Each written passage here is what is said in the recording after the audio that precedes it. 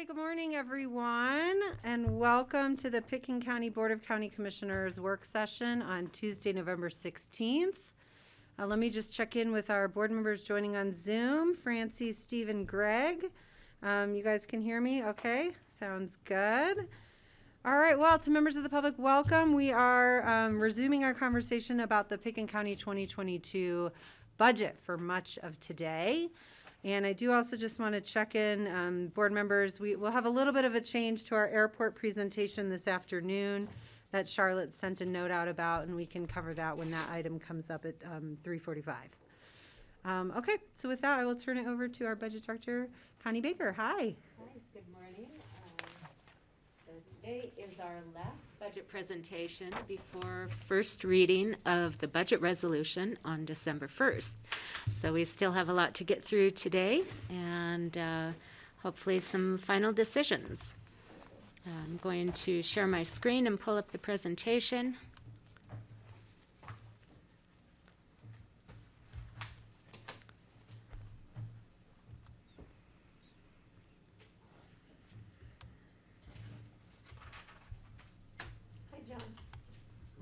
Good morning. Okay.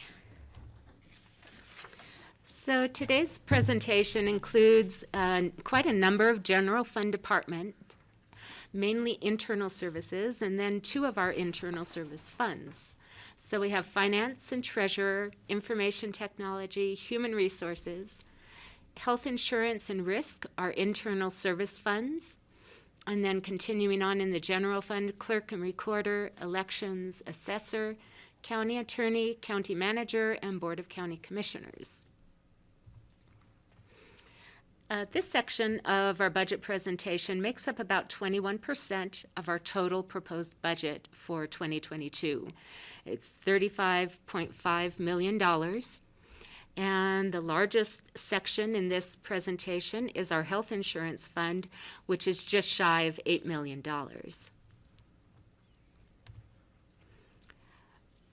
We always show a 3-year expenditure comparison for the departments and the funds that we're looking at.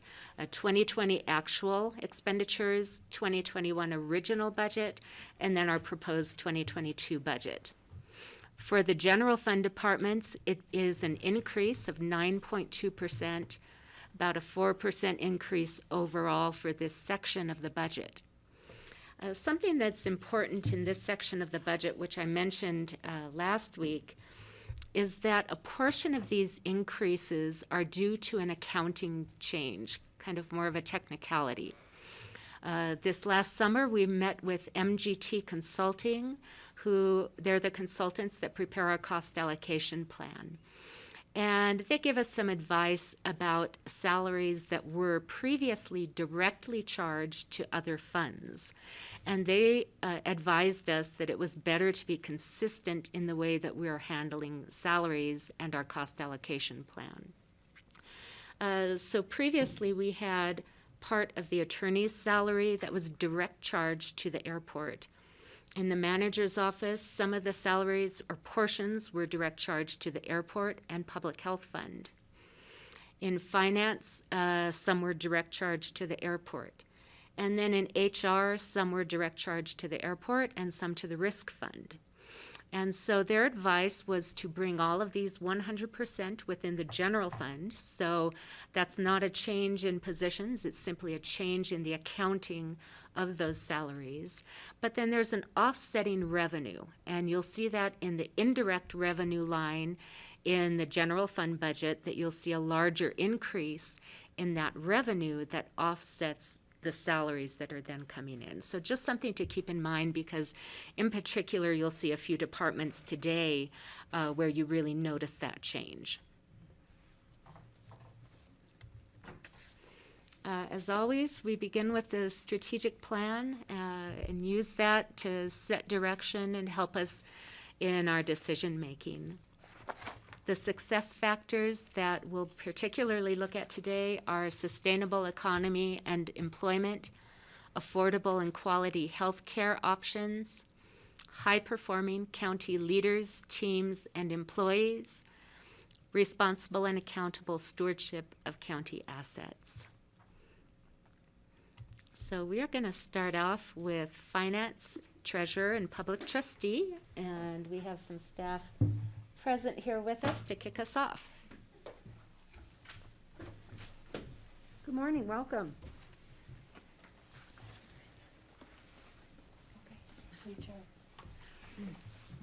Good morning. Andrew, can you angle the speaker laptop just a little bit?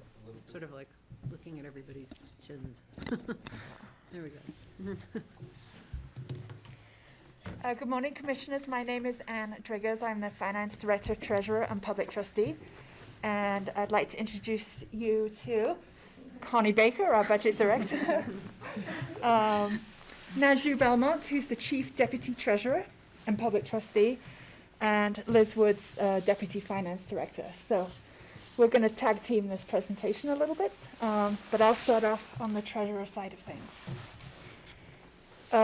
or rather on the overall side of things. So I'm sure you're quite familiar with the Finance and Treasurer's purpose statement and what we do within the county, but essentially we're responsible for the stewardship of public funds and all of the services and the reporting and collection of taxes and so forth that goes as a part of that. And I won't go through that in detail because I know we're short on time. So next slide. This is our current organizational chart. You can see we have the treasurer and public trustee positions in the blue over on the left. Procurement and budget underneath Connie, second left, and then the finance side of things, which is a much larger kind of portion of the department. So to highlight some of the position changes that Connie just previously mentioned, where you'll see a large increase in our personnel line item, is those yellow positions that were previously in the airport. Those positions all now directly report into finance and are budgeted in finance as opposed to being budgeted in the airport fund.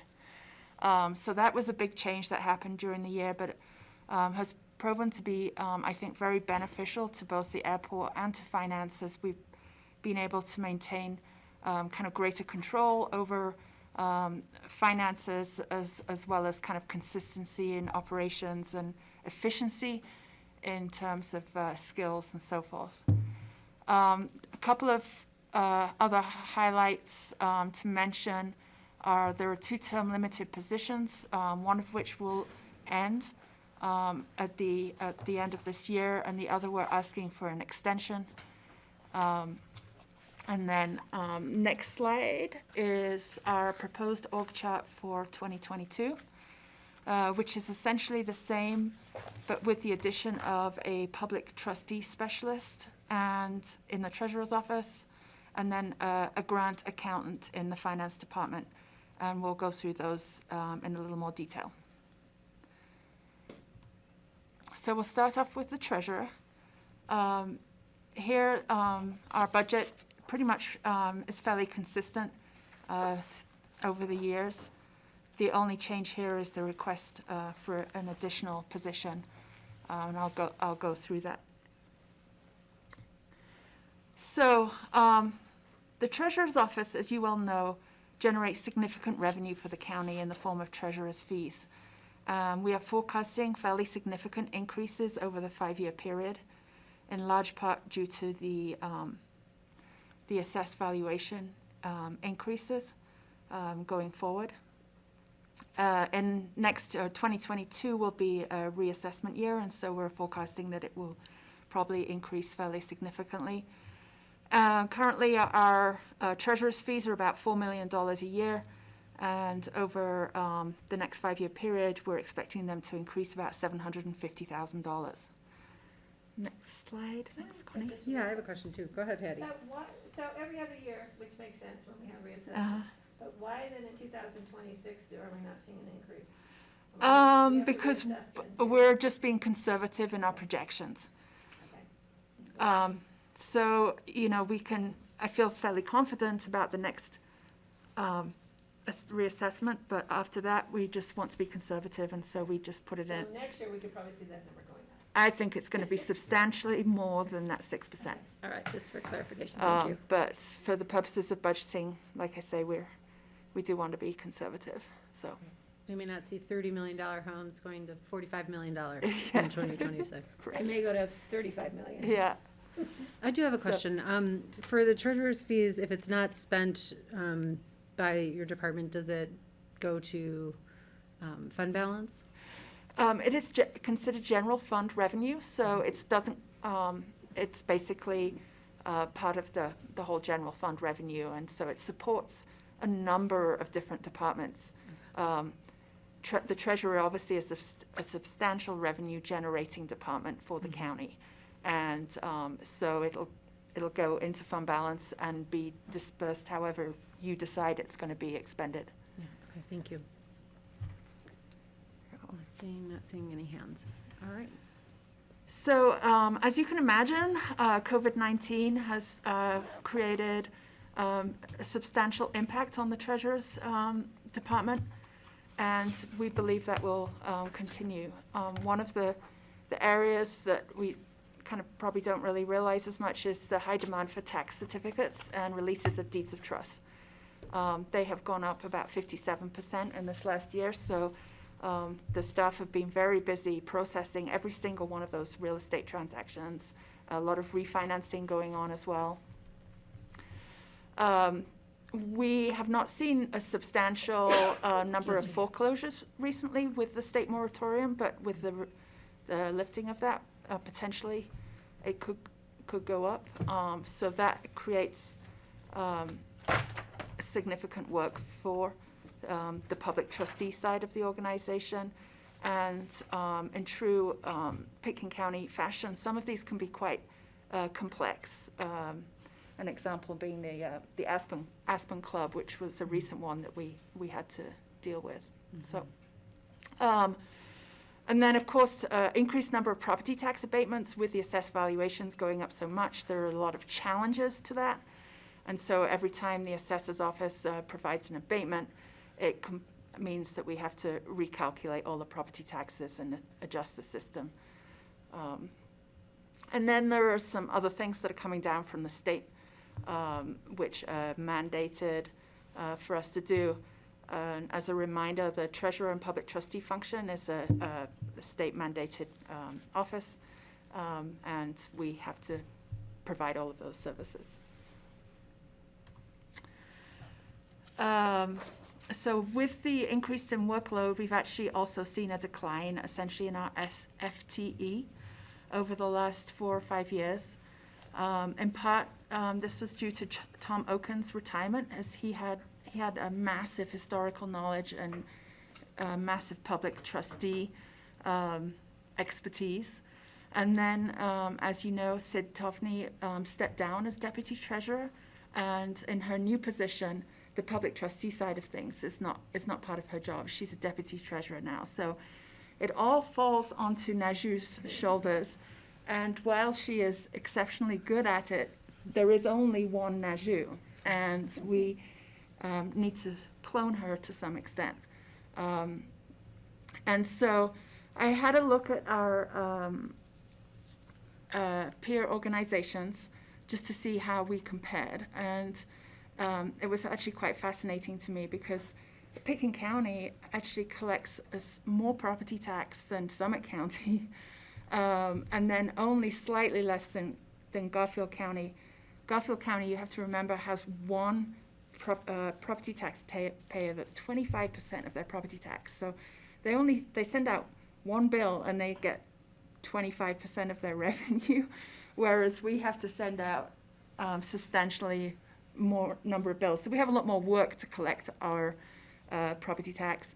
And then also in terms of distribution, that's a large portion of it as well, of the work, putting it out to all of our districts and municipalities and so on. And we have 58 distributions we have to do each month, compared to only 20 in Summit County and only 44 in Garfield. So our staff level, it pretty much is about only 50% of each of those of our peer organizations. So I just did that check-in because I wanted to make sure that I wasn't kind of like hallucinating that we were having, we're really maxed and we're kind of stressing our systems. So in order to Hold on, mitigate it looks all like of we have these, some questions. Sorry. Greg and yeah. then Steve. Are you hearing? Yeah, thanks. Ann, I didn't quite understand the distributions in the districts. I also thought it would be useful to share the populations of the counties we're talking about here. To me, that's kind of significant, and just that, what is it, how does this measure up in terms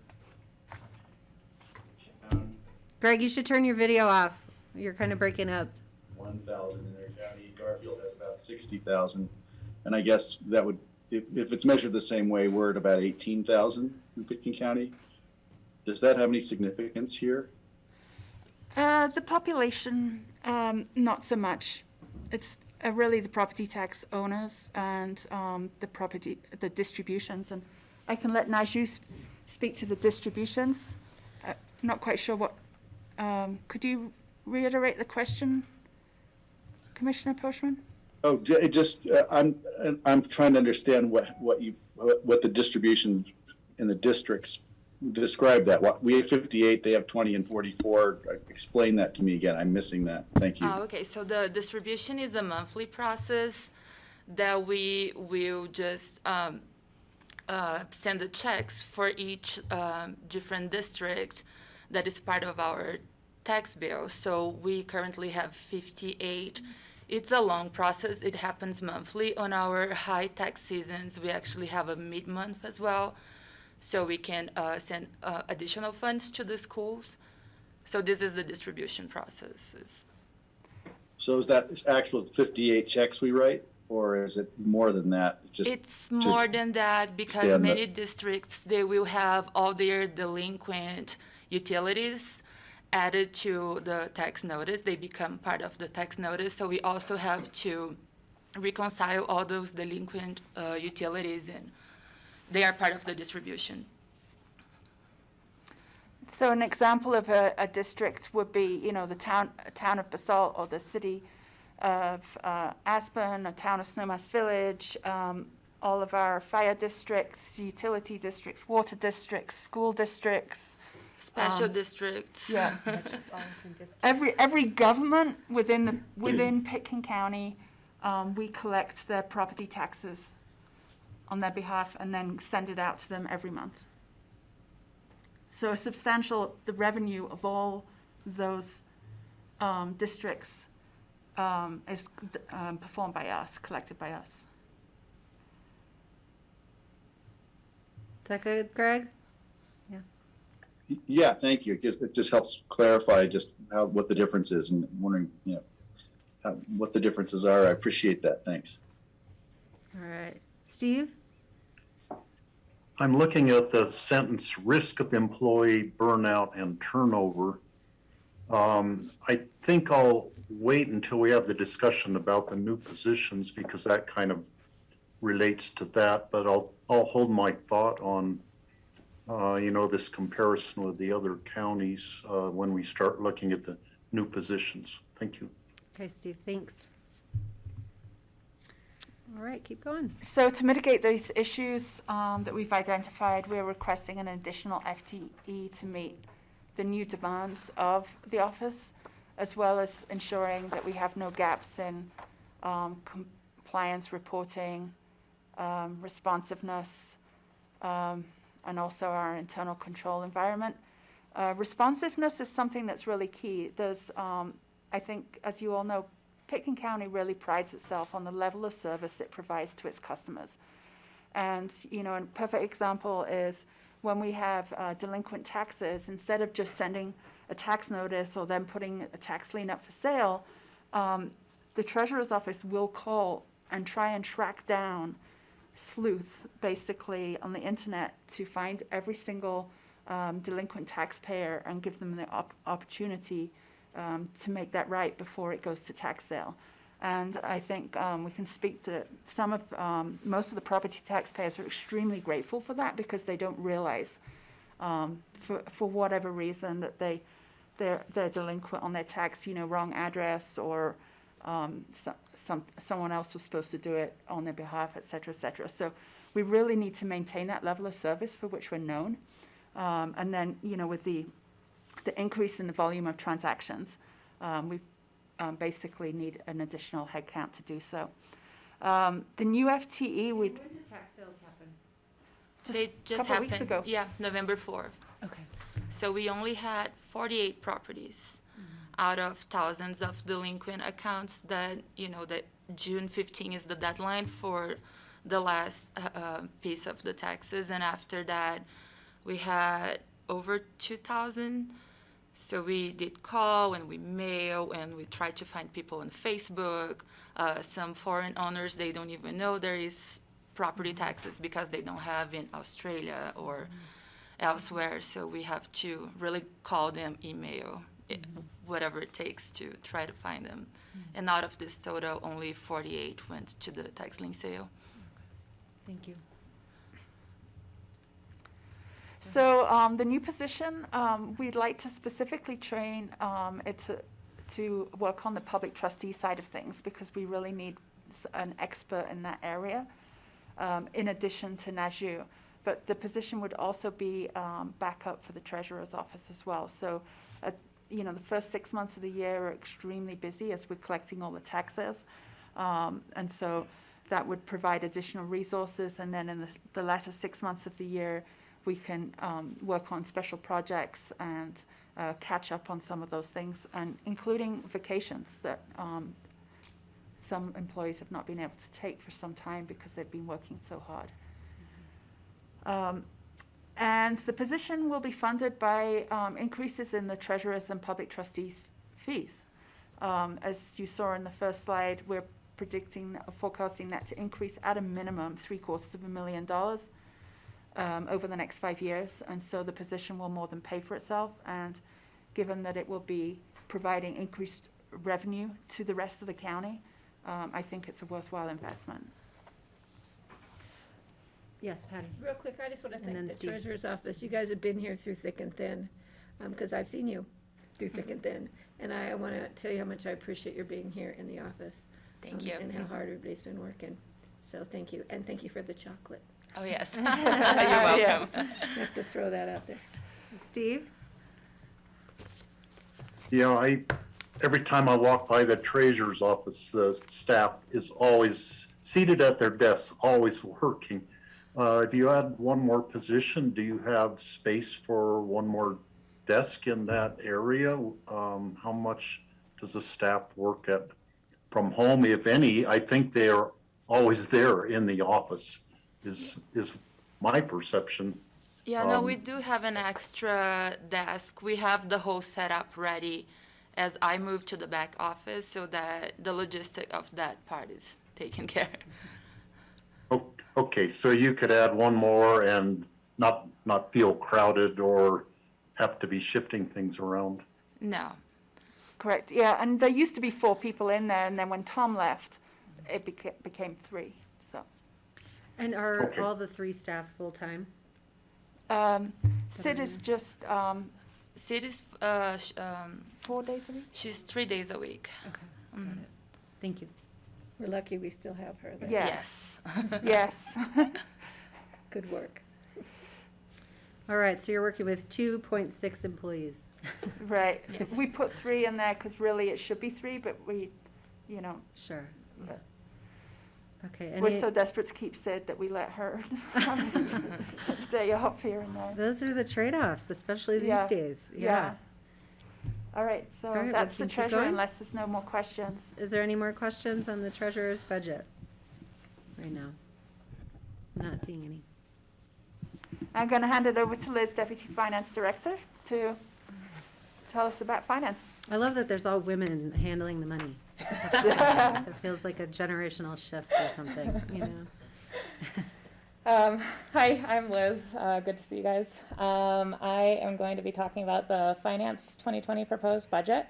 On this first page, I think the thing that's the most noticeable, obviously, is the significant increase in personnel. This has to do with that change in accounting that Connie mentioned. The fact that there were 5 employees direct funded by the airport fund, Now those 5 employees are in finance and are being indirectly charged to the airport fund through the cost allocation plan. So even though the expenses have gone up, the revenue coming into the general fund has increased by that same amount.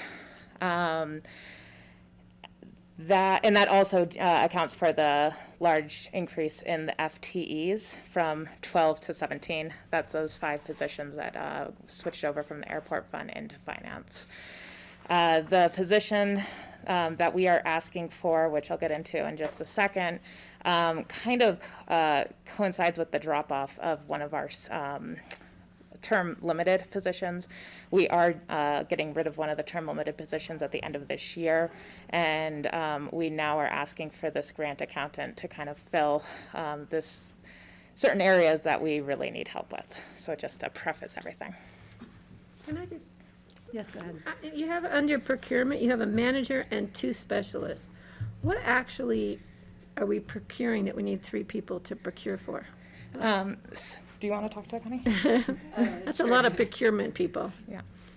Yeah, so any contract that's over 25,000, they will do procurement for.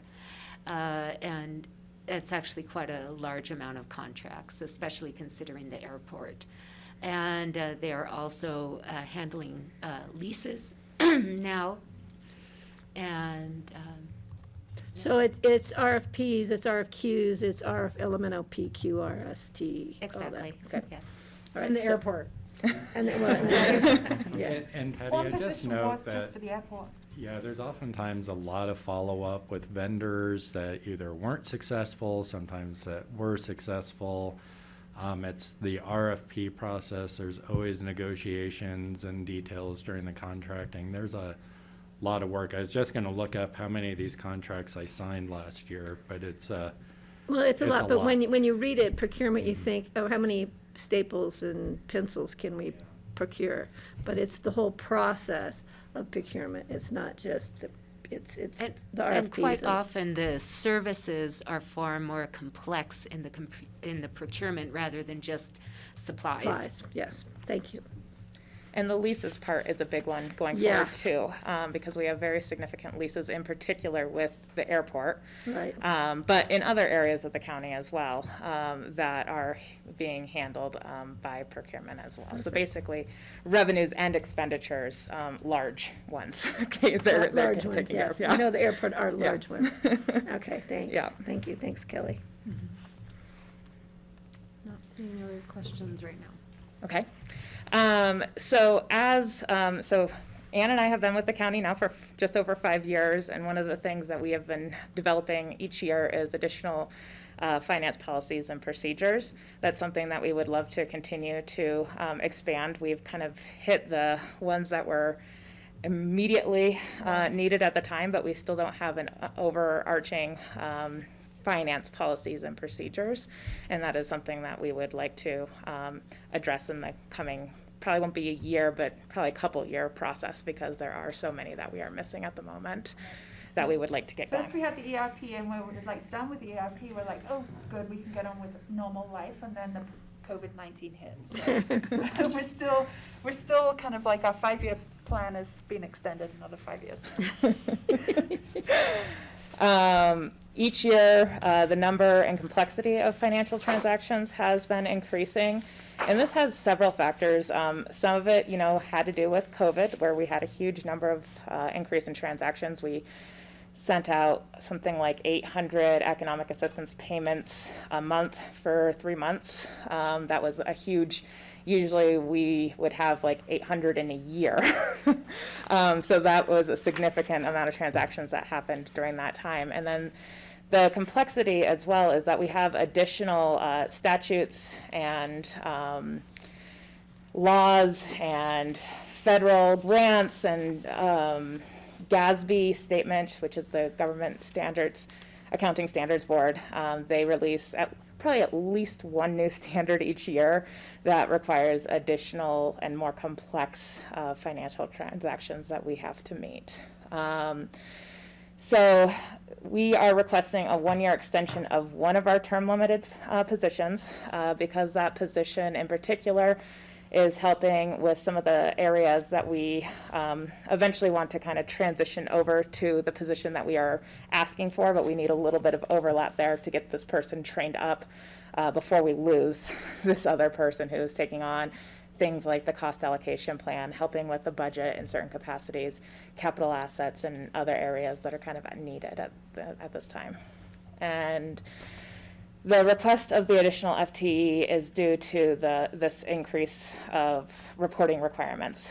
In particular, we are asking for, it's called a grant accountant, that is what we're asking for, but we see this person being in charge of grants, leases, projects, and capital assets, because they all kind of, they coincide in the same bubble in our world. So in particular, the GASB release statement 87, we have to implement that by the end of next year, so December 31st, 2022. That's an ongoing requirement. It's not going away. We have to do that every single year.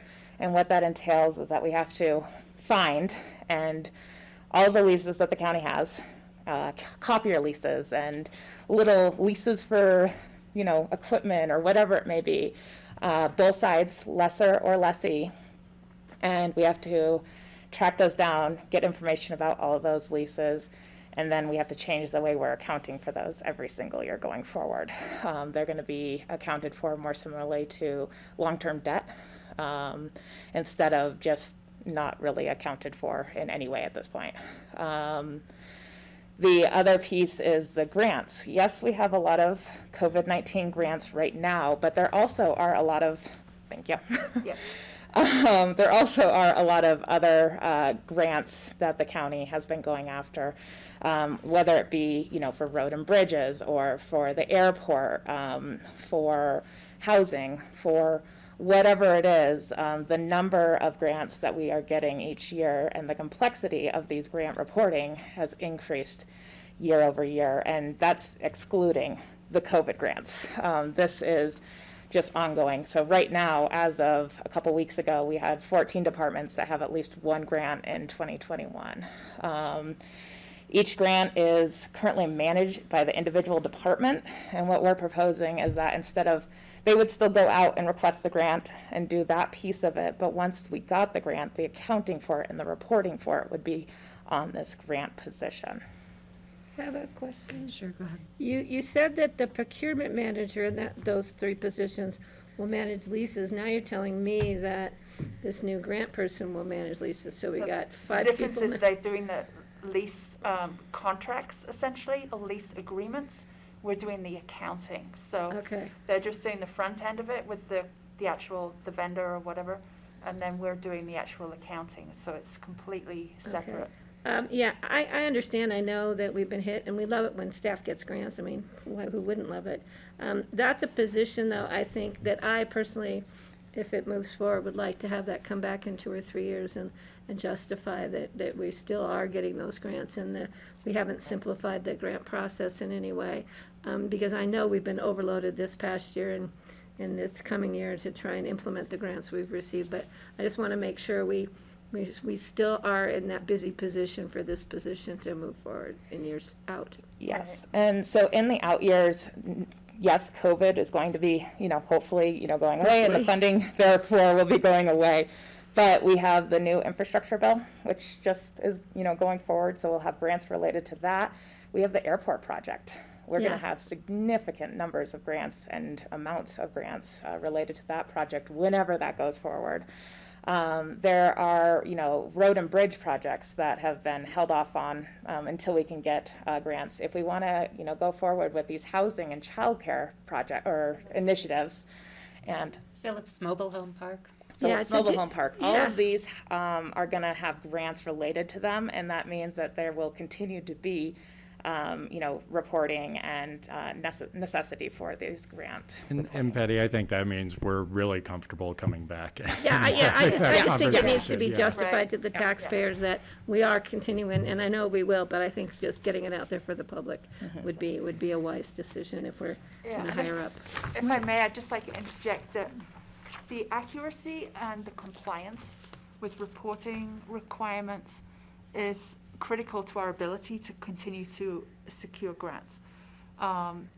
the coronavirus relief funds and CARES Act, we didn't have anybody to do it, so I did it myself, and I did make a mistake. And the auditors, when they actually dug in and saw all of our how many grants they had, they said, you have enough work here for 2 grant accountants. And you need somebody dedicated, focused. That's all they do, is making sure that you're compliant with all of the laws. Because if you mess up, then there's no more coming down the pipe. Because one of the questions that's always asked on any grant application is, have you ever had an audit finding related to a previous federal grant? So we have some hands here too, and we're over time. I want to keep Sorry. this moving. No, you're fine. I get it. Greg, and then Steve. Yeah, great. Thank you. On this topic, Liz and Ann, thank you for this. I did wonder when I was reading this. One is, do we have enough manpower to actually make sure that we're applying for all the grants and getting all the sources of funds that we could possibly apply for? I want to make sure we're not missing anything, especially when we see all the ARP funds and all this federal funding that's coming our way, we're told. Do we have the capacity, and maybe this is a John question, who's writing these grant proposals? Who's making sure that they know what's out there for the airport or housing or healthcare, or who's on top of this? And is this someone who's associated with your department, or is this individual departments, and are we on top of it so we don't miss an opportunity? Thanks. Thanks, Greg. John? Yeah, Greg, it's a little bit of a yes and. Departments in general are responsible for identifying grant opportunities and making applications. So this position wouldn't necessarily be doing that. I will tell you, departments, especially with the back-end responsibilities of the grant accounting and the work that comes with it, you heard a little bit of it from Valerie the other day. You'll see other departments become a little more cautious because of not just that workload, but the responsibility associated with it. And so I think this back-end capacities, we integrate that in the organization, will actually make it easier to apply for grants. And we have gotten more aggressive as an organization in going after different grant sources. I certainly see a lot of infrastructure grants coming up, and so our office, through myself and through Rich, Kara, and Phyllis, are both tracking legislative opportunities, but working with departments to make sure we're identifying those. That's why we have for example, the DOLA grant on the microgrid and solar opportunities and stuff. We've been pretty opportunistic, so I think we're at a good level. We are not keeping up, and this is not a knock on finance, but we're not keeping up with the back end as well, because that accounting actually is more hours than the application. Generally. Got it. Right. Thank you. I appreciate that. Mm-hmm. And I thought it might be your office that was on top of that, but it'd be good to know if I want to make sure we don't miss an opportunity because we simply don't have the manpower to apply. I can't guarantee we're not missing I opportunities. think there's a We lot are. that's still on the table, in my observation personally. But Steve, and then we really have to wrap up here. We're 10 minutes over. So right now you have 2 unfilled positions. You're adding 2 or asking to add 2 more positions, and then you're dropping 1 position. So maybe the person who is being dropped could fill one of the spots, but given that you can't just take someone off the street and turn them into an accountant, this requires special training. Are you, what is the market place for hiring people with this specialized education and training that you're looking for? Are you going to be able to fill all these positions in the near term? Yeah. Thanks for the question, Steve. We did actually, one of those positions is filled. We just recently filled it last week. They will be starting on December 6th.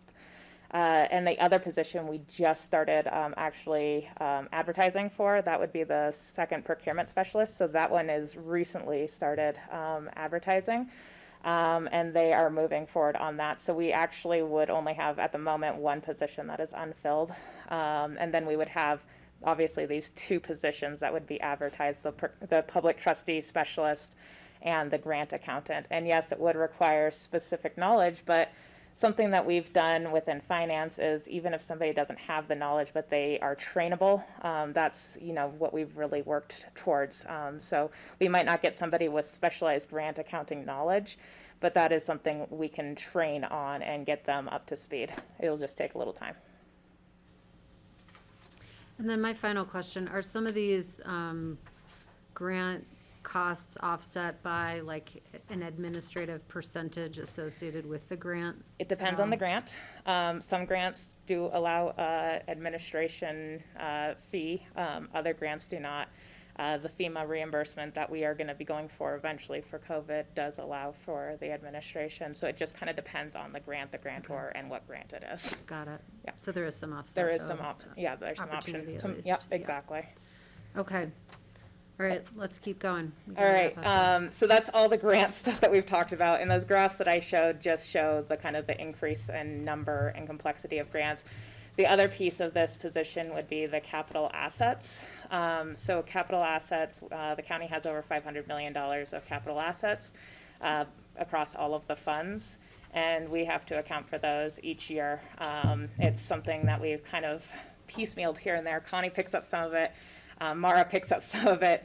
It gets kind of distributed throughout with whoever can kind of pick it up, and it is really something that needs more ongoing oversight, at least quarterly.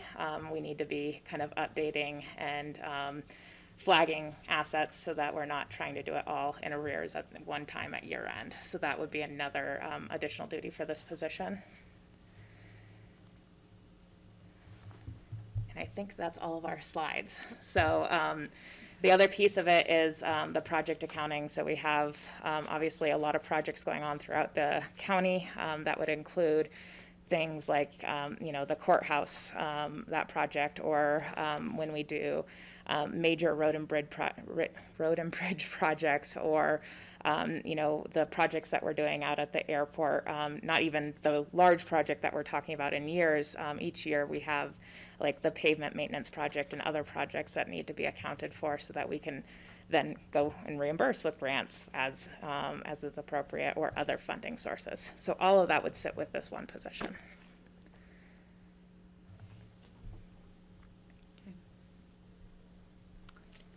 Any other questions? All right. That's it. Okay, final thank you. questions from finance. All right, I didn't Greg, I smell see such you. fake bread, though. okay. All right, nice to see you guys. Thank you. Okay, next, All right. we've got information technology, and I see Carrie on the screen, so I Hi, will pass Carrie. it off to Carrie. And we have Melissa here with us in the room also. Did you want to join Melissa? Wonderful. Good morning and thank you so much. I'm especially thankful that we can do this in a hybrid environment because I am in quarantine. So thanks for allowing me to be at home. All right. What is our purpose statement? So information technology, our organizational mission is to enable Pickens County agencies, offices, and departments to meet their business-related obligations through the targeted use of information services and geospatial technology. Here's our org chart as it stands right now. We do have one vacancy on the GIS team. That is from Alex Durant's departure. We just revised in part the job description for that GIS analyst, and that will be set out for recruitment here shortly. Otherwise, we are fully staffed. In regards to our budget, what's continuing, as you are all well aware, our support in regards to COVID-19, including the BOCC moderation, hybrid meeting assistance, dashboards, etc. We also continue to support Munis, which is our ERP system, and in that realm, we help with permissions and security as appropriate. We're continuing with the PATS implementation. Again, that's the ComDev permitting applicant tracking system. and we'll be going into focusing more so on phase 2, if you will, which is the planning initiative surrounding that. There will be ongoing GIS maintenance that includes updates of parcels, roads, addresses, so on and so forth. We will also continue our cybersecurity initiatives. As you are all aware, we are doing mandatory quarterly cybersecurity training, which has proven to be incredibly helpful across the organization. In addition to that, we will be upgrading servers as appropriate as they continue to age. And our phone system upgrade, we plan to begin that endeavor before the end of the year, hopefully, because our Avaya phone system is aging, and we are looking to more of a hybrid model that will support our environment in the future. Any questions on what's continuing? Okay. So what's new? So in the next year, we will be focusing on the potential transition to Office 365 for our productivity tools, so G Suite versus Office 365. I will be pushing out a password management software for the enterprise. In other words, you may have heard of some things called LastPass or Keeper, and basically that allows individuals to have that protected password manager, because we all have about 50 million passwords these days. In addition to that, we'll be moving forward with a service catalog endeavor. You may be familiar of a service catalog as it pertains to universities. Perfect example. So what services are offered, and in addition, who helps provide those services, who can help with training, so on and so forth. This is something that's been identified as a need over the past few years, but hopefully we'll have the ability to implement this in the coming year. Furthermore, we'll be helping the Sheriff's Office and Public Safety, as well as Fleet, with body cams and in-car cams. We'll be working with communications, specifically Laura, in regards to a website refresh to pickingcounty.com. We've noted that our site is in need of a bit of a facelift, as well as with the new website accessibility compliance that will be in effect. We need to have a plan by this coming July, and we need to have that plan then implemented by 2024, I believe it is. In addition to that, our GIS team will be focusing on a countywide flyover. This is a 2-year cycle, and it's meant to keep up with the rapid changing of imagery. Furthermore, we're going to migrate to the cloud as far as our GIS infrastructure. And then we'll continue along helping support the implementation of Next Gen 911. And I do see a hand by Greg. Yeah, thanks, Carrie. I appreciate this.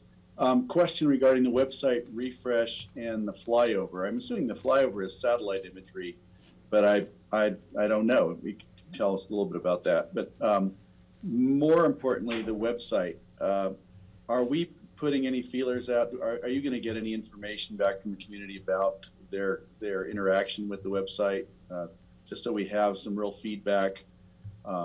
Because I hear it a lot, just when they can't get into the public health or find the COVID vaccination, or, it just seems like, boy, the information is either old, out of date, or, something's not right. And so I'm hoping that there's a healthy dose of input from the community as you're doing this, so that, that it does become more useful and more accessible. Yeah, and I think it's pretty good now, but I do know we have problems with it, so. Yeah, thank you so much. So just to clarify, this is focusing on pickingcounty.com and not necessarily our COVID-19 website that is different from this. We've recognized from data analytics, so Google Analytics, for example, we understand where our community is navigating to when they visit our website, where the most clicks are occurring, so on and so forth. And based off of those analytics, that will help us best determine how we can then improve the site when we do this facelift. But basically what it's going to do is allow us through Civic Plus, which is our vendor, a no-cost refresh that will allow folks to easily access information that we have found through the analytics being the most pertinent to what exactly they're looking for. Does that help answer that question? Yeah, it does. As long as you're measuring the people who are actually engaging, it'd be good to know how many people have given up. And it may be a very small percentage, but I confess I find myself going there as infrequently as I can. It's only when I really need to. But I don't want to go any farther than that. I just want to make sure everybody is part of the conversation. And that maybe require a little bit more outreach than just what you're seeing in clicks, because we may be missing a chunk of the population who just don't engage. Yeah, absolutely. Thank you so much for that. And it's certainly something that I'll work with Kara and Laura on as we continue this effort. So thank you. And you also had a question in regards to the flyover, and I apologize, I can't speak to that thoroughly, but I'm happy to take that question and parking lot it for Mary Lackner. Gary, would you like me to take that one? Sure, Andrew, please step in. Greg, it's similar to satellite imagery. It is aerial overhead imagery, but we do contract with a manned airplane that will fly a grid pattern across the valley. And we're collecting not only just photographs that we stitch together similar to the drone workflow that we use, but it's also capable of carrying a laser sensor called LiDAR that will give us very accurate returns on elevation and things like that. Great, thank you. Interesting. Thanks a lot. Thanks, Carrie, also. Thank you for that. Yeah, absolutely. Thanks, Andrew. Yes, we typically collect the LiDAR data with that flyover. Where some of the cost changes is whether we, in the more remote areas, what we choose to capture. Okay, because I think there's a lot happening in that space regarding like snowpack data and melting of that over time. So I'd be curious. Yeah, thank you. All right, and so we get to our last slide here, which is essentially a summary of the increases and decreases that you're going to see. And just to expand on that a little bit, you notice a 32% increase in professional and technical services, and I wanted to explain that a little bit. Excuse me. Over the past 18, 19 months, especially with the pandemic, we've seen an increase in our technical services, things like Schedule Once, which we use for appointment scheduling and meeting scheduling.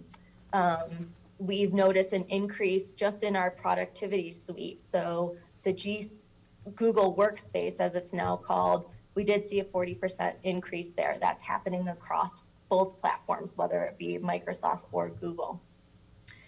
We also have been making use of MailChimp, which is how we send out our newsletters and community newsletters, information mailers, so on and so forth, and that's quite costly. We also have Zoom One, which we're on right now, which has the webinar feature, and then we're also paying for Zoom 2. Those are also pretty expensive tools. And last but not least, we implemented over the past year Monday.com, which is our project management software that we use across the enterprise. So because of those additions to our services, that explains why you're seeing some of that increase in the professional and technical services line. In addition to that, you're also seeing about an 83% increase in property and replacements. And that has to do with the ever-increasing cost of what it takes to allow our employees to have the new computer, to have a phone, to have a webcam, all the devices that they need to successfully perform their jobs. And what we will notice is because of those increasing costs, because of the hybrid environment that we're in, we need to plan for the addition of an extra monitor, an extra webcam, and unfortunately those costs add up. So it does equate to a bit of an increase there. You will see about a $256,000 budget, but nevertheless, I did want to shed some light onto why you're seeing that. Overall, pretty much the same. We aren't increasing in FTEs, but as I mentioned, we do have one vacancy that we'll be looking to fill sooner than later. Okay, other questions for Carrie? All right, not seeing any. Carrie, thanks for helping us make up time. Thank you, Carrie, sorry we and couldn't do to all it. your Thanks, team. Carrie. And next we have Human Resources, and Melissa Knight is here with us in the room. I want to also thank staff, IT staff, though. You guys have been great hanging in there with us for all of our Zoom meetings and our technical glitches, and for being in the building. I really appreciate the fact you guys are here. A lot.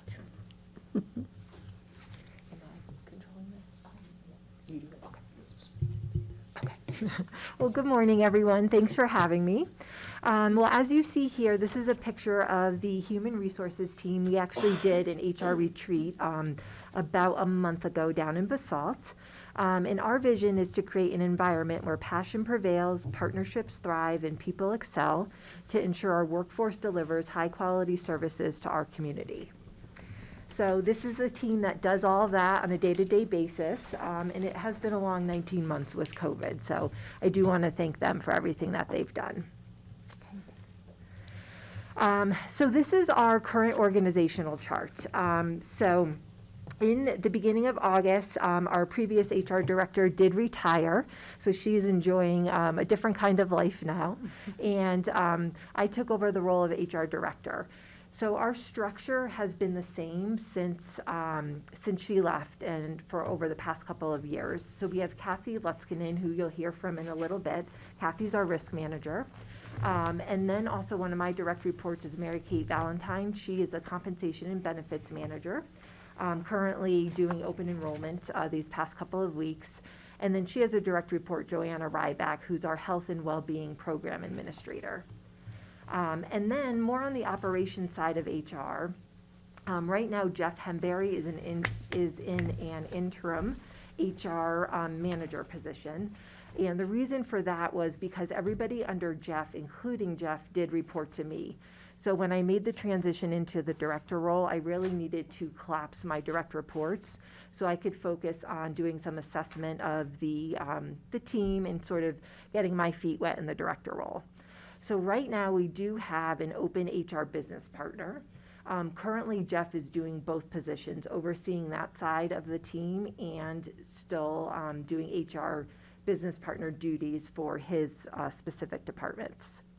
And then we have Amy Schur, so she has about half of the organization in terms of business partner support. And then Patty Torreblanca is our human resource specialist, and Patty really focuses on all of the day-to-day munis entries, employment records, communications out to the organization. So as I kind of sat back and looked at everything that the HR team does, I repositioned us into 5 different buckets that you'll see here. So going across the top is talent acquisition, total rewards, talent management, operations, and risk management. And then under each of those sections is a multiple subsections, which I won't go through. I'll spare you all the details on all the fun things that we get to work on. But I wanted to give you all an idea of what's ahead for the HR team and how all of these specific programs and partnerships do affect the organization across the board. So this may sound like an oxymoron, but with 2022 opportunities, emerging issues and trends, we are focusing on simplifying. I think over the years here with systems, homegrown systems to get work done, having to add on additional systems because things don't work, we have actually our operations have gotten quite complicated in terms of recruiting, retaining, and just moving people through the systems. So our focus is to simplify, and you'll see this across the board with health and risk as well. Some of the opportunities and emerging trends coming up are around policy development. A lot of our policies need to be updated across the board in our policy and procedure manual. Workforce resiliency is a big topic right now. You may or may have not heard, but about 40% of the workforce is looking to leave their job. So that's across the United States. That's a huge concern for us here with employees, and then also with our challenges in terms of housing and childcare and so forth. Mental health, another concern across the board. So we'll be working, Joanna will be bringing that to life in 2022 and focusing on some mental health education and awareness. Of course, recruitment. We have about 23 positions currently open as of last week. Some of them are in the process of actually recruiting and open. Some are in the interviewing process. Some we're just waiting for people to start and relocate here. Retention. So again, we have people are leaving. You know, during COVID, they've made some changes in their lives. We see our workforce also retiring, which I'll talk about succession management in a moment. But right now we're at about 16% turnover through this year, which is, you know, it's not actually as high as the industry, but it is a concern for us. COVID recovery management. So right now working through how we basically live with COVID here at Pickens County and our workforce, and making sure that we keep them safe. Classification and compensation. So as you know, in August, we did a 5% adjustment across the board with your approval, and we're still falling behind market. So in 2022, part of the budget is going to request to go back out to market, as we did in 2016, and do a large compensation and classification study, as well as look at our market comparators to make sure that we're competitive. Training and development. So this has been a big request and ask from our workforce. And while they're working here, they want to make sure that there are advancement opportunities for them, as well as expanding their knowledge. So we want to focus on that in 2022 as well. HR technology. So this is quite a hot topic right now. And our technology in terms of Munis and applicant tracking is not meeting our needs. So I'll talk a little bit more about what we would like to do in 2022. Succession management. We have about 19% of our workforce that is within 5 years of retirement, so age 65 and older. So that's a concern, 20% of our workforce. And with that, they take a lot of knowledge with them. And that knowledge takes time to transfer over to other people, so that is going to be a focus as well. Diversity, equity, and inclusion. Legislative changes that may be coming down. We're going to have to keep our eyes open for those. And then remote and hybrid work, and really what does that mean for Pickens County and our workforce and our service delivery.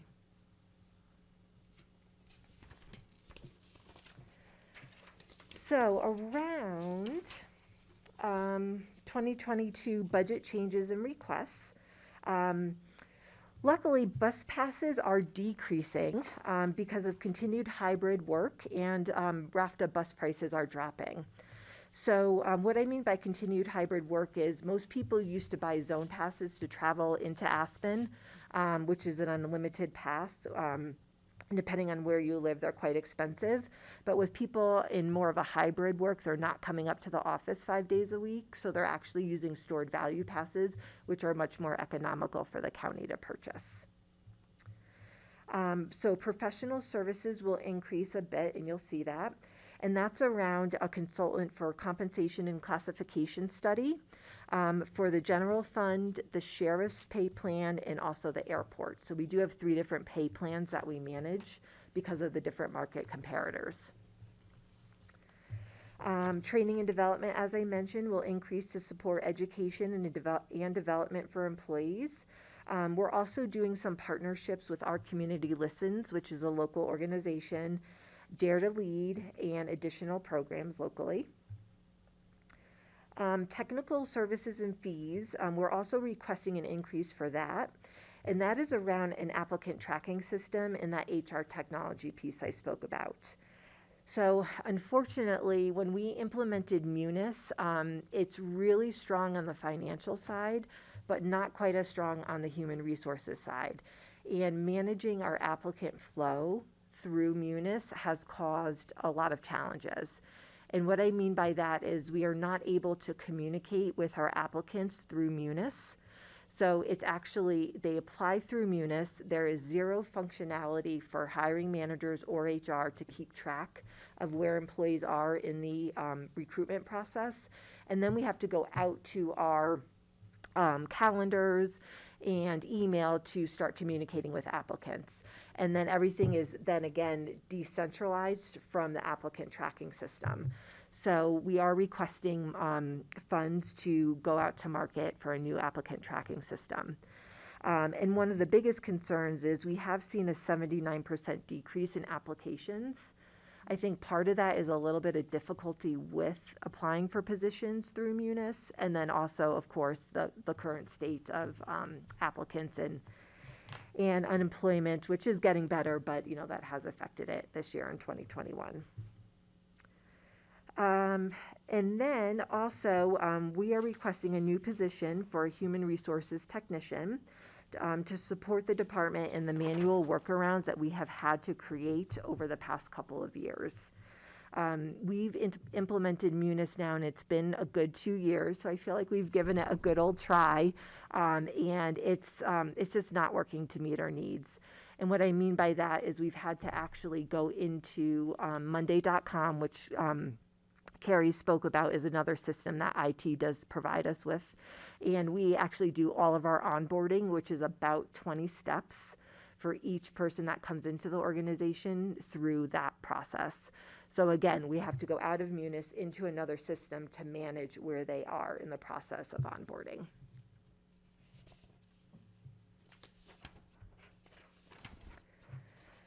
So around the new position request, as I've been assessing the department and where we are, we need a little bit more collaboration and redundancy and really a backup for Patty, who's our HR specialist.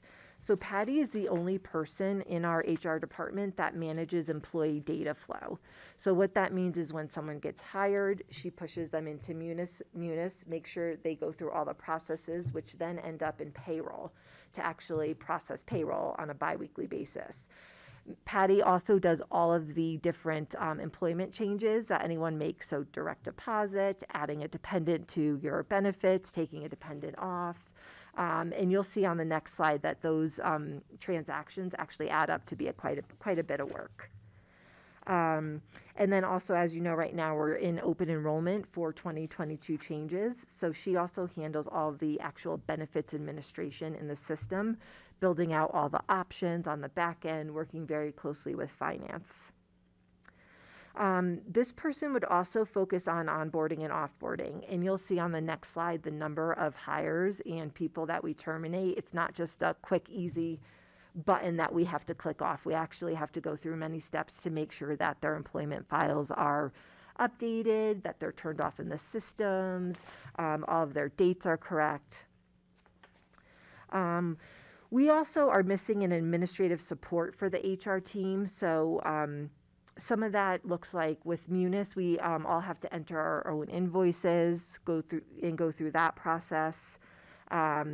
And we feel really bogged down with the day-to-day administration. Also, we'd like to free up capacity of current team members to work on simplifying, and then that slide, a couple of slides ago, some of those bigger programs, succession management, workforce resiliency, and so forth.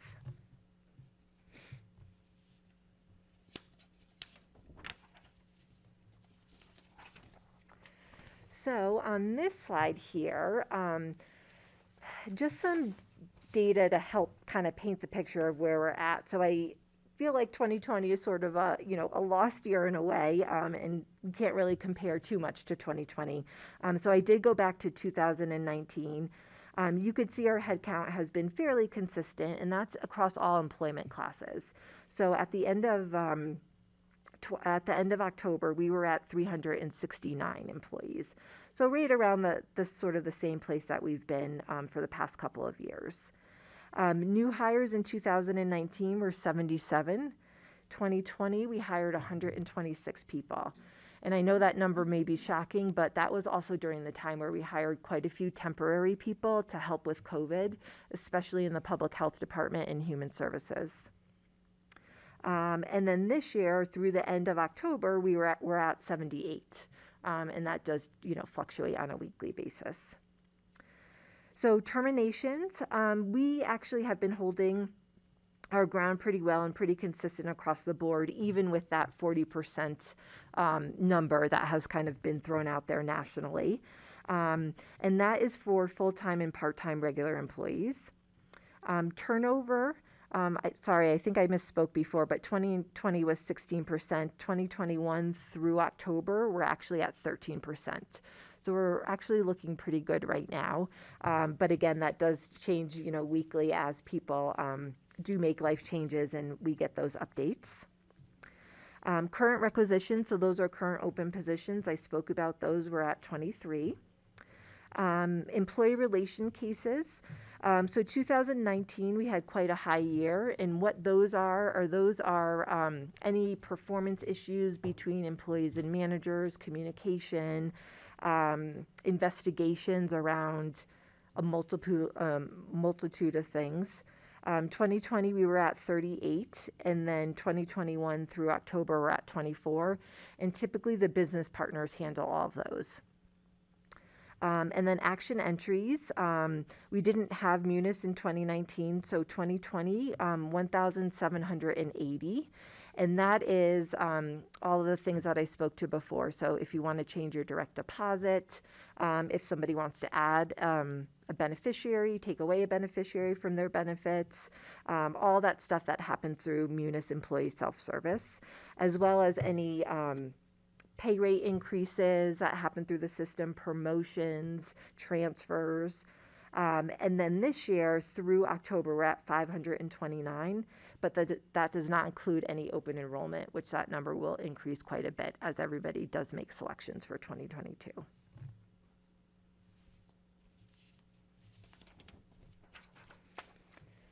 All right, so we're getting to the end here for the HR. So there is a little bit of an increase for the budget for HR. So for personnel, it is increasing by 25% with that request for an HR technician.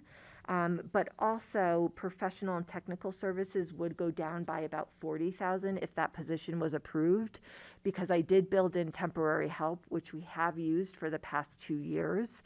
And what that looks like is bringing in somebody from an outside agency to help us with the administrative duties. And we keep that person busy at 40 hours a week for that time. So professional and technical services, there is an increase there as well. That's around the applicant tracking system and having to pull away from Munis. So we could actually have an applicant experience that is much higher than it currently is for people who are applying for positions, as well as building in assessments for new hires when they come on board. So that's something that we've been wanting to do for a few years. But what that looks like is somebody coming into the organization and filling out an assessment and seeing maybe where their strengths are, where their gaps are, and seeing how they would fit onto a team. Do you want me to keep going there? Okay. Other services, I am not familiar with that. Other services is mainly an increase in organizational other services is mainly an increase in organizational training. A lot of the training budget, both for the organization-wide and also for HR staff themselves, was put on hold and reduced drastically during COVID. And now it's returning to a bit more normal level. And then other expenditures includes the EHOP program, the Employee Housing, now I'm blanking out on the acronym, but it's our down payment assistance program for employees wanting to purchase a first home. And that has increased from 100,000 to 150,000 in the 2022 budget, adding in a little extra there. And then remember here again, on the personnel side, we're also seeing that shift of all of the salaries for human resources being budgeted entirely in HR rather than some to airport and some to risk. Are there any other questions for Melissa or on the budget before we move on to risk? Yes, Yeah, so, you know, I understand your need for this human resources tech, but you're gonna have 3 business partners, which sounds to me like we're hiring somebody from the other world, but, so what are those 3 business partners gonna do? I just don't feel that this tech is justified until we have this other position full and we see where we're going. And Munis is supposed to make life easier, which I haven't really seen yet. So, and having already done my early enrollment, it was a piece of cake, and I did it all myself. So, I mean, with some guidance from Mary Kate, who was great to make sure that I wasn't missing anything. But she got me on the computer, got me into Munis, and let me go on my own, which was terrific, because now I know how to do it and how to go back in and how to use the employee self-service, which I had no idea what ESS meant. So can you explain to me, when we do fill this other 3rd position for this business partner, we need 3 business partners and a tech?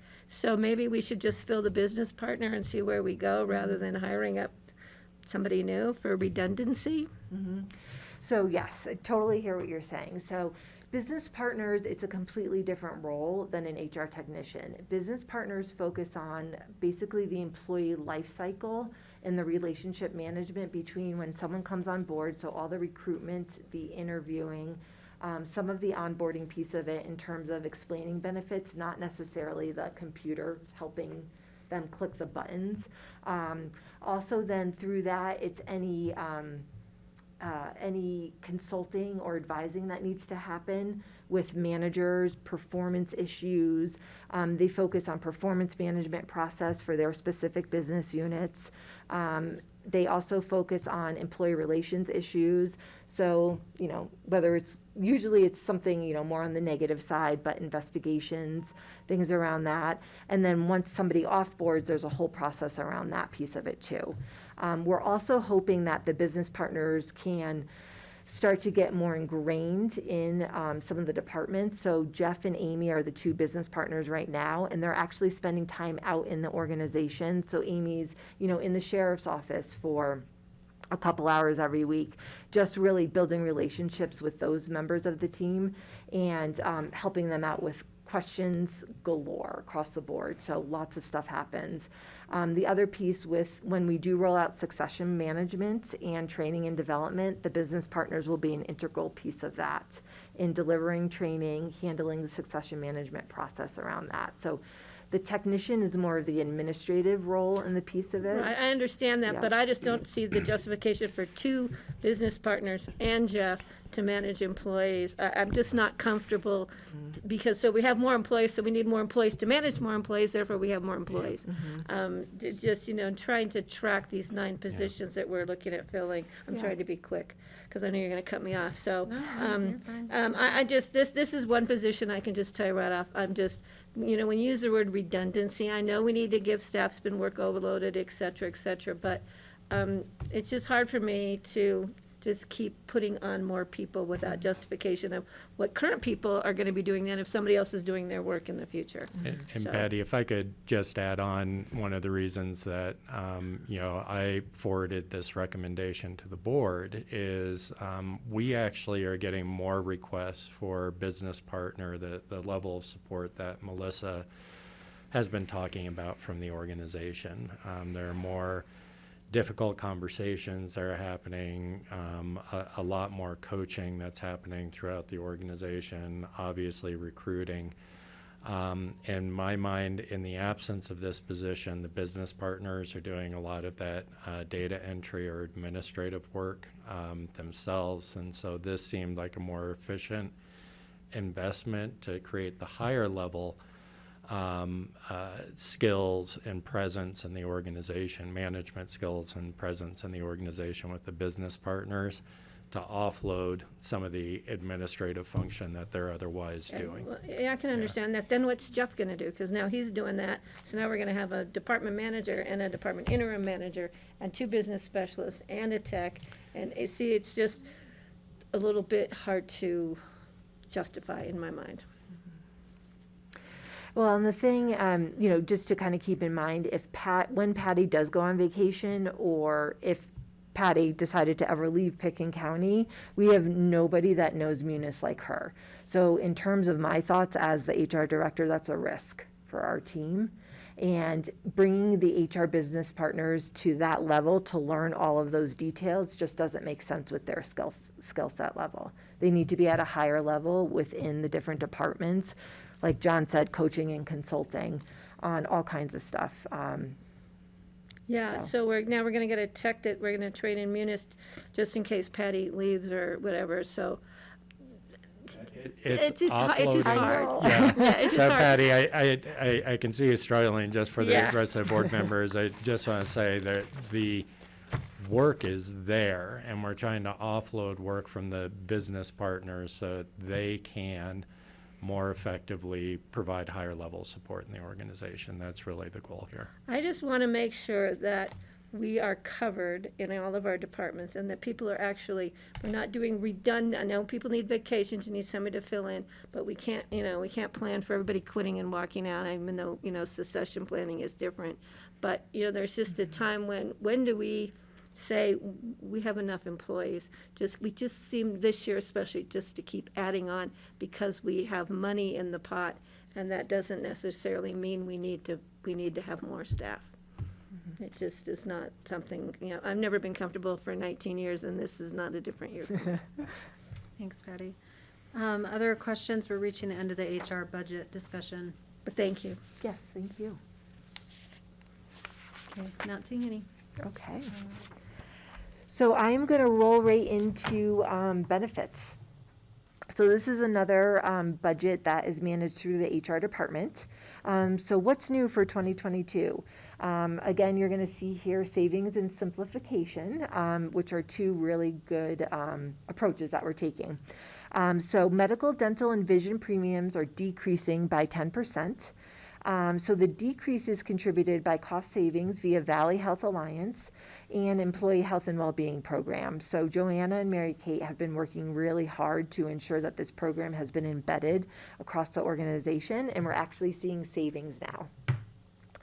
As you know, Picken County retirement matching benefit is increasing up to 2% of employees' gross salary. So those changes are happening right now during open enrollment for a 2022 start. Allegiance is going to be Picken County's new administrator for flexible spending accounts and health savings accounts. And why we did this was because we needed to consolidate vendors. And then there's also a cost savings and improved employee experience around this piece of it. So we thought that was really important. Dental and vision benefits will be bundled. So essentially you can't select separately if you want dental for yourself and vision for your maybe spouse and yourself. So everything has to be bundled now. So that will make hopefully make open enrollment a little bit easier, one less selection. And then in 2022, we have decided to move away from any sort of wellness portal.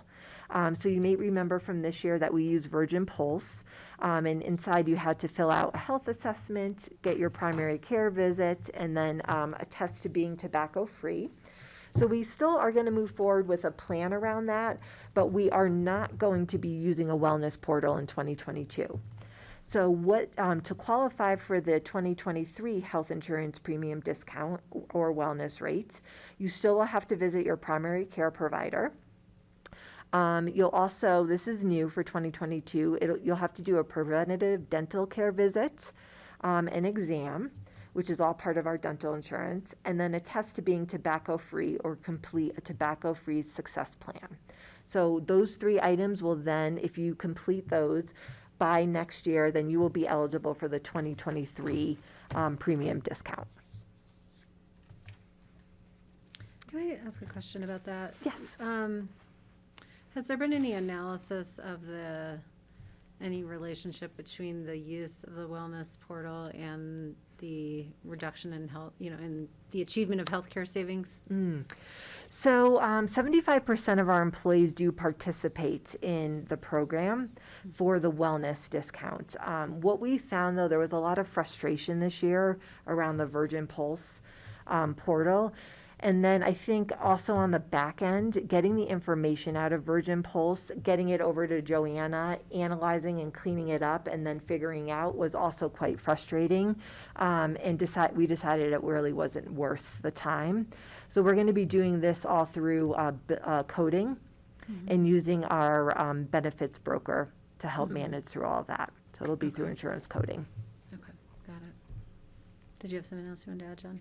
Was your question that, or was it the relationship between the 10% reduction and participation? Well, I wanted to understand if the participation in the wellness program was contributing to our reduction in costs, because for me, they're linked, right? Like, people are taking an active role in their health and, improving health. And is it just the requirement for the primary care visit that is kind of the most, like, getting people more directly involved in care?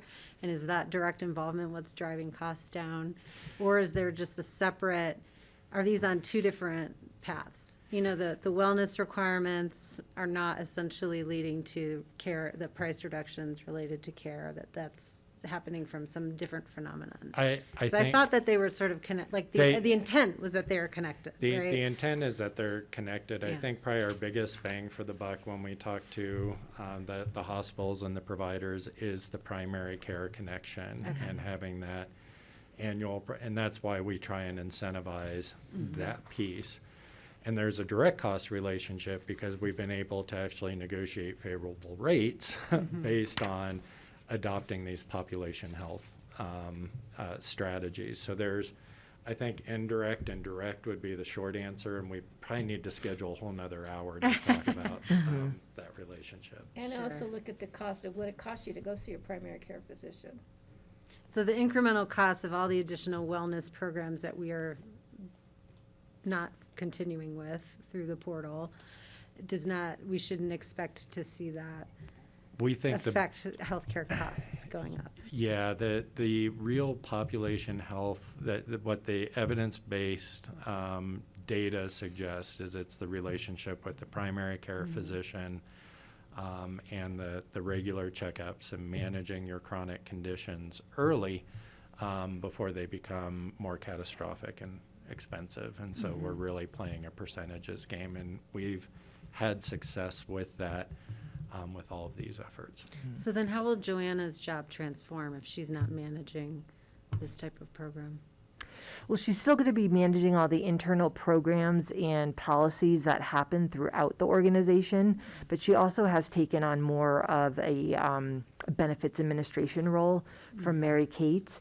And what I see happening is we need more focus on the compensation side of the business. So rolling some of that down to Joanna will then open up some of Mary Kate's time for compensation. I see. Okay. Thank you. So it's a little bit of a juggling act. Yeah, no. I get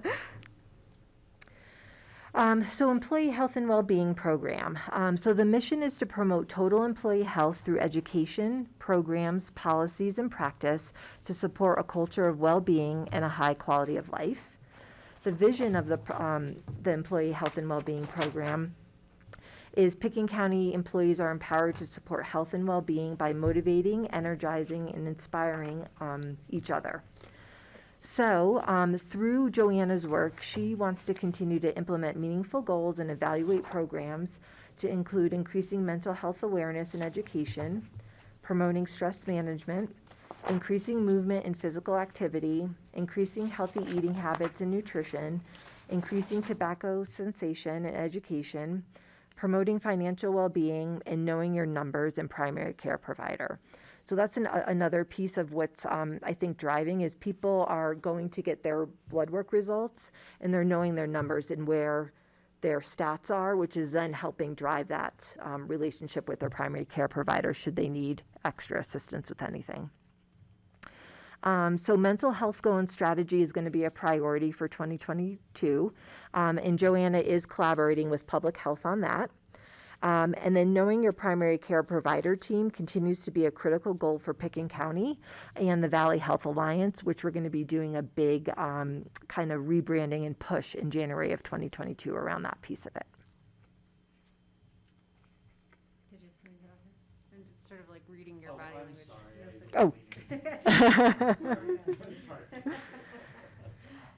So Valley. Comes off mute.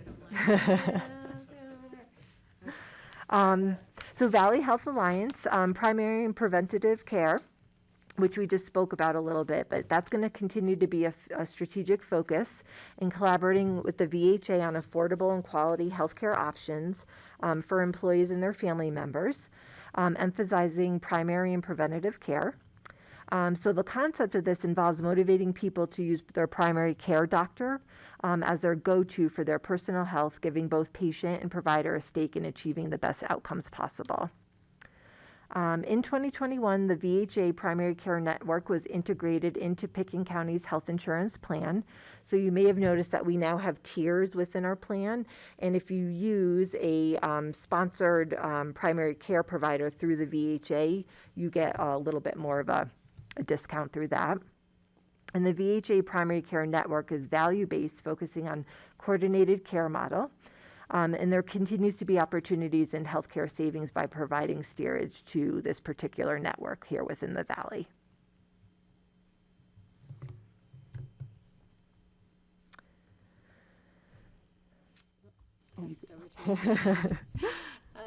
So for the health insurance fund budget, one thing that we were looking at when we started planning for 2022 was looking at the fund balance of the health insurance fund. $2 to $3 million is a pretty comfortable range for our fund balance.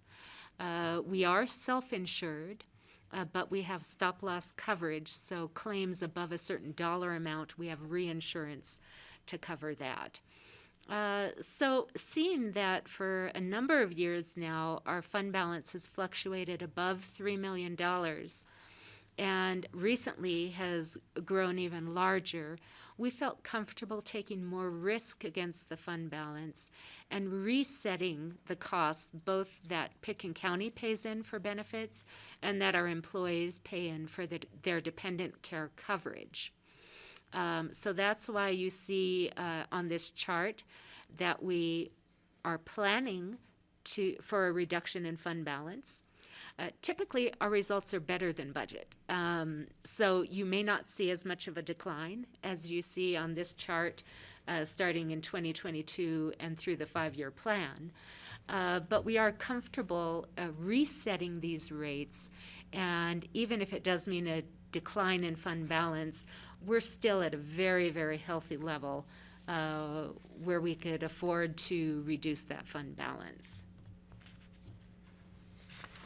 And I would know, I think we have a bet about where this fund balance is going to end up. And I would project, because of some of the changes that are happening with public option and pressures that are going to be put on the healthcare delivery system overall, along with the relationships that we've already built, I think we're assuming a 7% inflator in here with these numbers. I think that curve is going to continue to bend statewide, and that over the 5 years will, as Connie said, probably perform better, but we have a conservative estimate out there right now that we rebase, and then the costs go up from there again. Not if we keep hiring FTEs, John, those numbers are only going to go up. So on the 5-year plan for the health insurance fund, where you see this risk-taking is in the annual surplus and deficit. You'll see that in 2020, we had a very large surplus. We're projecting another surplus in 2021. But we're taking a risk of about $500,000 in 2022. We don't think that's a big risk. It would actually probably be a good thing to start drawing down fund balance a little bit gradually over time. although we may actually see a surplus again in 2022 instead of that deficit. So just to be clear, so that's money we're retaining in the general fund and In the not, health insurance fund. okay, Different than the general no, fund. I get it. I'm just saying we're not making those transfers in the budget because we're going to pull it from fund balance. Correct. That's So correct. we've had very, very successful years, and so we're taking advantage of that now by taking more risk against our premium, and that's really what we're talking about here is the risk against our premium. And so if we continue to have good years, these fund balances are showing as negative will actually be positive or much smaller negatives, which is, yeah, we're trying to budget conservatively though, so that again, we're always trying to avoid the precipitous change to give time for things to move incrementally in the budget. And that's why we need another risk management position. So the indirect revenues you see are the amounts that each county department and fund pays into the health insurance, and also that employees pay in for dependent coverage.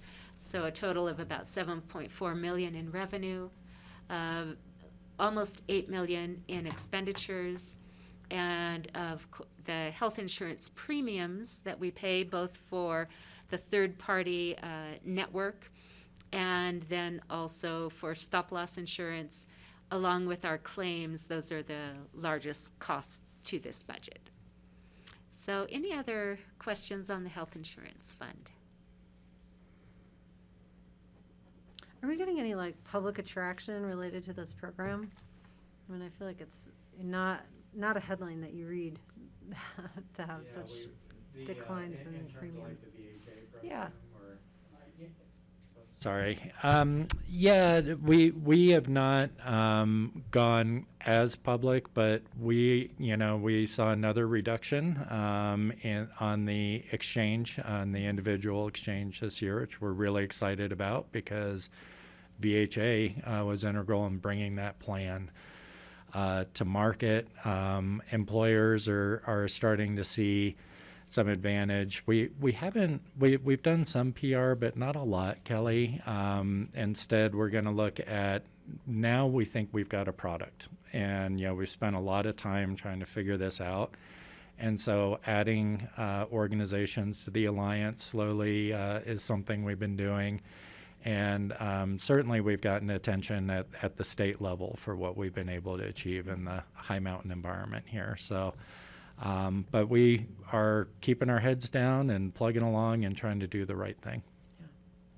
I still have the thought of like having a workers guild in the back of my mind to like really organize people to be able to plug into taking advantage of this rather than have folks, our essential workers trying to navigate all this on their own, since we're having such success. But that's for a separate day. Yeah. Steve. Does this budget anticipate the new level of number of employee requests, or is it at the current level of employees, or is it a combination of the two? It does anticipate the new level of employment. Thanks, Steve. Good question. Other questions on this? We are running behind again. No, I'm okay Okay, moving it forward. That doesn't in any way reflect my decision at the end of the day on the budget. Just I think we need to move it forward for discussion in our regular sessions. Right. Okay. Okay, we are scheduled for a short break at this Yes. point in the presentation. I'd rather move on since we're behind, but I could use a quick break. How about 7 minutes? We'll truncate our break a little bit. Is that okay? Come back at 10:45? All right. Quick break, grassroots and staff. Thank you.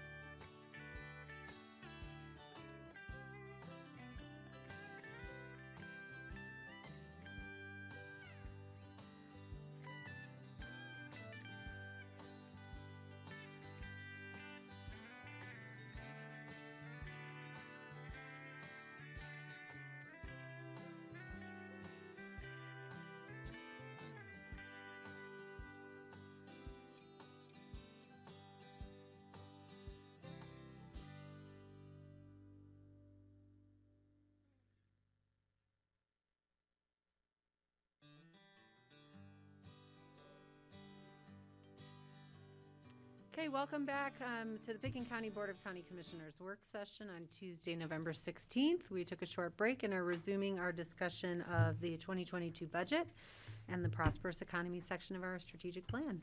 Let me just check in. Can I get a thumbs up that commissioners at home can hear us? Great. Okay, we'll resume with the discussion of the risk budget. Hi, Kathy. Hi, thank you all for letting me speak this morning. So, as Melissa mentioned, risk management is currently part of human resources. Our goals are very similar to those of human resources. We'll continue to support our goal of maintaining the health, safety, and security of all employees, volunteers, community members, and visitors. We'll develop innovative and creative solutions to protect our employees and the public while adapting to our new ever-changing normal, and while ensuring our ability to continue to provide essential services to our community. And this year, we did launch the vaccine incentive survey in late September, and it did close, I guess about 10 days ago on the 5th. And one thing that I think we've done this year that has had a huge impact is developing a very proactive approach to showcase and market the county's strengths, improvements, and dynamic response to COVID challenges, especially if we've faced our insurance renewal this year. And we did that largely by partnering, a good piece of that was partnering with the new insurance broker, who's helped us do that very effectively. Some emerging issues and trends that we see from the risk management perspective. Insurance industry experts are continuing, unfortunately, to predict and to show challenging property and casualty markets, resulting in significantly big increases to insurance premiums, both this year and likely extending beyond 2022. Much of the instability we can attribute to COVID-19 because we don't really know the full range of the effects on the business and the economy yet. Additionally, the property insurance markets in the U.S. are facing another year of significant financial losses. There, again, have been extensive wildfires, hurricanes, and named storms in many of the southeastern and eastern states. We originally, last year, had predicted insurance premiums to increase by about 10 to 15%. Unfortunately, what they're seeing, and we're essentially 11 months into this year, is increases closer to 20 to 25% for the excess workers' compensation coverage, liability insurances, umbrella excess liability insurances, property and airport liability insurances. Additionally, and I'm not sure how familiar you all are with that, Mountain Rescue Aspen is insured under the county's workers' compensation plan. They have had a particularly challenging year from a perspective of serious injuries, and that has had a really negative effect on the overall county rates that we pay for work comp insurance. I was able, actually just yesterday, to officially bind a separate policy for them, so they will no longer be under the county's work comp. They'll have their own standalone work comp policy, and they wouldn't be subject to any deductibles or retentions that we have on our policy. And that should help eliminate some of the budgeting variability that we saw this year in our numbers. I do have a couple extra slides after this that talk about kind of a steady increase in severity and frequency of our claims, both on the workers' compensation and also on the automobile liability side. We have set up an accident review committee that will review auto accidents, generating some best practices about who's approved to drive county vehicles, how we mitigate exposure going forward, and how to prevent some of the accidents we're seeing, and especially some of the repeat accidents and trends that we're seeing. Risk management, as of April 1st, also took over the handling of leave claims. So any of our employees who are out on parental, I can get my words correct today.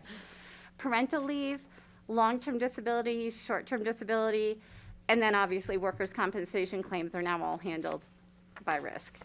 When I put this slide together a couple weeks ago, we had 21 leave claims. We are now up to 24. And there is a good amount of work associated with setting up each of those, not the least of which, honestly, is offering support to the affected employees. It's a big deal when people are hurt and looking at missing work, and often they need a lot of support there. So this was one of the graphs or trends I mentioned, a little bit of an increase in the frequency and severity of work comp claims. You'll see the numbers. The cost of claims for 2020 was down significantly. Keep in mind, we still have, unfortunately, many of those 12 claims from last year are still open, and they're not trending in a particularly terrific direction. So I do expect to see that number jump up as the employees get the additional care that they need. This year's number was obviously incredibly high. Part of that can be attributed to the mountain rescue exposure we had from their claims. The rest of it, candidly, was a few of our own employees, so have some challenges there. And then the next slide is some trending of our auto claims.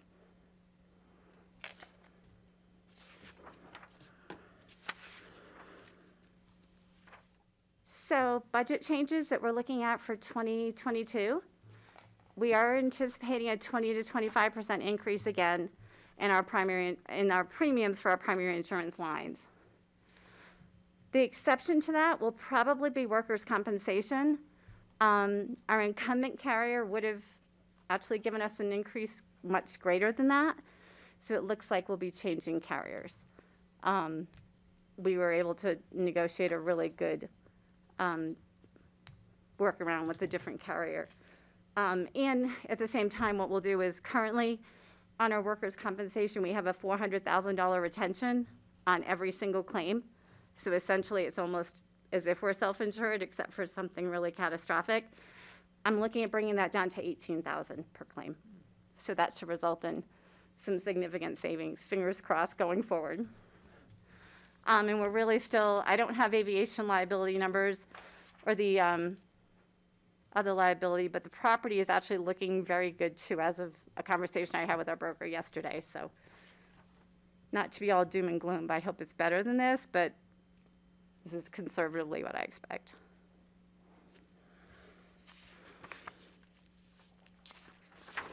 So there is one new position request, Patty. Thank you. Which, Yeah, I've read them all and compared them all, and yeah, but well, I started with 3. We got it down to 1. And this would be a risk and claim specialist. It would be a person that could help me with the overall supervision and management of our claims handling. Our workers' compensation and auto liability claims are handled by a third-party administrator. It still requires a good amount of oversight on our part to make sure that they're handling the claims as we would want them handled and meeting the needs of our employees. And there's a lot of interaction between us and our employees, and we're the go-between there. So having that person help serve as a liaison between our employees and the insurance carriers and claims handlers is a very key role.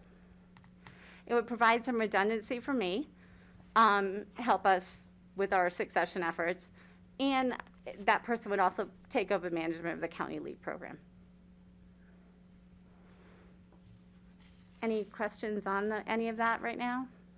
I just have real quick. Why is the county leave program under risk? Honestly, the HR team didn't have there wasn't a lot of capacity at that point when I took it over. I had the capacity. We already have an overlap because when you're on a workers' comp leave, if you're hurt at work, you are still entitled to FMLA leave, so it's kind of a bleed over.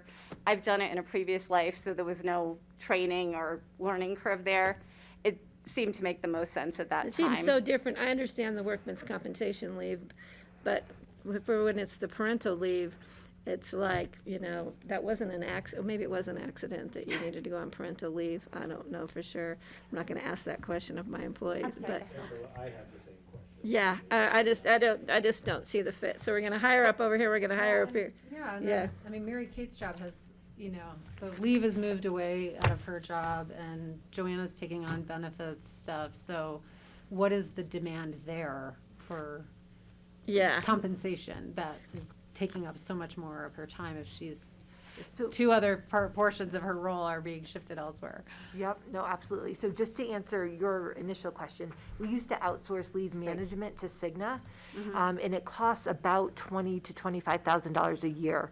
What we found by doing that was it created a lot more complications on our side because we still had to pay employees through our payroll process. So what we decided to do was bring that in-house. For a while, the HR business partners were doing that, but then it got to be a lot. And when Kathy came on board, we shifted things around. So hopefully that answers that. It does, it piece still of it. doesn't make sense. It may not make sense. And I am a nurse by training. That's what my degree's in, so I think that kind of fit into it Yeah, also. well, that's great for you, but, It you know, we makes have to look sense. at the position It's as a whole, supporting not our who's in the employees, though. position, yeah. Well, Yeah. and possibly, you know, if we do have approval, I mean, part of my assessment for the second half of 2021 is really looking at the team and how efficient we are with our roles. So I do understand, Kelly, where you're coming from in terms of like, well, if this is going here and that's going there, then really what's the focus on, you know, like Mary Kate's role or somebody else's role? So I am looking at all that as I assess the Well, I department know and the next year we're structure. planning to do these wage analysis, wage assessments, market study, which is very in-depth. I've done it a couple times with Northwest Cog, on top of the fact I've done it a couple times with the county, and it is very in-depth and very time-consuming. But, you know, we're gonna have these two new positions kind of under the same umbrella, and, you know, when, you know, and I think redundancy to a point is great, but that's also redundancy in what the taxpayers are having to pay. And that's kind of part of our job, is we have to look at that picture. Definitely. You know, so, it's not easy, but thank you. Steve has a question. My question has to do with the number of auto claims and also the workman's compensation claims. I just can't imagine what's happening when people are driving the county vehicles. Are there minor fender benders, or is it a whole lot of windshield glass damage from rocks, and how are people getting hurt on the job? Is there anything that we can do to make people's jobs safer so they're not getting hurt?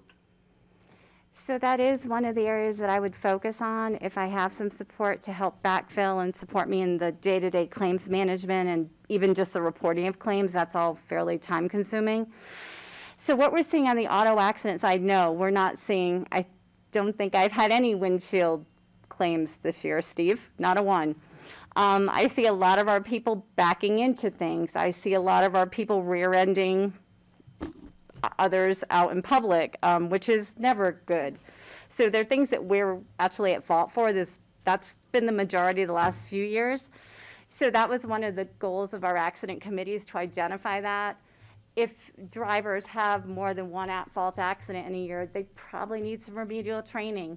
If we're seeing things like backup incidents, what can we do to retrain a driver so that doesn't happen? We have backup cameras. That was the easy answer. We already have them. We're still seeing it. So what do we do to make people more aware? I've been going out to each of the departments individually, spending a lot of time with all of them, just stressing the importance of prompt claim reporting. That's been another area we've really struggled with. I was on vacation this summer and got a call from a person who we had hit 3 days before, and she wanted to know how my plans were coming for the repairs to her vehicle, and I didn't know about it. And that's not a good place to be in. And, you know, sort of apologizing profusely and promising to get on it and call her back within the hour, which I did. That's just not a good look for the county. So really reinforcing that with our employees. Ideally, some proactive driver training is on my list of things that I'd like to see our employees do if you will be driving a county vehicle or your personal vehicle for county business. Same kind of thing. You become the face of our community. On the work comp side, we've seen everything. We've had some really just one-off strange things this year. You know, we had a couple incidents at the jail that were inmate involved, that had some inmate involvement and hurt a couple of our folks. We had someone on a team building retreat injure herself kind of just as a fluke. We've had people slip and fall. Unfortunately, I don't have any. I have all the trending, and I'm more than happy to bring it to you or send it to you at some time if you want to delve into it. Nothing I can really put my finger on this year that I can say, oh, wow, we really need to work on getting everybody, shoes to prevent slipping on the ice. That would be too easy. That would make my job so easy, and I'd love to say I see that, but I don't. Can I just, do we still do defensive? We used to have to take defensive We driving. do not. We need to. We do have an in-house state-trained defensive driving Yes. instructor. So Yep. I think we need to look into taking advantage of it, because everybody who drove a county car used to have to do defensive driving. And I'm a huge fan of that. And we Yeah. can make it simple, and if we're gonna do any training, Mr. Peacock, that might be a good one for us to be looking at. It's called Dare to Drive. It's a Dare to Drive. Dare to drive, I like that. Okay, we can do that. Steve, or Dare to Drive with Patty? Is that a new FTE, Patty? So coming from a professional driving background and having had hardly any accidents in my whole life, but when I get in some of these county vehicles that I drive just occasionally, there are these new features on them that Yeah. can make it dangerous. And learning the features of a car, like with the radar, that you could be in cruise control and you're slowing down to the speed of the car in front of you, and if you're not aware of what's happening, then you go to try to pass them, you have to learn different driving skills in order to drive our high-tech cars that we have. And then this one had a mirror. In the mirror, I could see the view in the mirror, and I could see the view in the camera out the back of the car at the same time, and it was very distracting. And I'm like driving along trying to figure out how to turn one or the other off, not knowing how it operates. And that could explain some of the accidents people are having. And I think that should be a part of the driver training, is learning these new things in the higher tech cars that we're getting now. I totally agree, and I always encourage our employees too, if they travel for training or something to a different city, please don't rent a car and then try to learn a new car and a new city. Take an Uber, take a Lyft, take a cab, take public transportation, all those things. To your point, cars are very different these days, yes. All right, let's keep moving. We're running over time a little. Okay, so the budget and 5-year plan for the risk fund, it is an internal services fund, which means that basically almost all of the revenue for the fund comes from an allocation out to all of our county departments and funds. And then the main cost of the fund is in our premiums that we pay for the insurance policies and then the claims. And you see a fairly steady fund balance and a healthy fund. Any questions?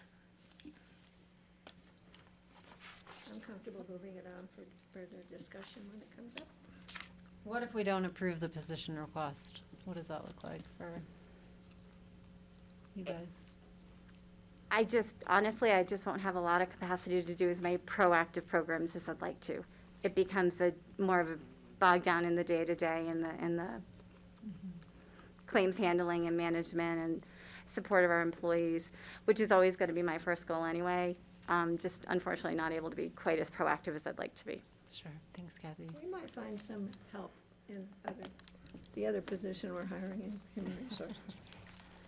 It's called sharing the load. Thank you. Okay, well, thank you. Let me check in with board online. Sorry. Final questions about risk? Not seeing any. Okay. Thank you. Nice to see you. Thank you. Next, the clerk and recorder's office. All right. And Janice is here with us. Hi. Okay.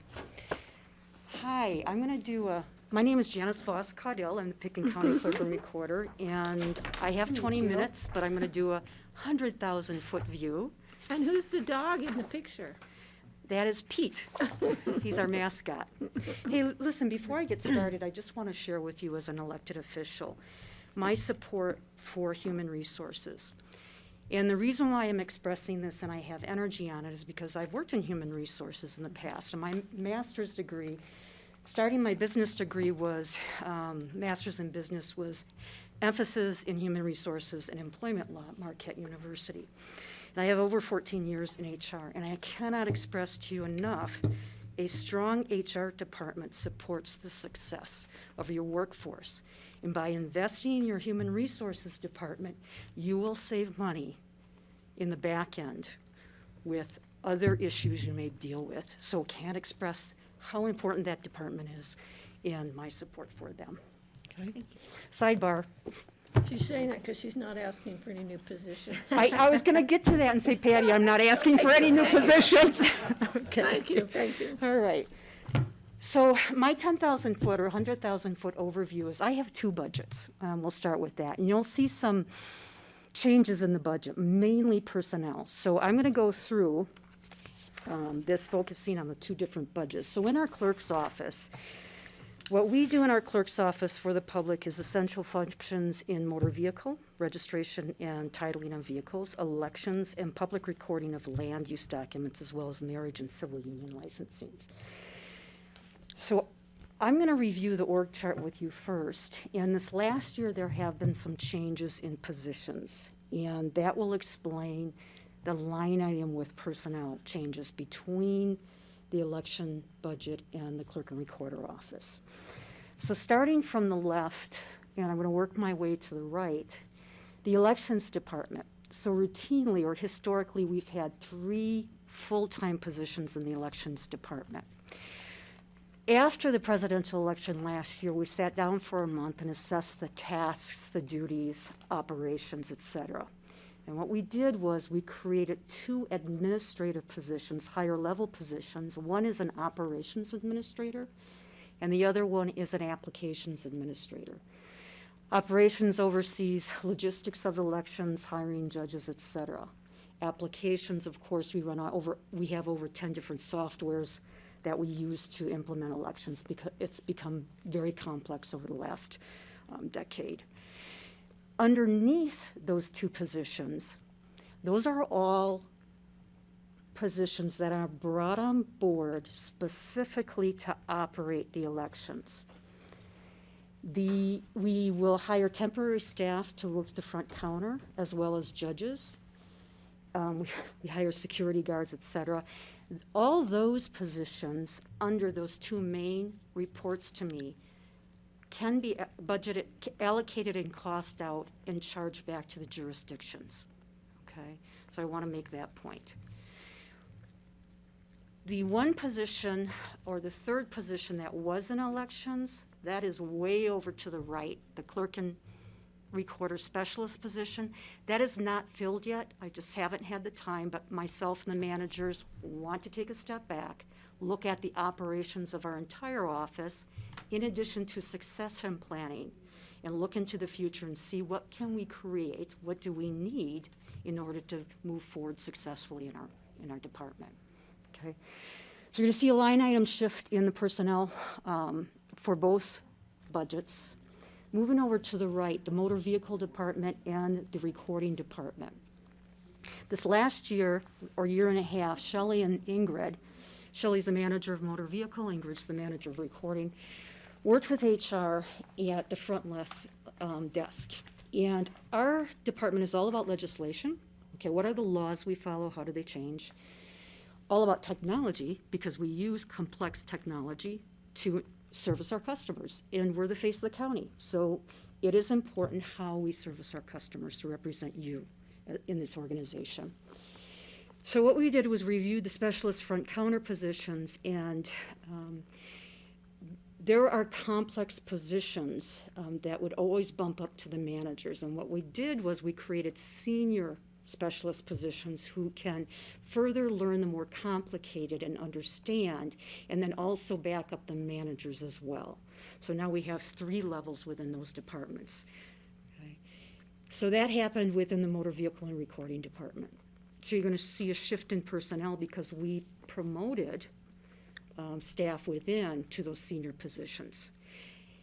if staff have the capability, the knowledge, skill, ability, it takes anywhere from 1.5 to 2 years of training these front staff employees, then they can qualify for a bump to a senior level position. Okay, it looks like there's one in each department, but if all have the skill, ability, and knowledge to do those positions, they can bump up to senior.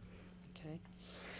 So that explains some changes within my department, and I still have 11.5 FTEs, and I'm not asking for any more positions. Okay. Thank you. Yeah, you're welcome. So an overview of the trends within the clerk's office are, the next 12 months, we'll be looking at, as we historically do for the last decade, and we will for the next 5 years, anywhere between 70 and 90 bills that affect our operations. So we'll work through them. Of course, we look at their mandates, we look at time constraints and implementation, we look at cost, we look at, do we have the human resources? What's the additional layer of complexity of workload that's added on? So we work through that as we go through legislation. As legislation is passed, it usually affects our technology, upgrades. Do we need new systems? Do we need new software, et cetera? So we'll be looking at that this next year and over the next 5 years. Concerns or focus of our operation, for me, has always been online services, okay? And other concerns include cybersecurity.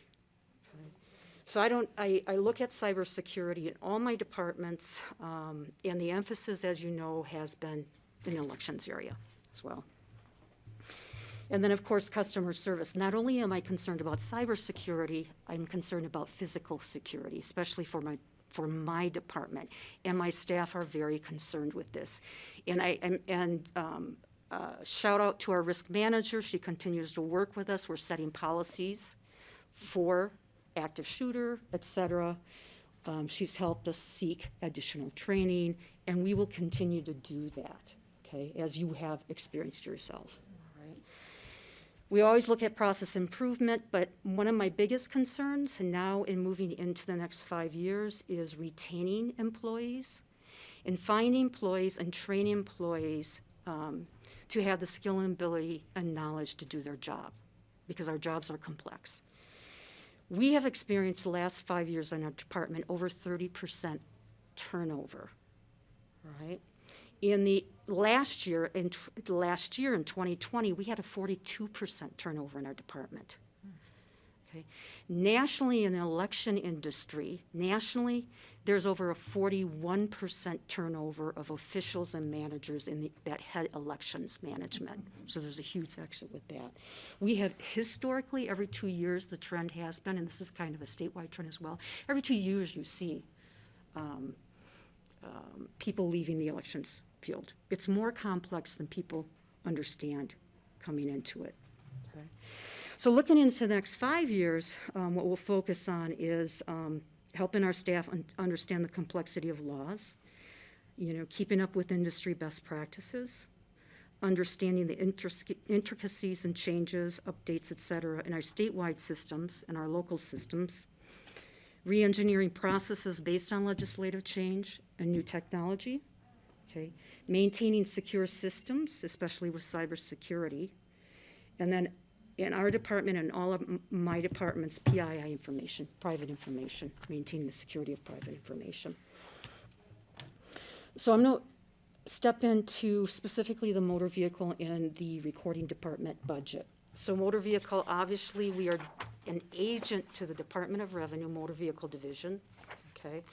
And we title vehicles and register vehicles. And then we collect taxes and reallocate those taxes to state, local, regional districts, as well as local districts. Okay. Recording department indexes and archives land use documents, okay, for ready access, and they record marriage and civil union. They also collect taxes, and we reallocate those taxes and distribute. Okay. It should be noted that we balance each month, and we have to reallocate and distribute those funds. There are fines if we do not meet deadlines for that as well. Okay. So trends in the motor vehicle department, we're still working legislation. The bulk of the legislation that affects the clerk's office is in elections and motor vehicle. Okay. And I want to mention in 2018, the state conducted a statewide computer conversion. And at that time, we had over 2,000 SQRs. Those are requests for changes in programmings, fixes in programmings, okay, improvements in programmings. We to date still have 2,000 SQRs out because SQRs takes a backseat to the legislative change that needs to be programmed, which therefore creates more SQRs, right?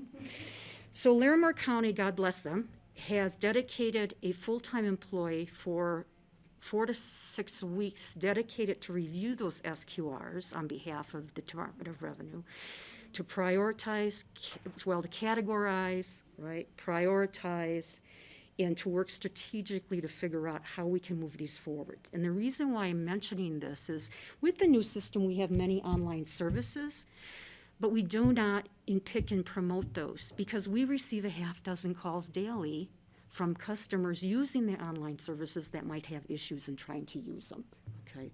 So this is kind of the world we live in right now. Also, we deal with, in motor vehicle, an average of 33% turnover. Right? And our main focus is serving our customers. In the recording department, we have online services. Before COVID, our online services was less than 50%. Now it's over 75%. So the last year and a half, it's increased. Right? We are looking at new software to complement the software we have for the recording system that will provide stronger search capability to our title companies as well as more user-friendly service for the common citizen who wants to do research as well as improve the shopping cart. Okay. Also in the recording department, proud to say that we have imaged and indexed all documents back to 1881. Ingrid is working right now with our vendor, our software vendor, to upload those indexed images to our site this next month. So the beginning of next year, early next year, we will have all recorded documents indexed and online for anyone in the world to research in our recording system. But there's a next step to this. When you record something, you index it, you always verify it, okay? So we are now in the staff, when they're not servicing a customer throughout the day, they have backlog work of doing the verification from 1881 or 1970 back to 1881. Okay, but everything will be up and online within early next year. Okay, so looking at the budget for the clerk and recorder's office, if you look at the personnel line item I mentioned, that's increased. And the reason is moving the clerk and recorder specialist over in those promotions for those senior specialist positions. All right. The next two line items are shifts. We moved postage charges from professional over to other services, and then you'll see an increase in training and conferences that we attend. Okay. The 1% increase in supplies is not much. We're buying a printer and property replacement. In the other expenditures, the $55,000, what happens often is the bulk of that is we work with dealers that collect taxes for the purchase of a new car, and they do not collect the correct taxes. So we end up refunding the customer with the overcharge of taxes, and that's what often happens. Okay. I also want to mention on this slide, which doesn't reflect, it shows that we have a total of over $1 million revenue. We actually pass through our office over $10 million of collected revenues, and then we reallocate that to state, regional, or local jurisdictions. So that gives an idea of small transactions we conduct and the amount of money we put through our office. Okay. Any questions before I go on to Let's check in. Any elections? questions on motor vehicle and recording? Not seeing Okay, any. thank you. Okay, so elections. So there is a picture of our election judges extraordinaire. Okay. So elections, we conduct federal, state, and county level elections. Okay. Each county in the state of Colorado oversees the registration and election management utilizing the Secretary of State's voter registration and election management system. We use multiple softwares to run elections, as well as we implement surveillance systems and security systems. Okay. And in elections, the trends you'll see over the next 12 months, we will have a primary and a gubernatorial, and that's why you see the elections spiking this next year compared to this year. In the logistics of that, let me go over that so you know what to expect in elections. So next year is the primary election. It's on June 28th, I think. And that is required to have 1 week of early voting and 1 voter service center open and 1 drop box by law. And in the county of Picken, I have 3 24/7 surveillance drop boxes in Picken County. So I have set them up throughout the county where populations are. In addition, constituents should know that they can use any drop box in the state of Colorado. So there's also one in Carbondale. And we work with Garfield County to implement a process with that. Okay. For the general election next year, okay, which the gubernatorial election, which will be just as active as this last presidential election, we are required to have 2 weeks of early voting in 1 VSPC, and on election day we'll have 3 VSPs open, all right? And I'm required to have 1 drop box, but I'll have 3 open for the community. And the community can use any drop box within the state of Colorado, okay? So those are the basic logistics of the election next year, which tell you about the story for our budget. Let me just prod you with a question. What is the proportion of voters that vote in person at a polling center rather than those who use a mail ballot to vote? So keep in mind last year was COVID, et cetera, and I'm gonna, in 2013, law changed that we send a mail ballot to everyone. Now, Picken County enjoys going to the voting center, right?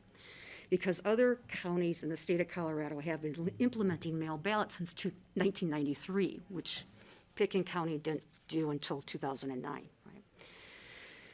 So this last year, and it's the trend of the state as well, is 96% of people vote by mail. 70% or more probably use the drop box, okay? And the other 4% vote in person. Now, Picken County, I would say, was probably closer to before that is a lower 90%, and more people came to the polls because that's our community, that's our trend.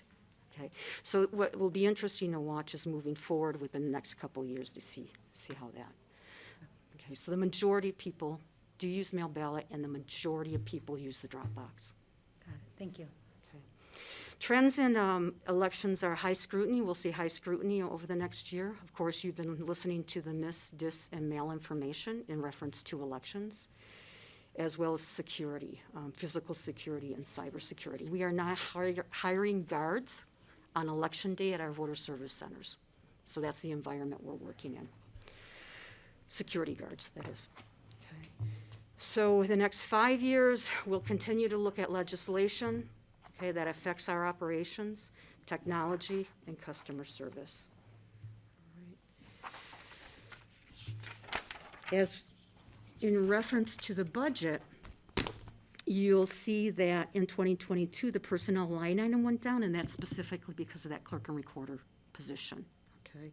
But the 2 positions I created are a higher level, okay? 2 positions to take over operations, all right?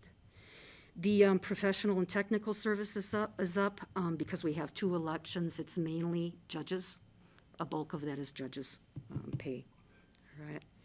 As well as other services like security guards, et cetera. And then I would mention that the other services bumps up to 200,000, and that's mainly due to printing costs, 2 elections, those types of operations, license fees, warranties on equipment. Okay. And last but not least, I would, at any time within the next couple of months, invite you and offer to you to take a tour of our election department so we can explain our operations to you. I explained a year and a half ago, I gave our election commission a tour, and they were silent after I gave the tour. You know that feeling, right? It's like, oh my God, that was horrible. My tour was horrible. And Brooke Peterson sent me the kindest email expressing how impressed he was and how he had no idea how complicated it was. So I would offer to any of you, or I would be happy to set up a tour, that you can see the operations of how we conduct elections, and you will help us as a voice for our elections operations. I think that Colorado is the gold standard in the United States of how elections should be run, and I compliment our community. They are astute, they ask great questions, they challenge me, they challenge our staff, and I would think that Pickens County is the gold standard in Colorado of how elections are done. So that concludes my presentation to you. If you've got any questions, I'm happy to answer them. All right, questions for Janice. Greg? Yeah, Janice, I'd like to take you up on the tour request. I appreciate your presentation, very clear. So the question I have is really, how long would the tour take? And if other commissioners are interested, could we all do it en masse and just do it in one swoop? So I can do an hour and have refreshments as well to lure you, food. An hour would be substantial. If you got a lot of questions, we could do an hour and a half. And it would be in it would be in our facilities, because I could talk about the extension of it, but we don't have to physically go. Is that something you would schedule during an election period or just prior? to No, election you know what, I period? would want to do this in December or January, Okay. or I would talk about, okay, give me a month that you have lesser activity, and then give me a time that you're available. I'm thrilled. We're kind of weird this way. We can talk about elections ad nauseum because we think it's riveting. So I'll make it an hour. Thanks. I would encourage our board to do it, and I'll certainly do it, and hopefully we can, maybe several of us could come and we get it done at once. Should be Alright. great. Thanks, Greg. Sometime in the next couple months. Thanks. Okay, Steve? Thank you, Greg. So I would like to be included on the tour, and I think in the interest of your time, Janice, that if we can have more than one person on the tour, that would be good. All right, well, I'll look to our future chair, so we'll keep it noted to find time in the. I have worked elections many times, and that is Mike. that's the real experience you need, is to actually be an election judge. Let me go back. I did have one side judge, and that was a plug. This next year, we're going to need more judges. So to our community, if you want to know how elections work, sign up as a judge. It's a rewarding. It's really fun, actually. It's a great. rewarding task. Yeah. For all the people who miss going to the old-fashioned polls, it's your chance to be an old-fashioned poller.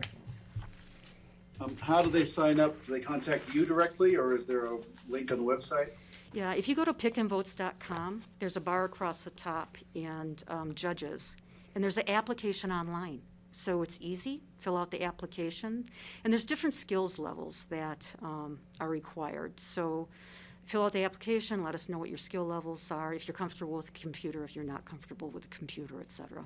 So I encourage the community to go online to pickandvotes.com. When should we push out that request? All the time.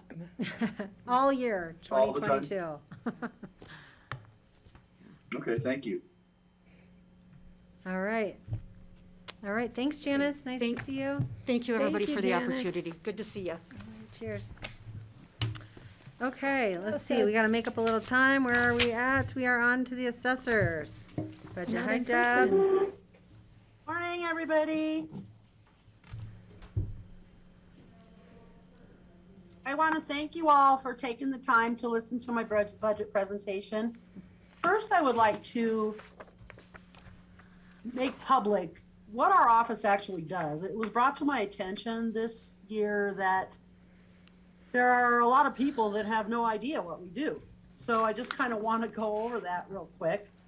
And first of all, we are mandated by the state to follow all the state statutes and laws.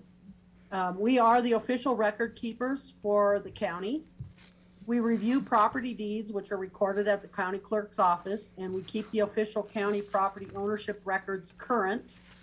Every sale that goes through the county clerk's office is analyzed to determine who purchased the property, for how much, whether the sale was an arm's length transaction, and the condition of the property at the sale date. We also mandate and maintain a current market value on all property in the county, and classify the use of every parcel according to the Colorado Constitution and statutes.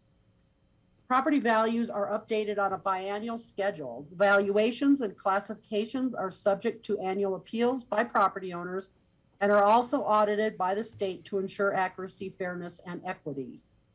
All land use decisions, such as subdivisions, annexations, zoning changes, legislated by the county, city of Aspen, town of Snowmass Village, or Basalt, must be noted and the official assessor's records amended. All new construction undertaken in all jurisdictions in the county must be physically inspected by the appraisal staff at least annually, one time by the assessor's records updated accordingly.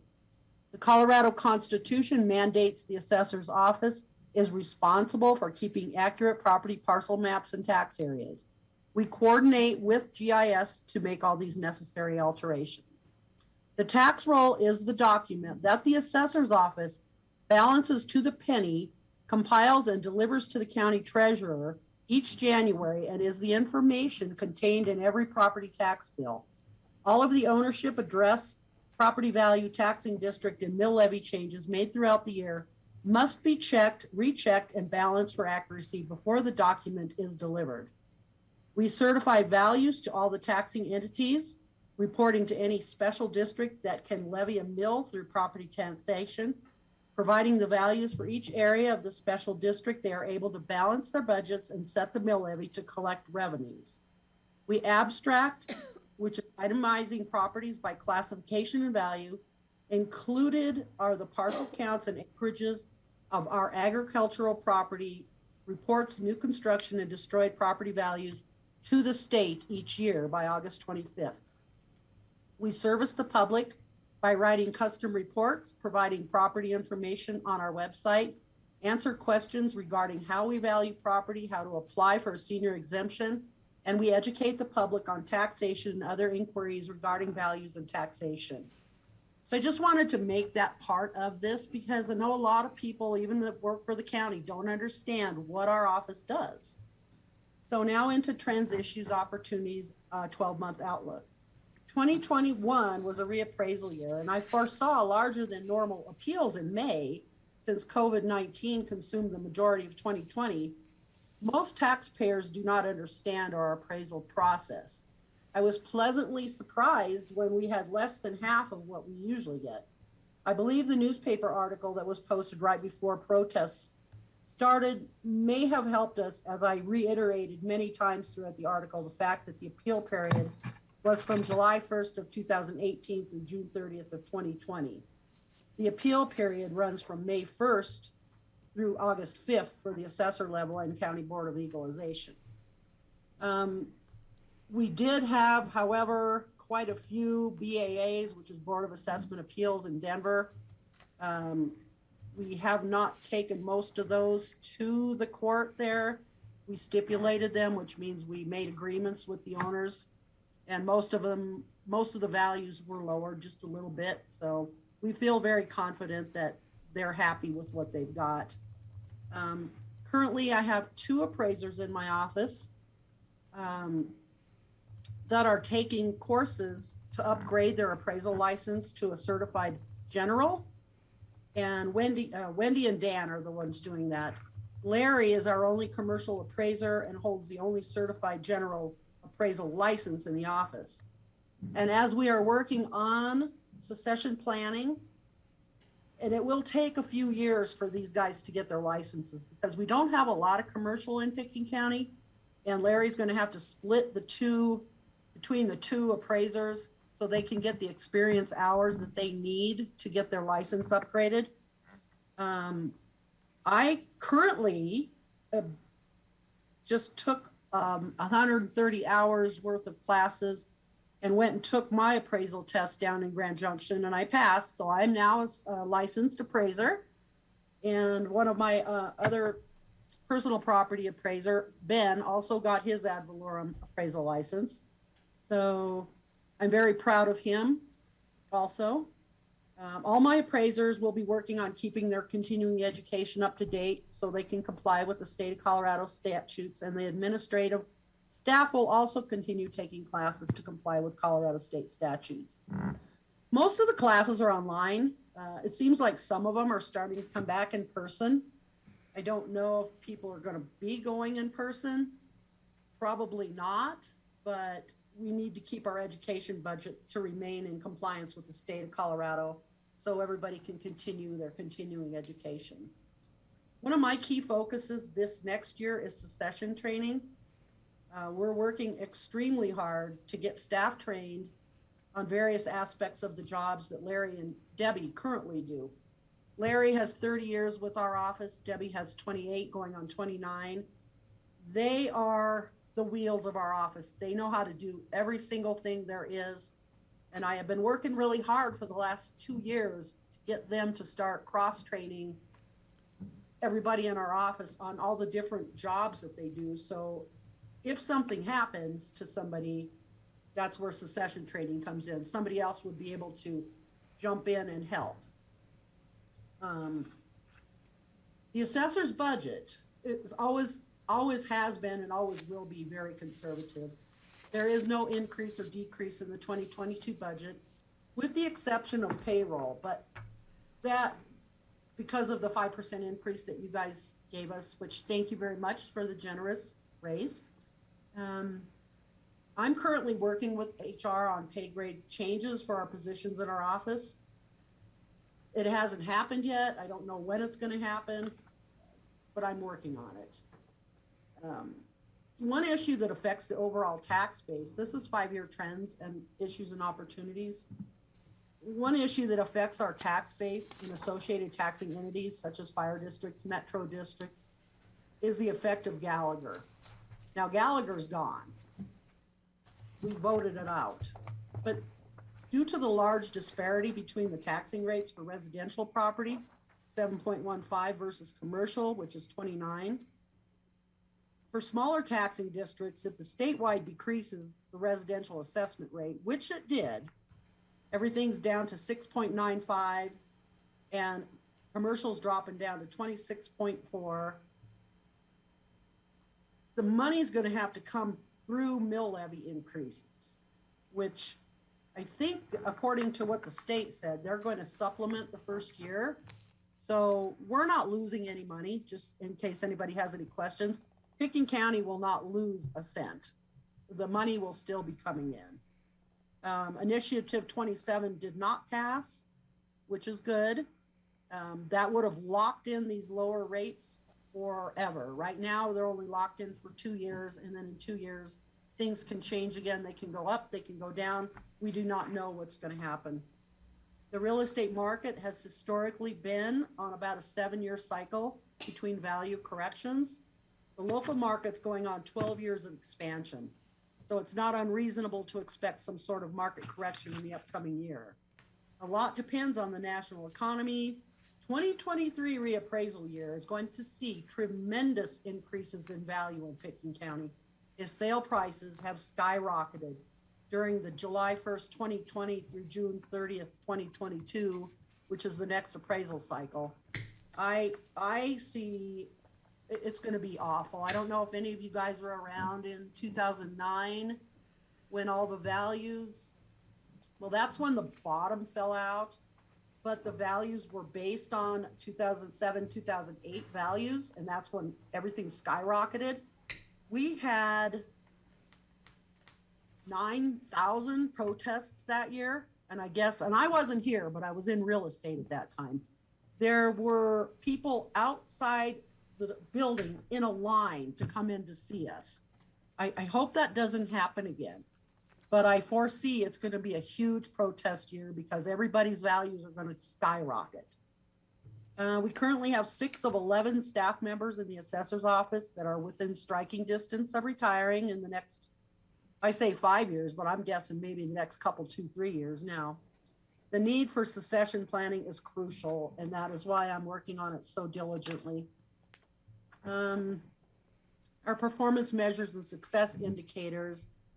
We must comply with all statutorily mandated deadlines. This includes, but is not limited to, the transfer of the tax roll to the treasurer in January, mailing out notices of values to all taxpayers, mailing out personal property declarations, processing and data entry of personal property declarations, mailing notices of valuation, processing and mailing notices of determination for appeals filed during the level of appeal, and completion and distribution of the preliminary abstract and certification in August, as well as the final certification in December.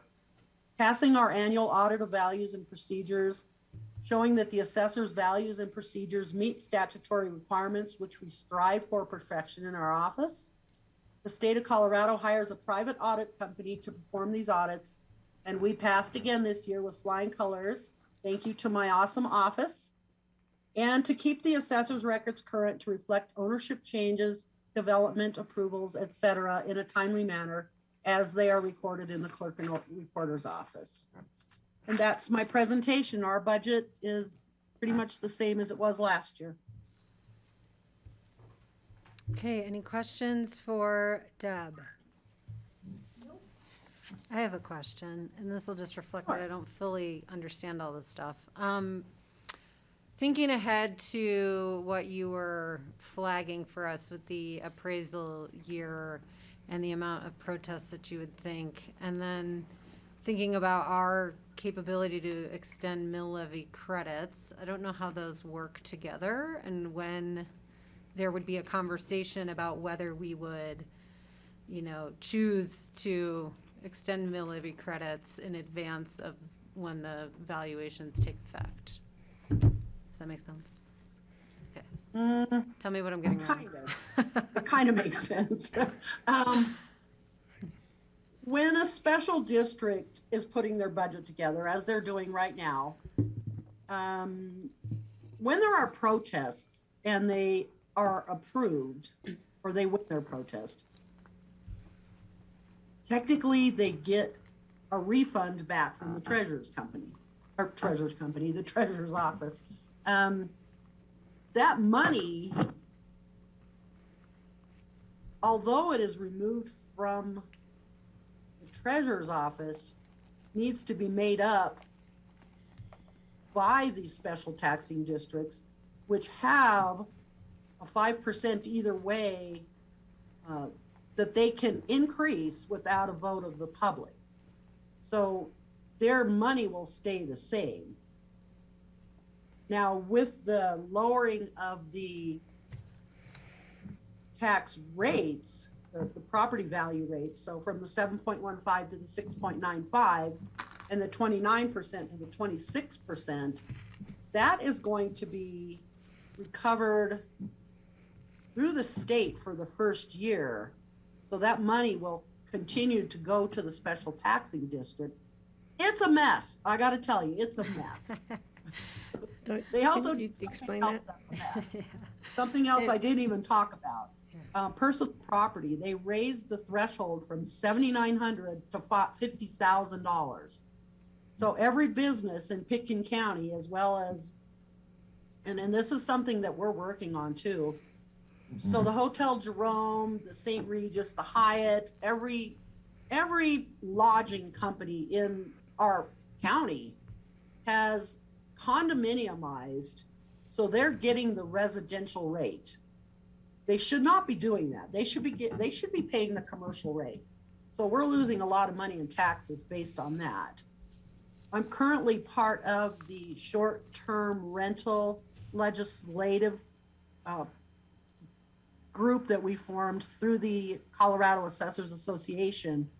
And we're working with a couple of senators right now to come up with some kind of a state bill that will cover this type of situation, because the money that's being lost by these entities is it's a lot of money that our county could actually use. Even though we can only collect a certain amount of money, it would lower taxes on other, like the mill levies. They would be able to lower their mill levies if we had the money coming in for, the Hotel Jerome is a hotel. We know it's a hotel. They should be paying commercial lodging tax rates, but they're not. They're paying residential. So it's a serious situation in the whole state.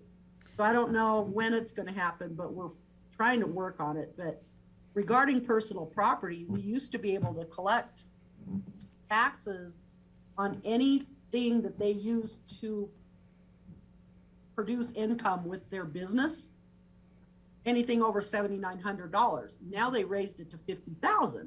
The state said that they're going to supplement the counties for that money, kind of like they do for the senior exemptions. Honestly, we have no idea where the state is going to get this money to do this. Sure. So we don't know what's going on. There's a big mess going on right Well, now. Deb, you and I need to get together because I'm on the tax policy task force that's dealing with the short-term rental conversation as well. Oh, cool. Yeah, So we we'll- should get together. I'll reach out to you directly and we'll sidebar that. Cool.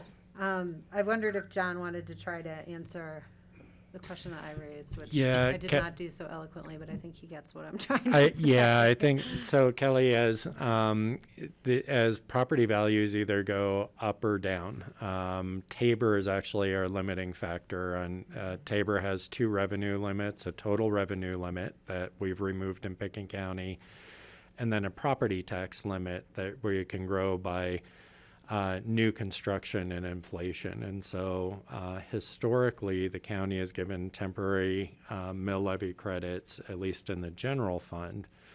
And the valuation would need to fall 52% from 2009 levels before we started to see a revenue reduction. We would incrementally suggest, ratcheting the mill levy credits back. There are some funds that don't enjoy that, right? The Open Space and Trails Fund, Ambulance Fund, several of the special districts in the county had debruced that property tax limitation in Tabor. So as there are increases or decreases, CMC is another example, in valuations, either whether it be through abatement process, as Deb explained, has some cover in it, but as values go up or down, then those jurisdictions go up and down by the same percentage. So I Is just that- want to manage expectations Yeah. a little bit. So, so with the increased valuations that we're expecting, we are also expecting that we will gain the full, I guess, benefit may not be the right word, but accruance of the tax based on the mill levy in place from that increase, that there's nothing that requires us to, say, lower the mill levy that we're calculating against the No, appraisal. we would have to give a temporary mill levy credit if the property tax collected exceeded the new growth and the CPI. So as, let's say you have a 30% growth in valuations, our general fund is only allowed to grow by that CPI, and so it's typically 3 or 4%. That's why you see those lower percentages. Now, other districts I've debruced would grow by that full Okay, 30%. so that, I just want to manage that Yeah. expectation to understand that, yes, we may see valuations go up by 20%, but that doesn't mean our tax Correct. collection is going up by 20% because of these limitations that we have. That's associated. correct. Kelly, if I Sure. could, Yeah. general fund and most of the county funds, as John mentioned, are limited. So we can only go up, the very most we could increase is by 5.5%. Okay, got it. However, Thank you. there, as John said, for open space and trails, and for the ambulance, I believe is the other one, they could potentially see very large increases. There was a year back in the last Great Recession that the county commissioners did decide to lower the mill levy temporarily, just a 1 year in open space and trails to offset that circumstance. Got it. So maybe that's what you Okay. were referring That is, to. I was wondering what leverage we have, and also just, the economic windfall does not necessarily translate into a tax collection windfall for the county, and I think that there is some misunderstanding of like, well, Right. everyone's doing, the economy's booming, why don't you have all this money to solve all these problems? Which of course we'd like to, but we're limited in how we can. Yeah. Okay, that's what I wanted to clarify. Thank you. Francie, I saw your hand. You're on mute. I just wanted to ask a quick question about the Jerome not paying a commercial tax rate. How could that be? So it's not just the Hotel Jerome, it's all of them. It's the St. Regis, it's the Hyatt, it's every single resort in Snowmass Village, it's all of them. So Colorado, back a few years ago, created a bill that allowed these lodging places to condominiumize. So they replatted their entire building and condominiumized it. And when you condominiumize something, it automatically becomes residential. So the whole state of Colorado has done this everywhere. And it's taking a lot, it's taking a lot of money.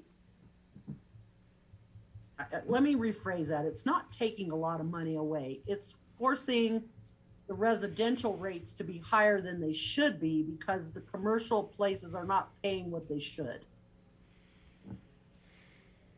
So trying to come up with a bill that stops this. But it's a really difficult situation because you have to have guidelines. And so, okay, so would the guideline be, okay, so if you rent, if you have a hotel room, that should automatically be a commercial property. It should be a lodging commercial property. But since it's condominiumized, it's now residential. And that's what everybody's done. I thought condos were individually owned units. Yes and no. Some of them aren't. So I'm gonna maybe take this conversation offline a little bit because we are still behind on our schedule. Yes, so Francie, get a hold of me and we'll talk. Okay, thanks, Deb. Okay. No, it needs to be a group. And really, that's all I have. I'm all about employee retention. My employees in my office have many years in the office. I know 3 of my employees are not making what they should according to the way the rents are going up, and they've actually had to move down to Glenwood, and now they're, it's just, I'm working on employee retention and succession training. I'm trying to keep everybody happy. Okay, thanks, Deb. Are there other You're questions welcome. on the assessor's budget? All right. And Thanks, Deb. thank you. Nice to see you. And yes, Thank we you, guys. should find some time for a joint meeting of our offices because I think there's a lot to discuss. Yes, there is. Thank you, guys. Thanks, Deb. Oh, and thank you for your caring and you're a very easy board of commissioners to work with. Thanks. All right. County attorney's budget. Do we have John Ely on the line? He is there, yes. Hi, John. Hey, Kelly, I just joined. Thank you. Thank you. All right. So I hope you weren't waiting for me too long. And let's we get you are back running on schedule. behind, so I hope you weren't waiting too long. No.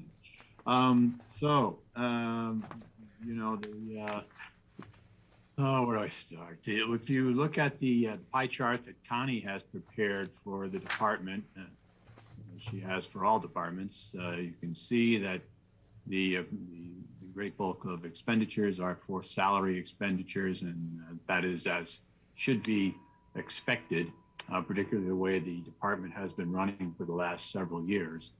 The story behind that, of course, is that the budget amounts for other services, professional, technical, and otherwise, has remained static for quite some time. I know, for example, Rye Neely has been with the county for 5 years now. And during that time, I know that these amounts have not increased any, and I think they probably find a great deal more static if we turn back the calendar even further. I'm not anticipating any increases for anything other than the salaries for the team, and I don't see anything on the horizon that would change that beyond 2022, quite frankly. The only real wrinkle in our and our small world within the county is changing around the aspect of healthy rivers and streams. The Healthy Rivers and Streams program has been operated out of my office since its inception. As the board knows, I was running that program for, geez, I forget how many years, 7 or 8, something. And with the help of Lisa for that entire time, Lisa McDonald. Lisa McDonald has taken over the directorship, if you will, of the program and all of its day-to-day functioning. And as a consequence, her time has been rotating more and more out of the attorney's office and into the Healthy Rivers and Streams program. And I'd like to make that complete beginning in 2022.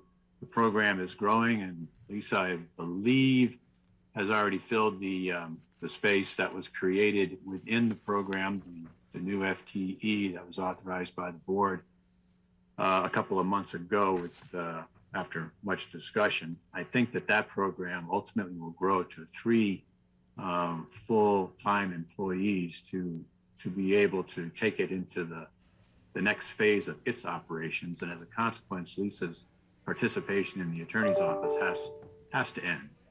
So with that, we'll have to backfill against all the work that she's been doing and contributing for the attorney's office as apart from the Healthy Rivers and Streams program. And that has to do with maintaining essentially the financing for the department, taking care of all the expense reports, the budgeting, the billing, the purchasing, all the little stuff from office supplies to all the subscriptions online and published that it takes to keep the office current and running, as well as assisting other departments still in maintaining financial security documents and the acceptance of letter of credits. So that type of work, it's wide and varied, but in my opinion, does not necessitate the creation of a new FTE to replace Lisa as she transitions fully into the Rivers program. So it may put a little bit of a strain on us in 2022, but we'll have to see how it goes. If I'm wrong, I may have to request a change in the staffing for the office in 2023, but I really don't want to make that request now. I'd rather see if we can't pull together and basically absorb what Lisa has been doing among the rest of us. So the department itself will be down to 4, although we do maintain supervision over the Healthy Rivers and Streams program, which will be up to 2 soon, if not already. And at least as far as the attorney's office component of that, I think that we're still basically enjoying the benefits of the last restructuring of the department, which occurred actually even before RIE when we moved to 3 attorneys and were able to reduce drastically outside expenditures for other professional services. So if there are no questions, the budget for the attorney's office, I feel, is fairly straightforward. All right, thanks, John. Patty has a question. Yeah, John, and as you and I discussed briefly, looking at conversion of space within your current office is a possibility to house the new Healthy Rivers and Streams department, as we might want to call it. Well, we'll have to do something, and that's, we can cannibalize some space within the attorney's office, and I hate to lose it, but it's there, and it certainly would make things more efficient, perhaps. So much of a lot of the Healthy Rivers and Streams work is done, outside of an office framework, even before the pandemic began. So it's not a crush for office space, but I'd like to be able to accommodate everybody in the attorney's office as well as the Rivers program with a localized spot in town in the main office building. So yeah, Patty, if we need to do that, then the conference room would be cannibalized to accommodate that. Okay, great. Thanks, John. Other questions for John Ely? I just want to clarify that the revenue that we're seeing, that is departmental revenues, that's coming from the Human departments that services. are. No, just human services. The attorney's office provides some specialized support in child welfare and adult protection cases, and they do charge human services directly for that. So where do they charge the airport? That's through the cost allocation plan, and the cost allocation plan revenue comes not into any particular department in the Okay. general fund, but just into the general fund as a whole. Thank you. That's what I was missing. All right, other questions on this? No. And wow, John Ely, this is a record for brevity, I think. And you got us back on schedule, so you made Kelly look really good, John, and she thanks you hugely. I do. Oh, wait, Greg. Oh, well, Greg just blew it, so. I just want to thank John. I know that was very brief, and thanks for that. But also, thanks for deciding you're going to give it another year to see how it works before asking for additional employees. That this is it's refreshing to hear this, and I appreciate you recognizing you have the ability to do that. And you're going to give it a shot. And I think that means a lot because we're hearing a lot of requests for additional employees, and so thank you. And I hope it's not too great a burden, but if it is, we'll hear about it, I'm sure. Thanks, Greg. All right, cheers. Final questions on this portion of the budget. We will continue talking about the Prosperous Economy budget later this afternoon, but we will take a lunch break for now if there's no other questions. All right, see you all at 1 o'clock, where we're going to have a portfolio update on our Pickens County investments, and we will reconvene then. Thank you, Connie. Thank you, John. Thank you, Thanks, Kelly. Good staff and job. Grassroots.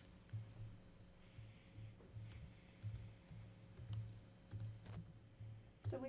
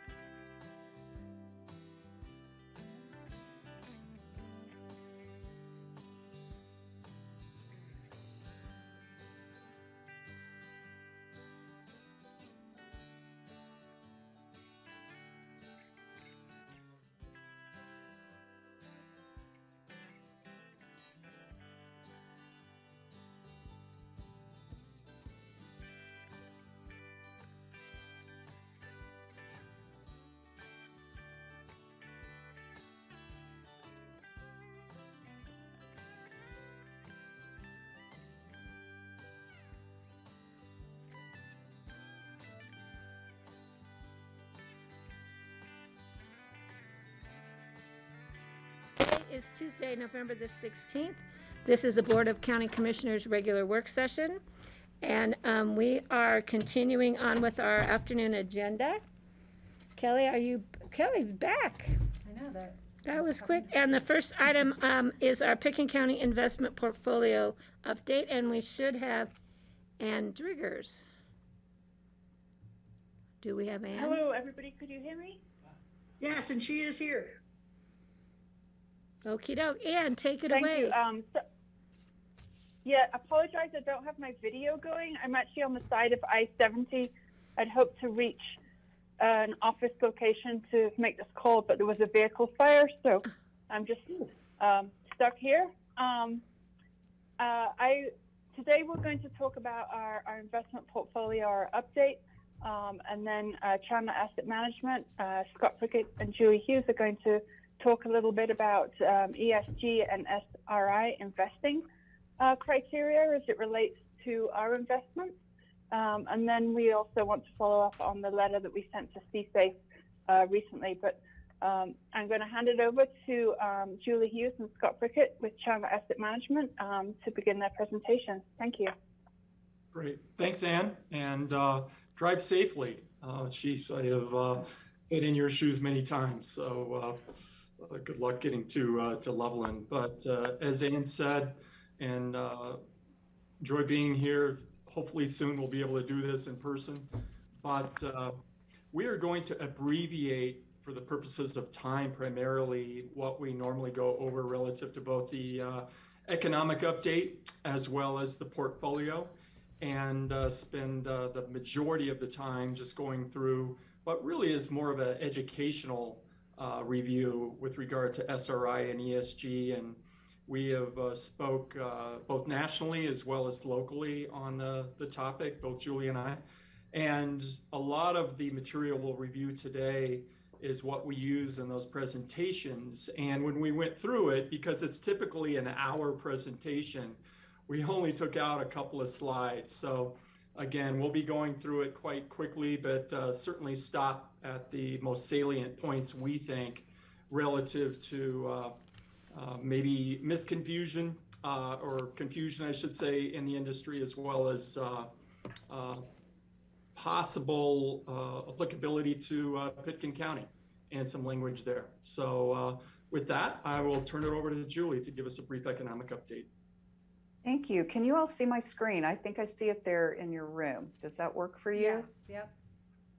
Okay, very good. Well, we thought we'd start with a brief economic update like we typically do. This is going to be very, very brief, just to provide some context for our investment environment before we get into the portfolio. And we always like to start with the Fed's dual mandate of maximum employment and stable prices, because the Fed is extremely important to the short end of the yield curve, where we are engaged to provide investment advisory services for the county's portfolio. So it's very critical that we understand where they are and where they're headed. And the employment side of the picture has been very strong. We had a very strong labor report here in October, with 531,000 jobs being created, which exceeded expectations by the market.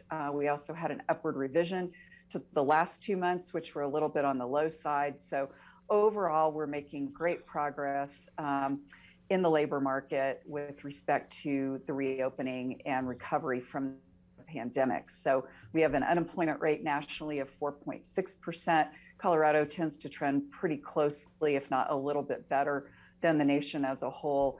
And one very important statistic is wage growth, 4.9% upward in the latest month. And that's something we haven't seen in a long time. And we're having some pretty consistent wage growth and a lot of pressures in the labor market. Really a supply and demand imbalance in that labor market. And that feeds right into bullet point number 2, very hot topic, which is inflation. So inflation is alive and well. And actually, we have an upwardly revised number since we put this together. So for October, we had CPI come in at 6.2%. The Fed prefers the Personal Consumption Expenditures Index, which is a little bit more of a dynamic index. again, up 4.4% year over year. So we're seeing some pretty high numbers here. And some of this is due to the pandemic effects, where we're measuring a year over year comparison over a very low number from last year when we were in the heart of the pandemic. But part of it is the supply chain issues that we are seeing around the country and around the globe. And that doesn't seem to be abating. And the Fed has indicated that they believe that inflation is relatively transitory, meaning these pandemic effects and these supply chain effects will pass in the short to medium term. We also believe that's true, but some of this could be more persistent and more sticky, as evidenced by the wage growth, that tends to create a stickier inflationary environment. So, we will see how it goes, but it's something that we're monitoring very closely.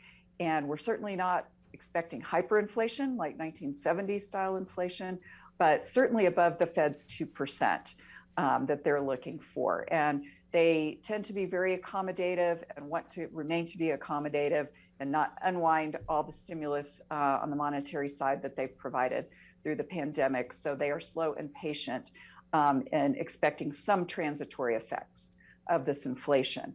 The big picture number that they are also tracking, and we track very closely, is gross domestic product. And we had an extremely strong first half of the year.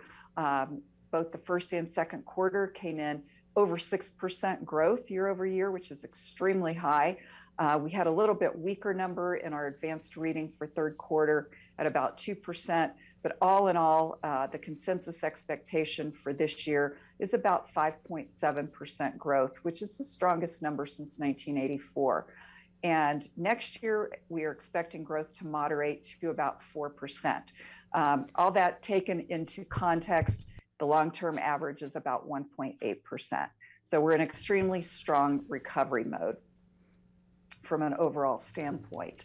Now, the Fed, as I've mentioned before, highly focused on short-term interest rates here. In their latest number, their latest meeting in November, they did keep that target rate at a range of 0 to 1/4 point. And they did, as expected, announce that they would start tapering their bond purchases. So since the March of 2020 timeframe, they have been buying bonds for their balance sheet, $120 billion per month in treasuries and agency mortgage-backed securities. And they announced that they will start scaling that back or tapering those purchases to the tune of about $15 billion per month, starting right away here in November. And they expect that tapering process to be completed by the middle of next year. And they don't expect to raise that overnight rate until the tapering process is complete. So sometime in the latter half of 2022, most likely, always subject to change, but that's the outlook for now. So what does all this mean for bond yields and where we're investing for your portfolio? We've seen quite a steepening in the yield curve, which is a healthy sign. And we've seen an uptick in short-term rates as the Fed starts to very gradually normalize monetary policy. And we see inflation, which poses a risk that, that the Fed may have to address. So the 2-year part of the curve trading around 52 basis points, which is about double probably since the last time we spoke. 5-year part of the curve around 126, and the 10-year part of the curve around 163. So that's the brief highlights there. Any questions at all before we take a look at the portfolio? I'm not seeing any, Julie. All right, thank you. Scott, I will turn it over to you. Sure, thanks, Julie. So again, we'll just look at the portfolio side briefly here. And we'll start with the compliance page, and you can see it complies with all categories relative to Colorado Revised Statute 2475-601 and the Pitkin County policy.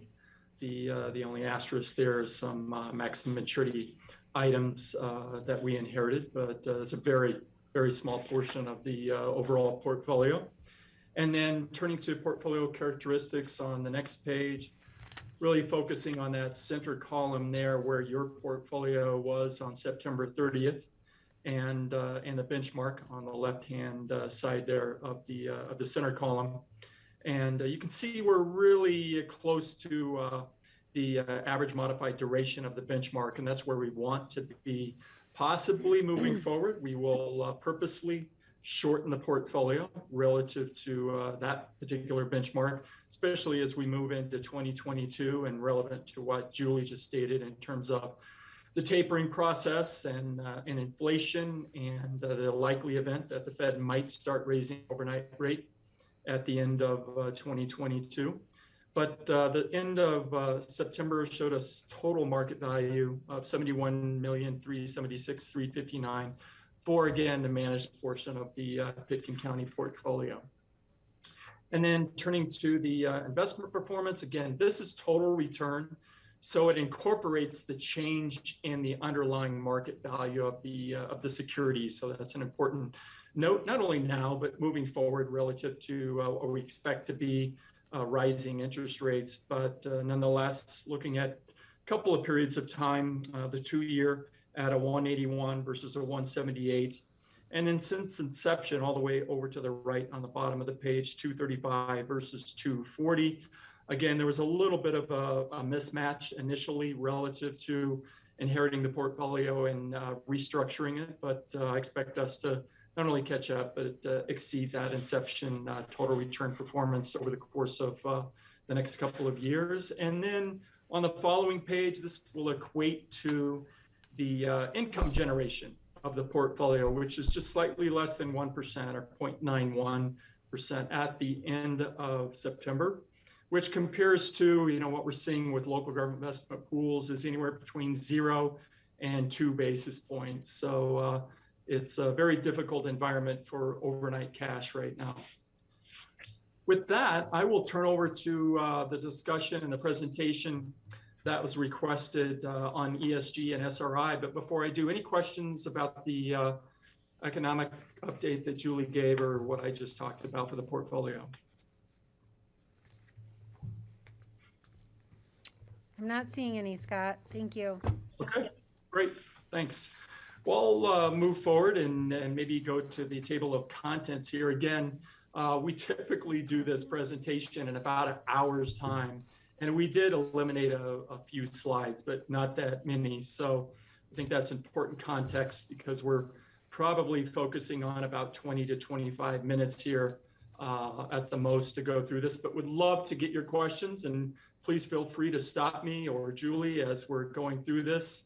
I know it's a very hot topic right now nationally with every public entity, and the amount of inquiries we're getting relative to doing an education piece for either a individual client or a national, like the CAM-sponsored events we have that are on a national basis is frequent, to put it mildly. So it's definitely a topic that's not going away, and that's good relative to the purpose of SRI and ESG. So we'll go through a brief history and evolution of SRI ESG investing, again, brief, then the difference in the terminology, some of the metrics with ESG, and then maybe more importantly, the application and examples and implementation. So to start off, again, I will be brief, but there's some interesting history relative to SRI and ESG investing. It's been around for centuries, but without going back to Greek times, let's move up to the 1960s. Really, the principles began to take shape in the 1960s. But if you look at the 1980s, that's really a crucial decade relative to moving forward with SRI and what we know today anyway is SRI and ESG investing. And a significant event that occurred in the 80s, mid-80s, 1985 to be specific, was when the students at Columbia University chained themselves and chained the doors closed to the administration building where the trustees met for the endowment. And needless to say, it was a very large endowment on a relative basis in 1985. So it could have significant effect if the trustees decided to divest out of South Africa and the policies of apartheid. And really in the beginning, they had nothing of it, meaning the trustees, but the students had it. And to say I'm giving the Reader's Digest version of this story is an understatement, but nonetheless, at the end of the day, they succeeded. And part of that was optics. Well into the sit-in, they interviewed some of the trustees, and a few of the students were fasting. And I don't think it went over too well nationally when one of the trustees was asked what the student should do moving forward, and he said, keep fasting. Not exactly the best thing relative to optics, but at the end of the day, they succeeded, and it was a significant step in the process of dismantling the practice of apartheid. So just a crucial event in the history of SRI and ESG investing. Then we move on to some other decades here, 1990s, 2000. Really the momentum gained steam in the early 2000s. And we can see a quote here at the end with the director, from the Director of Sustainability Research at Morningstar, where 2021 began where 2020 left off, with the record demand for sustainable investment options across the globe. Ironically enough, I just had a conference call with what's called Sustainalytics, and it's the arm of Morningstar that provides services for firms like ourselves when we're analyzing and considering ESG factors. But any questions relative to, I think the history of SRI and ESG is very interesting, and I'm kind of surprised when I did a lot of research into the events in 1980s that there hasn't been a movie made of that yet, but we'll see. Questions, anyone? Not seeing any. Okay. Great background. Thank you. It's really good to see this. Thanks. Sure. Yeah, so moving on, I think in section 2 here, we have really, I feel like I'm kind of stating the obvious here. SRI and ESG are confused and both consider social and environmental implications of an investment. So I think what we really want to achieve today is a greater understanding, and I think the next slide is crucial in that, relative to what is SRI and what is ESG. And I think the vast majority of public entities are really following more of an SRI approach, and that's an exclusionary screening process. For example, alcohol, tobacco, firearms. Usually they add the exploration of fossil fuels. I know, like for example, with Boulder, working with that particular city and county, we had a list of approved names, and what I just mentioned there were not even options. The difficulty bringing this closer to home in Colorado, when Julie and I were discussing this about an hour ago, is when you have AA3, AA minus limitations relative to the state statute in Colorado, there's just very few names that are relevant in terms of investing in, the Microsofts of the world, the Apples. So excluding names like Exxon and Chevron are a fairly easy decision by many public entities, not all, but by most. And so that's what we're looking at in terms of SRI. So SRI is eliminating a whole group of names because you're eliminating an industry such as firearms, also possibly the exploration of fossil fuels. You would eliminate those two names I just mentioned. So that's an important concept, because ESG is performance-based investing, or it's an inclusive evaluation process. And without even going through the points here, I'll give a rubber meets the road example, and I'll do this again as I go through this. We were asking Sustainalytics a lot of questions relative to our own process. So for example, what we do is communicate with a client to get step 1 behind us. What are the values of the public entity that we're working with? And sometimes that's a very dynamic discussion. And it's an interesting discussion, and especially when either myself or Julie or whoever's working on the account can just sit back and listen to the exchange of ideas with the commissioners or city council. And then usually, not always, but usually they can come to a conclusion relative to those values. It gets a little bit gray relative to the application of ESG and what's important there when you're making a decision in terms of. Yeah, thank you. This is fascinating and appreciate it. I'm still trying to grapple with the differences here. The question I had was, it's a changing world. Right now we have, say Shell Oil as an example, or Exxon, who are heavily fossil fuel oriented, but they're also looking at the future, and they may end up being one of the primary distributors of electrical energy for charging electric vehicles. So how nimble is a program like this? Is this reviewed annually? Would we say we're going to divest from a fossil fuel related company, but when they turn out to be the largest EV charging company, for instance, how quickly would we pick them back up? So what I'm wondering is, are we really paying attention to what's going on? And I'm not even forecasting that those companies are going to do this. I'm just using that as a for instance. Right. That is a great question. And yeah, I mean, you're getting to the brunt of the issue. And we actually just talked about an hour and a half ago, the dynamics of that. So to address your question and just go to the bottom line, a minimum, similar to your policy, a minimum of annually revisit the names on the SRI list. So you might have excluded any particular name relative to exploration of fossil fuels. So Shell, which we wouldn't invest in anyway, but let's say that, and many Colorado entities are going to, that are allowed to go to an A rating, which changes the available names dramatically versus AA3, AA-. But getting to what you're asking, it's underneath the ESG value-based investing.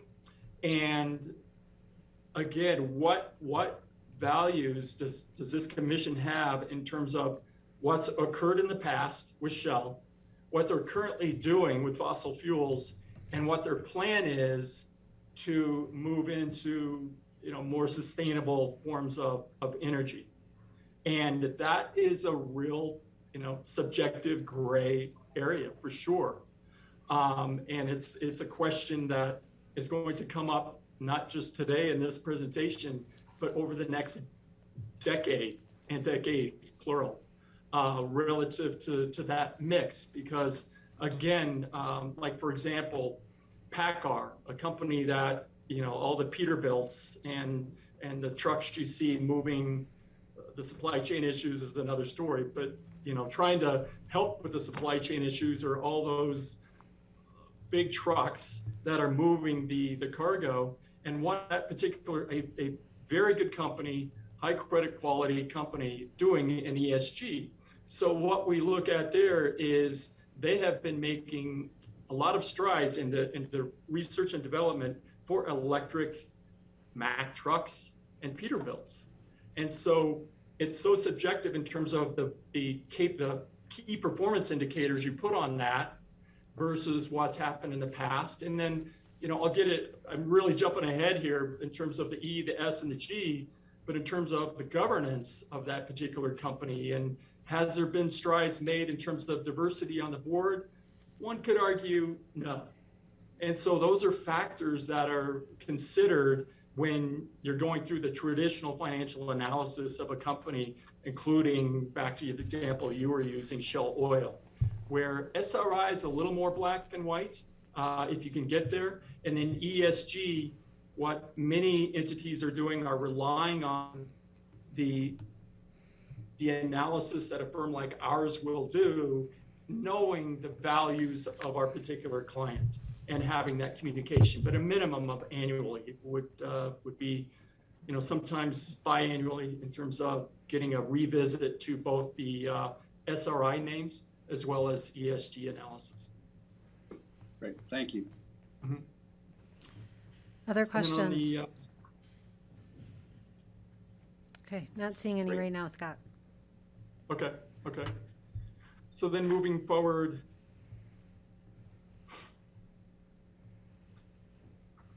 some of the ESG metrics underneath environmental, social, and governance. We've got, again, don't have a lot of time here, but I'll just focus on a few underneath each: the environmental, social, and governance, climate change and carbon emissions. In fact, I think the example I just used with PACCAR is an example of that.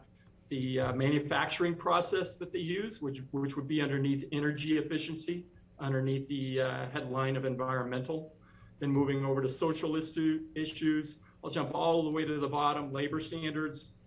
What has been their history relative to safety and working conditions in terms of a rubber meets the road example?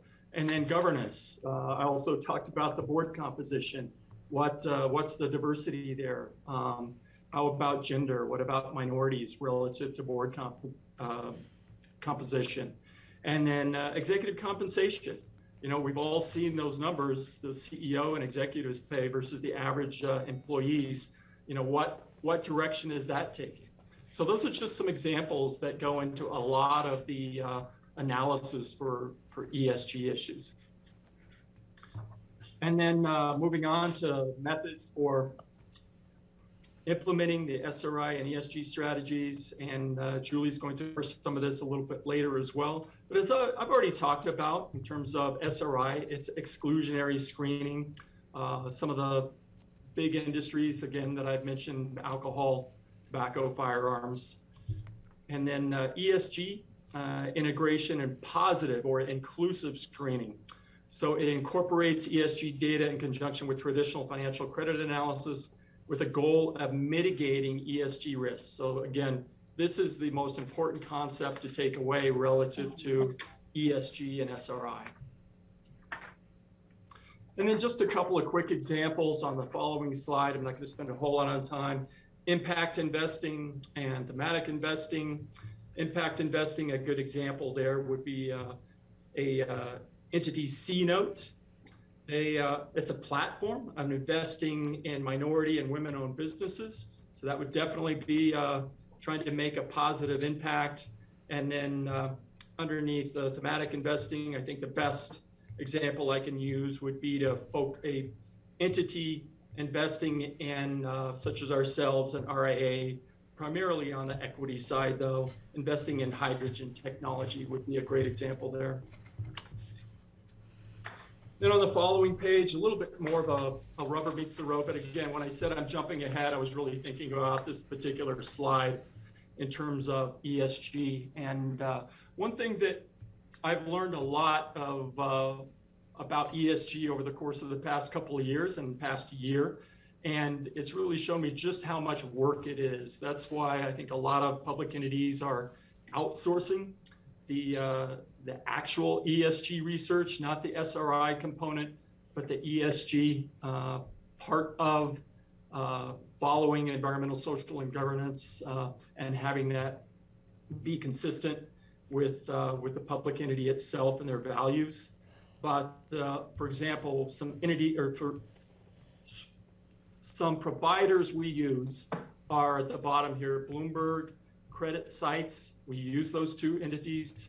Sustainalytics, we don't use yet, but we're analyzing them. MSCI, the same. We're analyzing that particular provider as well.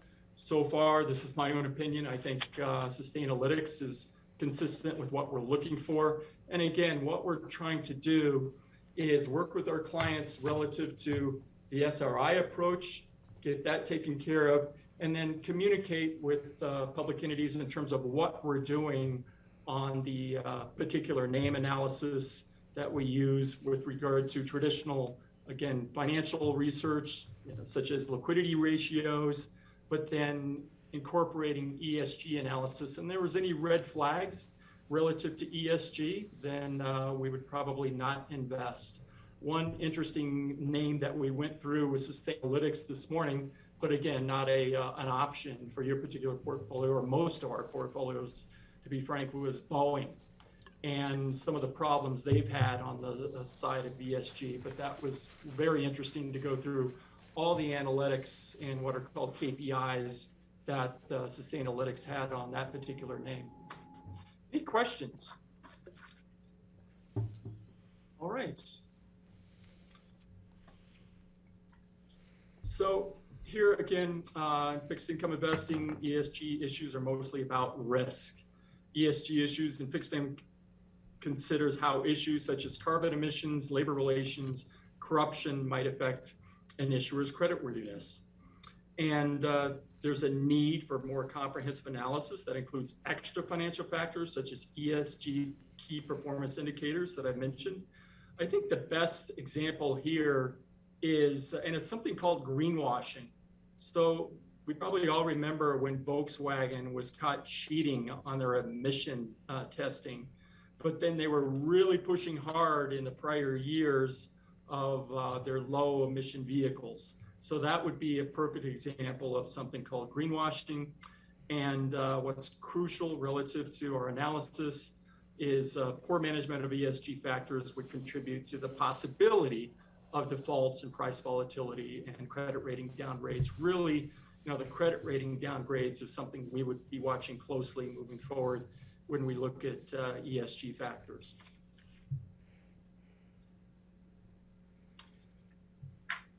Then again, there's a lot on this page that I could spend a fair amount of time on, but I'm really just going to focus on that first point, that it's a combination of fundamental relative value analysis and ESG research, and then jump all the way to the bottom.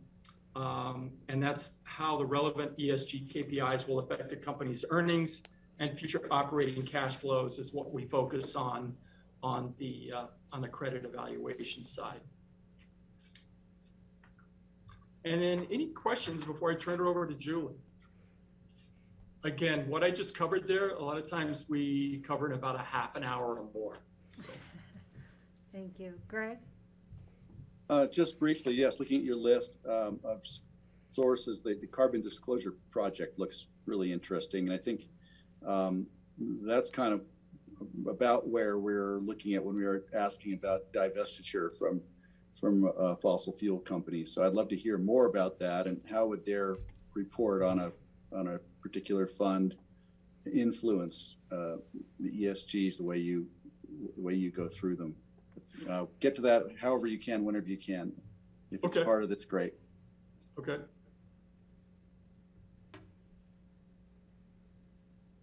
All right. Well, let's talk about how do we actually implement an ESG or an SRI or a combination type program. So just a little background. I'm not exactly sure the evolution of how all of this came to light in Pitkin County, but there's a number of ways that we've seen it show up for various entities, either initiated by an activist in the community and lobbying council or commissioners directly, could be by a board member or board members, moveon.org petitions in the community, or even by the treasurer, any number of ways. So it could be a combination of all of the above, but it is here and it is relevant. So how do we get started?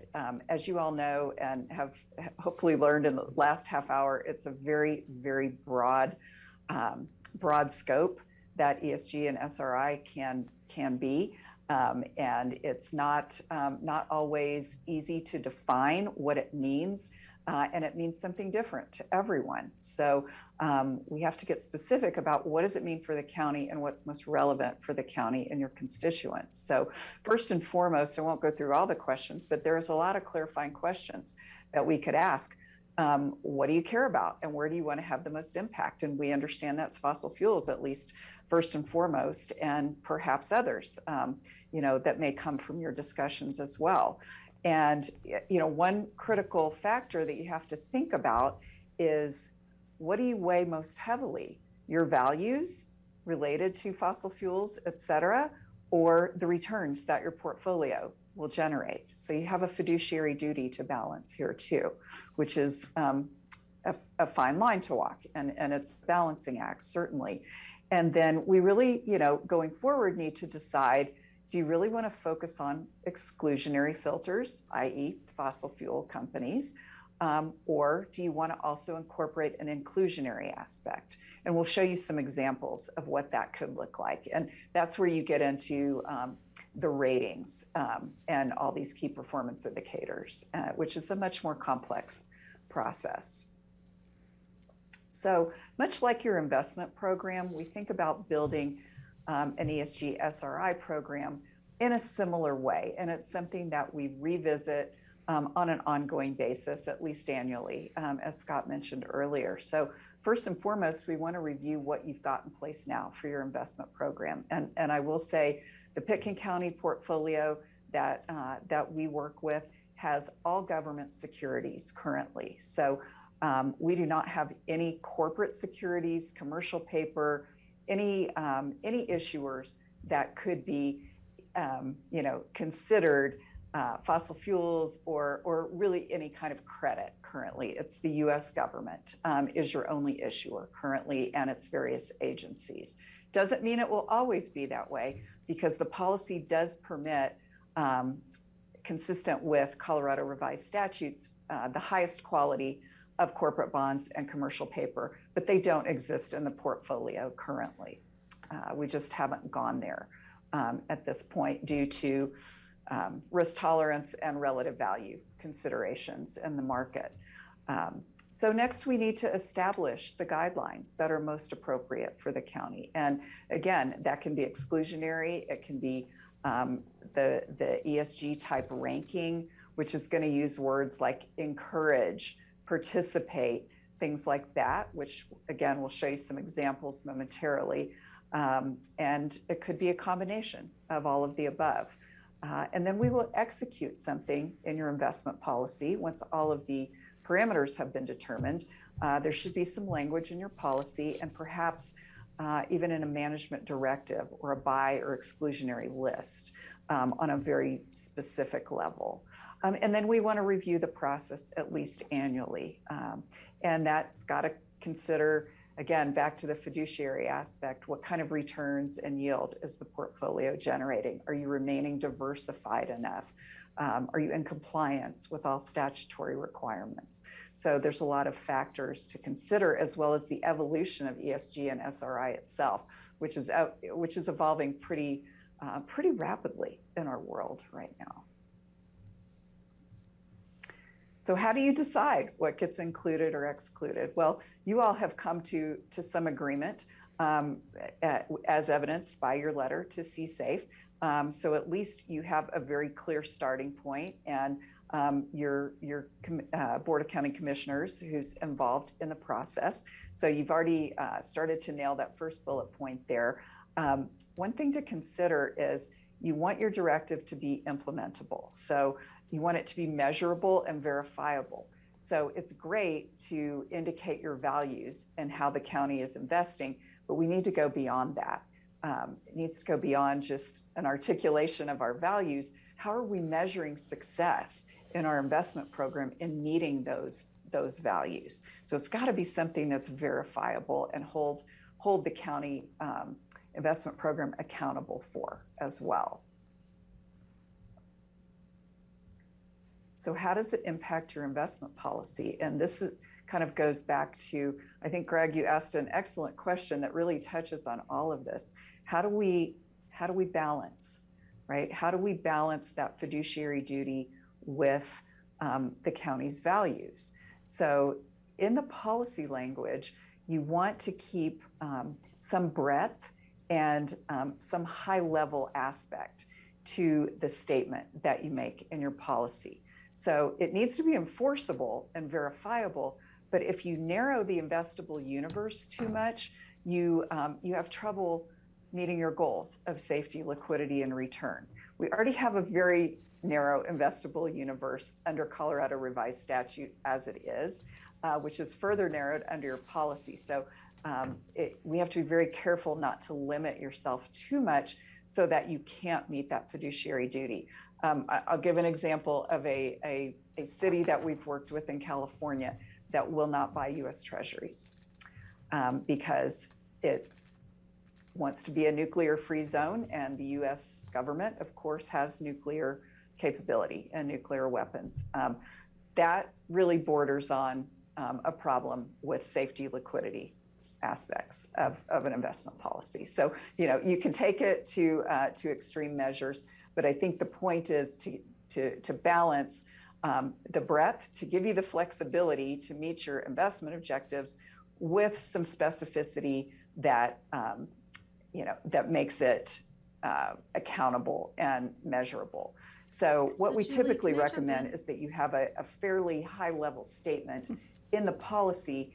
And then when you get to the detail aspect, that goes in a management directive or in a buy list or an exclusion list, which is really more for internal management purposes. Julie, can I just ask a clarifying question? Yes, of course. Okay, so when I'm thinking of this, our fiduciary duty are the investment goals that we went over in the beginning, as far as the length of time and the amount of return and the length, how quickly those turn over, right? That's what I'm thinking of in like, those are our bounds. We could set other bounds. We could say, we don't want to lose money, right? That could be a different boundary Right. that would define our fiduciary responsibility differently. Is that how I should be thinking of this when you say that? It is to some degree, and I always go back to the primary objectives of your investment policy, which is safety of principal, not losing money, first and foremost, providing for liquidity to meet the day-to-day and week-to-week needs of the county, and then return, which is the third priority, commensurate with the first two. So I always kind of go back to the objectives primarily when we think about fiduciary duty, but it's also to manage the policy to meet those objectives, or to manage the program, I should say, to meet the objectives of the policy. And what you're talking about are the very specific parameters of the investment policy, which could be expanded to include ESG or SRI factors. But the fiduciary duty is to protect the funds and maintain the liquidity of the funds, followed by that yield or return. Okay, thank you. Any other questions before we continue? I don't see any. Okay, all right, very good. So we wanted to provide some examples of what various entities are using in their policies and in their directives. So this first example here at the top is focused on ESG. And I'll point out, as you take a look at it, first and foremost, it talks about the objectives of the policy and that fiduciary duty. So first and foremost, we have to meet the objectives outlined by state law, by the policy. Once those are met and all else equal, so it starts out with that fiduciary duty piece, then we can talk about how we want to manage the social and environmental concerns. And then we have this positive statement here: investments are encouraged. So this encouraged language you'll see a lot. Investments are encouraged in entities that support the values of this entity: equality of rights, environmentally sound and fair labor practices. So it's pretty specific, but it's pretty broad. I mean, a lot of things can fall under those categories. So that's an ESG example. Example number two is a combination. As we mentioned earlier, you can combine the two, ESG and SRI. So the first part of the statement basically says what that first example said on the ESG front. And then there's an exclusionary statement. Investments are prohibited in entities that receive a significant portion of their revenues from tobacco, fossil fuels, firearms, weapons. So this one incorporates both concepts. So we really like this concept of both. So we thought this might be something that the county might consider, utilizing something like this going forward. And then we'll show you a couple of others. Example 3. So this gets even more specific. So this one talks about, and this gets back to Greg, the point you made earlier, This gets very specific. No investment to be made in a company that receives more than 51% of gross revenues from the production of cigarettes, alcohol, gambling, in the coal industry. So, maybe at some point Exxon is, 50% sustainable energy and 50% traditional fossil fuels. So this puts a number on it, a very specific 51%, the majority of their business. And then it also references this Bloomberg Industrial Classification System, which is, in this case, the coal industry. So again, it can get very specific. And then the last example, example number 4, actually references a buy list or exclusionary list. It references the current list of approved names, directs the investment advisor to specifically exclude the following names, et cetera. So this is not a policy parameter. This would be in a staff document to actually manage the portfolio with. So just some examples and things to think about as we move forward with the program here. So back to our discussion of fiduciary duty, I think we've really already talked about this. It's really that fine line. And, I think it's been quite the evolution in the industry. Early on in ESG, SRI, it was considered that you were sacrificing returns by implementing an ESG SRI program. And that's really come full circle. In today's world, it's really viewed as the opposite. A lot of the companies that provide the best returns also have high ESG scores. And you're almost considered not doing your fiduciary duty by ignoring this. So it's really come full circle, and it's that balancing act to not be too exclusionary, but be accountable for what you put in place. All right, I see a question from Greg. Yes. Great. Yeah, thank you. This actually, spurs a lot of other conversation I'm sure we'll have. The examples are great. I would love it if you could circle back just specifically with our CSAFE letter. It looks as if we have requested that they divest from fossil fuels, and they wrote back and said, well, no, we're not going to do that. Which is what the impression I get. So right. Where are we now? We're not really in example 4 where we say, well, okay, then we're, do we have an alternative to CSAFE, and is that an option? Is it even something we could do? Those are the questions I have, and I don't know if this is the appropriate time for them, but I wanted to pull them out. Thanks. Sure.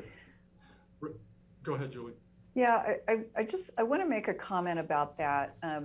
Typically, and it depends on how far you want to take it. I mean, we've seen Boulder, for example, take this to the nth degree with their banking relationships. A lot of entities, when they build in language into their policy and their internal documents, are really focused on what you're buying directly. So, for example, in the portfolio that we manage for the county, specific securities that you would own and buy directly, not necessarily indirectly owned by a CSAFE or a Cala Trust, because you really have very little influence over that, little to none, obviously. And if you take it to that degree, if you're going to look at your banking relationships, it's very difficult to monitor and very difficult, impossible to control the far-flung subsidiaries of any large bank and what they are investing in and who they're loaning money to. So given the county size, it's going to be really difficult to find a banking relationship that's going to meet every requirement. So you might want to think about, what do you directly have influence over, and can you control directly versus through a fund or a pool or a banking relationship, because you're going to really limit yourself if you go that direction. CSAFE, Cala Trust, CSIP, all of your local government investment pools invest heavily in credit instruments. And inevitably something is going to show up that you may not like. The way to get around that is to invest in government-only money market funds, or like Colatrust has a government-only investment pool. The problem is, in this environment, none of them earn anything. But in a more normal environment, you're going to earn a lot more in a pool that invests in credit instruments. So you are sacrificing some yield there. So Scott, I'll let you pick up where I left off. Thanks for here. that. I appreciate that. I just wanted to say the last question I'd have in regard to this, I don't want to press the point too much, it only would be, do pools exist that actually share our values? Like, is Boulder moving and investing in a pool that would share its values more closely? And is that an option that we might consider looking at, somewhere out there? Thanks. Yeah, I would reiterate exactly what Julie said. In fact, that's almost word for word. I was going to answer the question, so no, Julie, I have nothing to add. We spend way too much time working together. Exactly.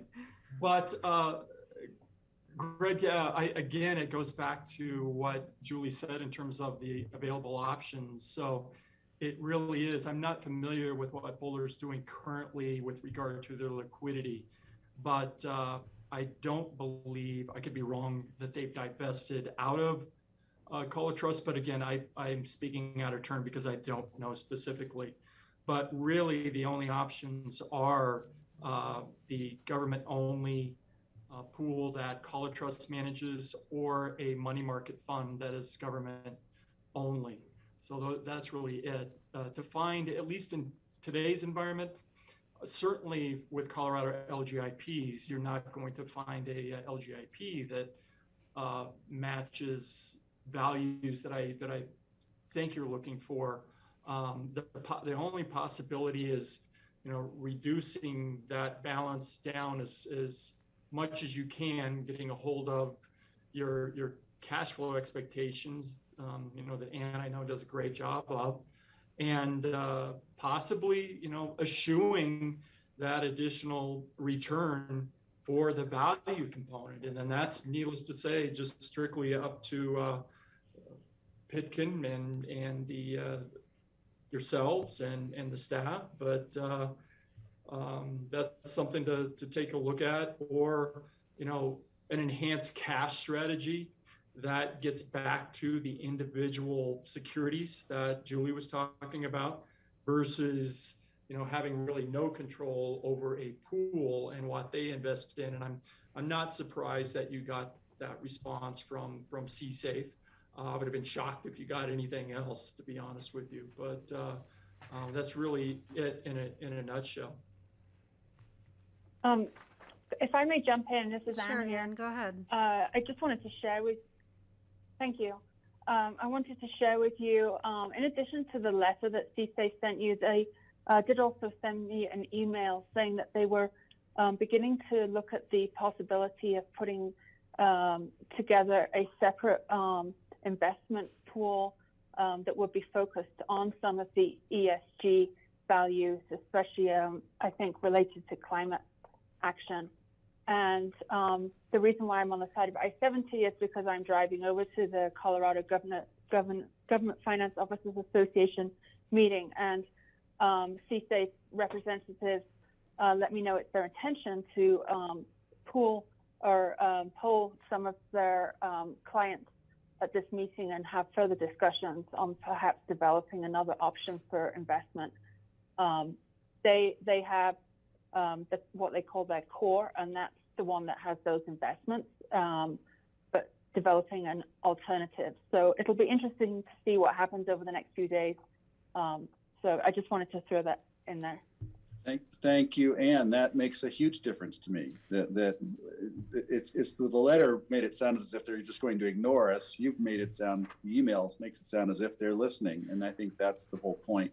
So thank you. Well, and I want to jump in a little, Greg, because I feel like the Board of Trustees are like represented from, what we would consider friendly communities. I mean, Jefferson County, Larimer, City of Golden, like these are at least folks that are working in governments that we have good relationships with. So I'm wondering if there's like a backward angle that we can also take to like press on that suggestion. And so I'm curious, I'd be very curious, Anne, about your report out on those conversations.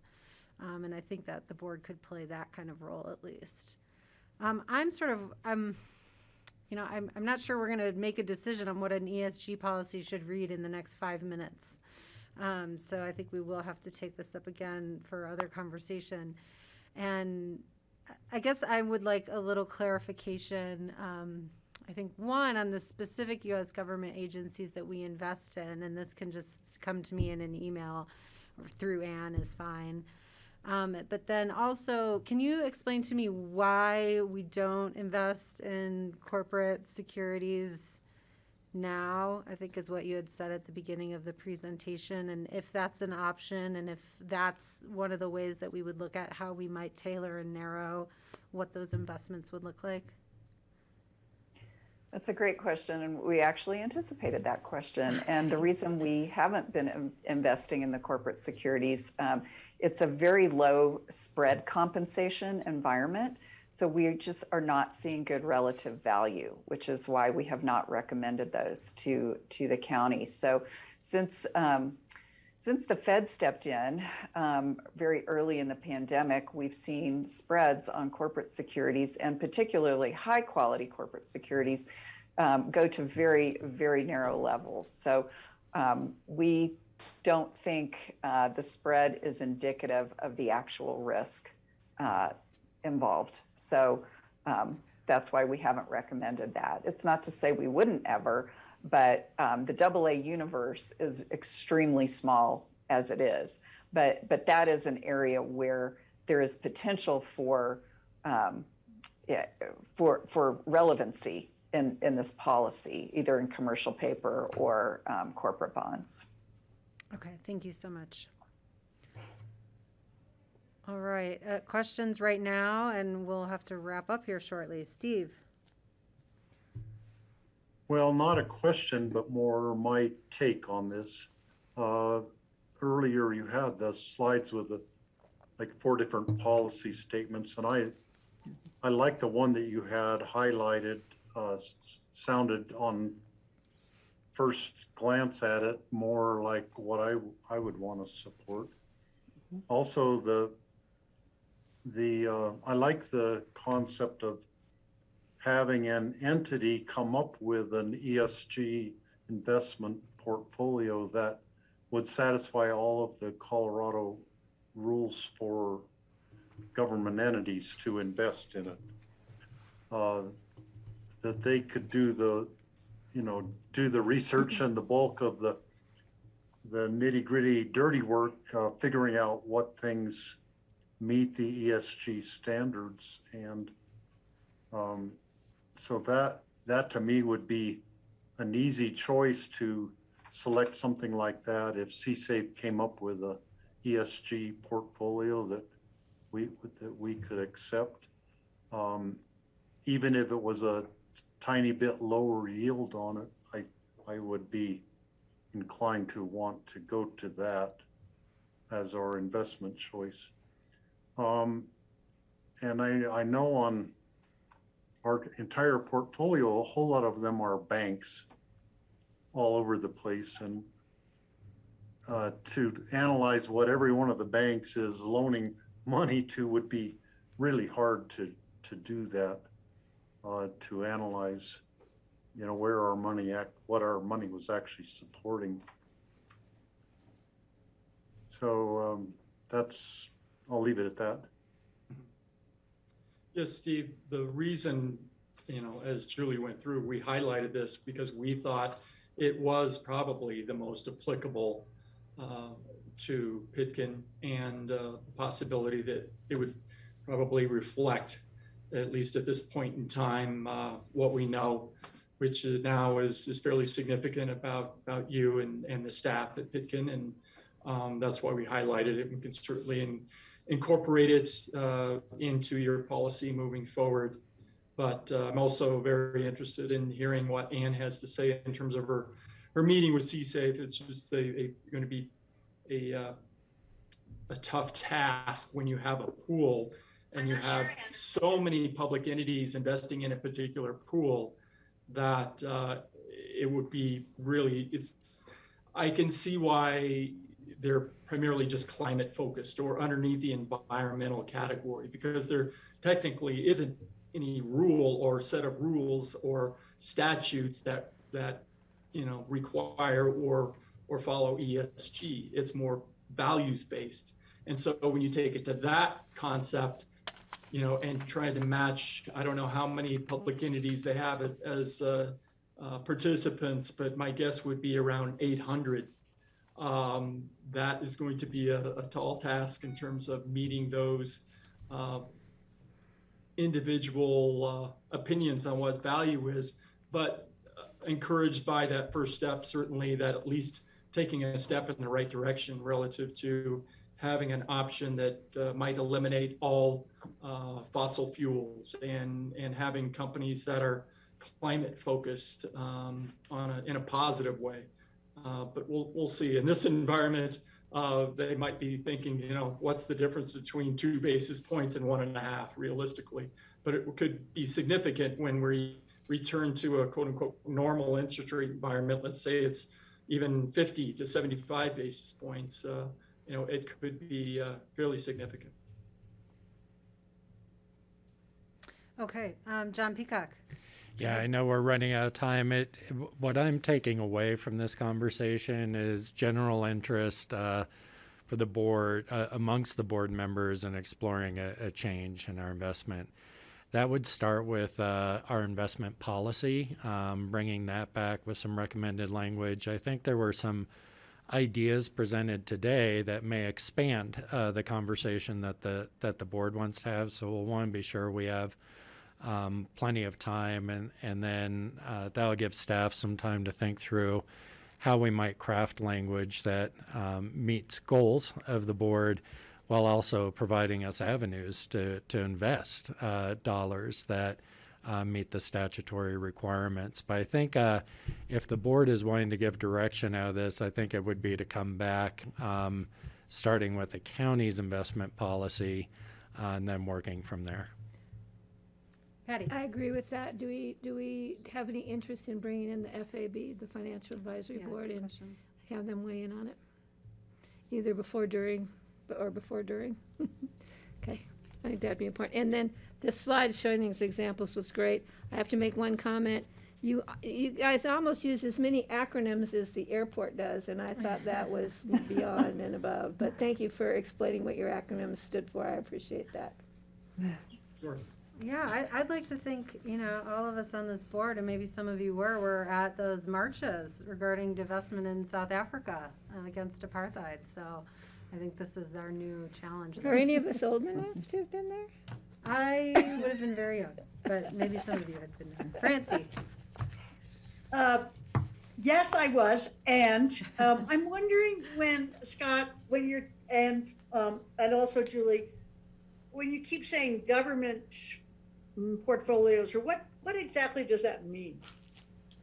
Sure, it just means the public sector in general. For example, I started out my career at a firm called PIMCO, and it was a much different paradigm when we're looking at pension monies for corporations like 3M, for example, and that was my role. And the investment parameters going even possibly below investment grade relative to the universe of which to invest is significantly different than a public entity that, first and foremost takes into consideration the state's codes or statutes in which they can invest, and then also their own policies, which sometimes limits it even further. So there's an important distinction, especially when it comes to this topic of ESG. Again, I'm hesitant to use the acronyms based on what was just said, but that's why I paused there. But environmental social governance policies, it means two different things relative to a corporation versus an investing institutional funds, for example, for a corporation and equities and even fixed income than it means for strictly fixed income, typically very high quality. It changes the dynamics dramatically. So that's why we keep saying governmental. Okay, but then you also said that you didn't have corporate, what, investments were not a part of our portfolio? They could be, but they aren't right now. And Julie talked about the very narrow spread levels. So AA3, AA minus has to be the minimum rating in Colorado for a corporate name. And like, for example, a Microsoft or an Apple, if Apple comes to the market and we're interested and they're showing, initial spread levels, and it's just, for lack of a better term, a feeding frenzy because it's such a desired name. And you get to a spread level that is so narrow above the risk-free rate, which is treasuries, that we get to a point where, you know what, it's just not worth it. So we don't buy Apple, to give you a rubber meets the road example. And that's the case for many Colorado public entities. A lot of states do go down to single A, or if you're home rule in Colorado, many home rule entities have moved the AA3, AA minus down to single A. Some have, it's probably more accurate, but which opens the door to some more names. But that's why we haven't invested in any corporate names. Okay, thank you. Mm-hmm. And just to expand on that, I think what a couple of you have asked is what are we invested in when we say a government-only portfolio? So U.S. Treasuries primarily, and the agencies that we're invested in are Fannie Mae, Freddie Mac, Farm Credit Bureau, and Federal Home Loan Bank. Yeah, the primary, as Julie just talked about, the primary tools we're using to try and add value to your portfolio, besides staying disciplined with your strategy, is duration and your portfolio structure. That's what we're looking at to the nth degree to add value versus the benchmark. Okay, thanks so much. Okay, any last minute questions, comments? John has articulated the path forward for next steps. That all sounds good. Only thank you. Yeah. First. Yeah, thank you so much. I understand it more every time I see you. Thank you. Good, good. It's our pleasure. Thanks, guys. Okay, folks. Board members, we do have a little bit of a break scheduled. And I don't see all of our team back, so why don't we just take about a 5-minute break and we'll come back ready to start right at 2:15. Okay, thank you.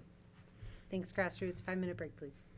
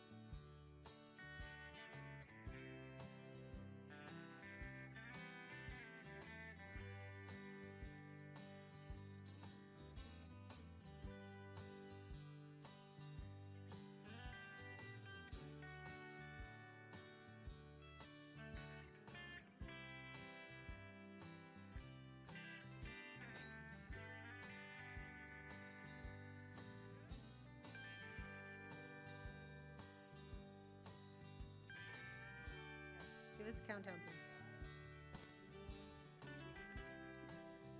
Okay, welcome back to the Pickens County Board of County Commissioners work session on Tuesday, November 16th. We just had a brief break and we're going to pick up on our prosperous economy proposed budget for the Pickens County 2022 budget. We'll turn it back over to Connie.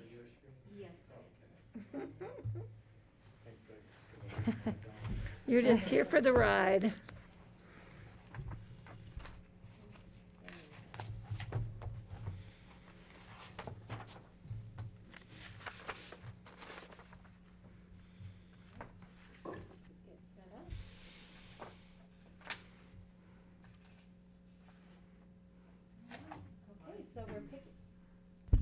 Thank you. Okay, we're picking up now with the County Manager's Office and Board of County Commissioners budgets. All right, and I will try and move quickly through this. John Peacock, County Manager. The County Manager's Office works directly for the Board of County Commissioners. We're responsible for implementing the policies of the board and ensuring that the organization is aligned with the policies of the board. Some emerging trends and issues that we're focused on going into this budget season. And I guess we should have had re-emerging issues on there because COVID is still hanging in there with us and driving some uncertainty about our moving forward from a all virtual environment to a hybrid environment. Frankly, if you would have asked me probably even 3 months ago, I thought we'd probably all be back in person by now, but that is not the way that the pandemic is going. So we'll continue to focus on that. We have been and will continue to do a lot of work around records management and continuity across the organization. Transitioning of the statutory responsibilities to new clerk to the board, which is in the board's budget. We do not have a housing department or single area, and so housing policy has really centered in our department, both for the organization as well as projects that we do across the valley. And then, of course, wildfire and emergency response, all things we've been talking about.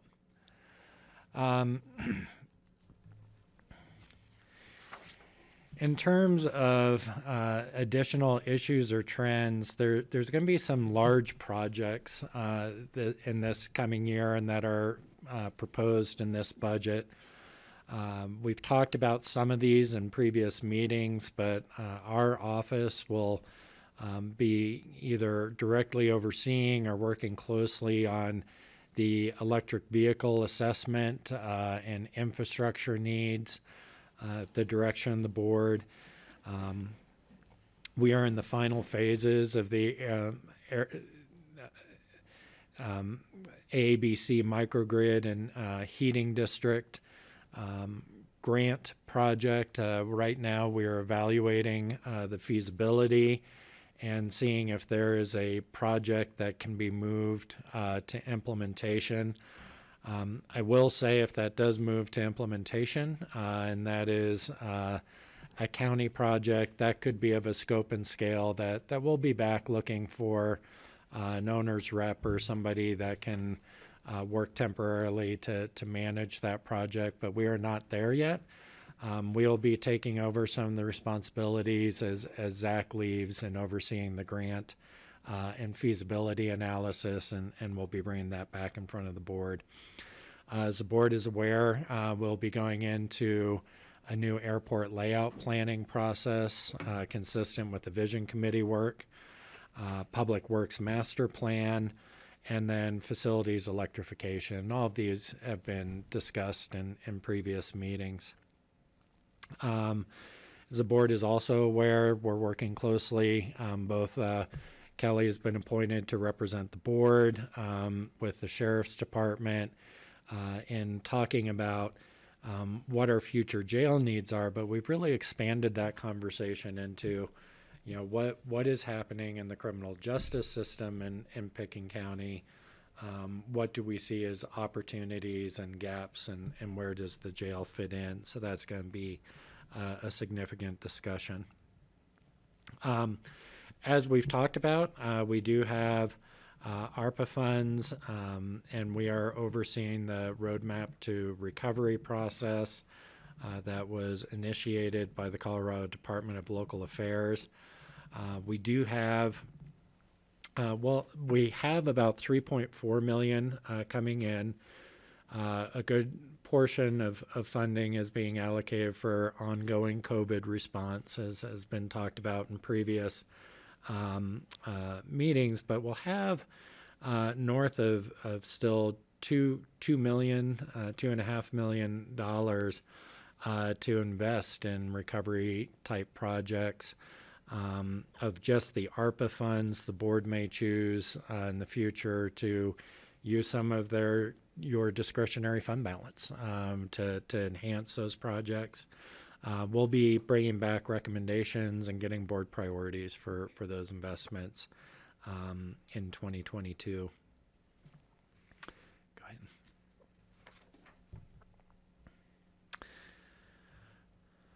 As the board's aware, we did add community resiliency and clerk to the board mid-year 2021. We are working on COVID recovery. That is really going to focus, and that resiliency position is, no surprise to anyone, going to be focused on housing, regionalism. One of the things that's come out in our discussions that we need to wrestle with a little bit is coping with the stress of COVID at all levels of our community, our line employees, leadership, all across. We're definitely seeing some traumatic response, frankly, to dealing with a pandemic. We're working to coordinate with chambers and tracking federal funding opportunities, of which a number have emerged and continue to emerge. We do, in the proposed budget, have $100,000 set aside. We had originally thought it'd be for potential housing studies and such as we got into workforce resiliency. We may propose, depending on where the roadmap comes out, repurposing those dollars, but just know that there's a $100,000 pot. We wanted to make sure that there was going to be funding available as we got into the roadmap to recovery, as well as for this resiliency position. We have $250,000 budgeted for emergency response, and we several years ago broadened this. That proved to be a pretty good decision because it allowed us to we've dipped into those funds when we had the gas outage and the mobilization there, when we had our initial responses to COVID, so on and so forth. We had started that fund out several years ago now at $100,000. I think it may have even been $50,000. We've grown that as we've basically dealt with more and more emergencies and understood the potential cost of a very nimble and quick initial response. We've always kept a pool for strategic initiatives. That provides an opportunity to come back to the board again for unexpected opportunities that may emerge that are aligned with our strategic plan. We have I don't think more recently we had not been using all of that. That has been carrying over. But we find that it's useful, particularly if there's an opportunity that either staff sees or the board sees without having to do a budget supplemental, again, to be nimble. As we've talked about, there's $100,000 in this year's budget. We've budgeted this out for 2 years, anticipating partnerships with the Forest Service on wildfire mitigation projects. So we outlined some for the board and more the Crystal River Valley.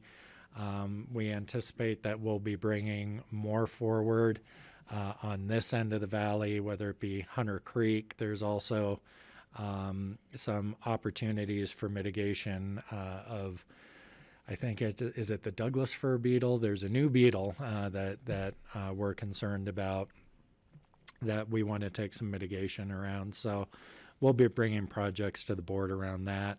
Can I just ask real quick, is there any opportunity for partners on that? Since when we protect the WUI, we're protecting the city of Aspen or Snowmass Village or, Yeah, it'd be nice if we had partnerships on that. So, I mean, we're in it together, so we might as well be funding it together. Yeah, absolutely. So historically, Hunter Creek, we took lead on, but we did a partnership with the city of Aspen. In the case of the bark beetle, the city of Aspen's actually taking lead on that and asking us to the table. Yeah, well, So, let's just make sure we're yeah. not being, crossing over, that we're working together on these projects. And I thought, I know it was, ACES was really involved too with That's correct, Hunter yeah. Creek, so I didn't know how much the city was involved, but I think that's key. If they're gonna be spending money, we might as well get a bigger bang for our buck by doing it together. We should flag that for our next joint City meeting, council because we meeting, did- John, I mean, it's our next 'cause meeting. I feel like we had that meeting where we heard from the Forest Service, and then we've both been on different, like, separate tracks. That's a good that idea, maybe we because I can know bring the back city's together. looking at it, so let's look at it together, so we can add that to our agenda. I'm gonna have to get a notebook. I'm keeping track. Okay. Yeah. You're gonna pass it off to me with great pleasure, are you? Yes. Public Works Master Plan, I think we've already talked about in a previous, there'll be, we anticipate there'll be 100,000, 75,000 out of the general fund, 25,000 out of the airport. The facilities electrification, that will show up in the capital improvements plan that will be managed out of our office. We have gotten bids back on that, so that 200,000 we believe will cover that. And then we do have 75,000 that's carried over that we can use if we get into jail outreach and analysis and that sort of thing. Question, where are we at in Yeah. filling the community resiliency position? We are, I don't know if Kara is on, but she is still working on finalizing the job description to post, so. All right, great. Yeah, Thank we're you. working on that. And that is all I have for the county manager's budget. We do have community relations coming next, which is related. Questions for John? Yeah, I have one. Yeah, Patty, sorry, go ahead. On the budget, which is on the county manager proposed budget, there's about a little less than $500,000 increase in proposed budget for personnel. Is that part of it, is the accounting now that we're bringing monies back? Exactly. We're bringing it back into each department and then it's going out, okay, just want to make sure we Yes, that's correct. weren't paying you a lot more money that we didn't know about. Not that I'm aware of, Patty, but that's definitely something you all get to decide. Okay, all right, thank you. Yeah, we're gonna no, do that's that a early change in the year, accounting. John. Okay, Yeah. thank you. Yeah, we were charging portions, I think, of my salary and Rich's salary. And Yeah, such now for- it's back in. And Phyllis, And and Phyllis, yeah. Kara, and with Public Health and Airport, yeah. Kelly, Yes, Greg. great. I think John and Connie, I think it's really important to underscore those points yet again, because to the eye that just skips across a budget like this, having been digging in, I understand where we are now, but at first glance, it looks like we have double-digit inflation in salaries and expenses, and it's actually, it made my heart, palpitate when I first saw this. So I'm going to suggest that it really couldn't hurt to make sure that we have some really good messaging on just how this came about, because at first glance, as I said, it makes you pause, makes you swallow hard to see this. And so I'm just getting comfortable now, but I'm still, I'd love to see what it would look like had we not shifted all those positions around. I'm a little bit lost. So anything you can do to assuage my concern or my fear, and maybe Patty's and maybe the public if they're watching, I think it's really important to get the messaging right on this. Thanks. And some big percentage increases I see here and there, and decreases on this page in particular. Steve?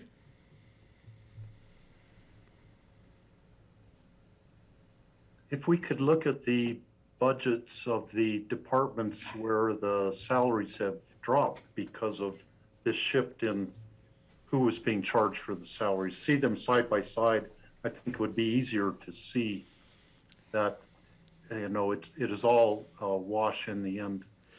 Thanks, Yes, and- Steve. That's what I would have said had I thought to say it so eloquently.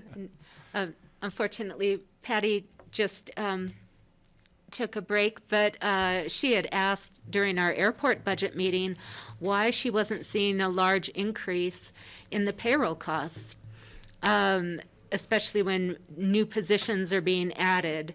And part of that is due to exactly this shift, is that some of the costs that were previously in the airport directly in their salaries and benefits are now being moved back to the departments for those employees in HR and in the manager's office, in the attorney's office, and the same thing in public health.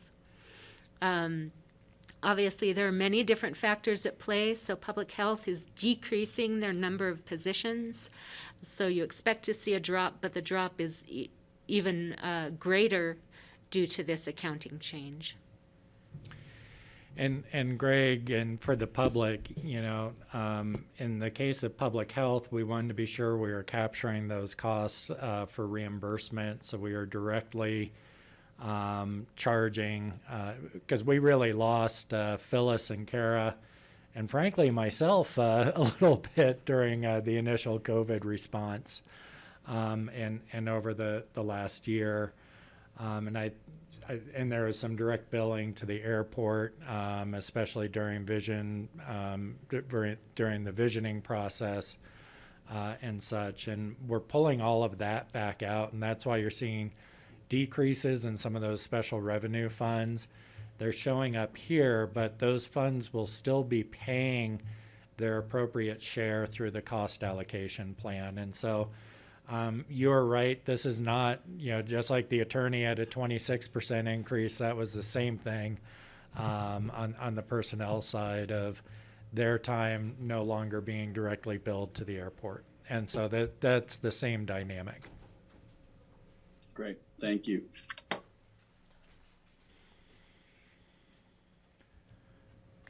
And that's all I have on the manager's budget, unless there are more questions. Hey, and then Go ahead, yeah. community relations. Many of the sections of their budget are not increasing very much.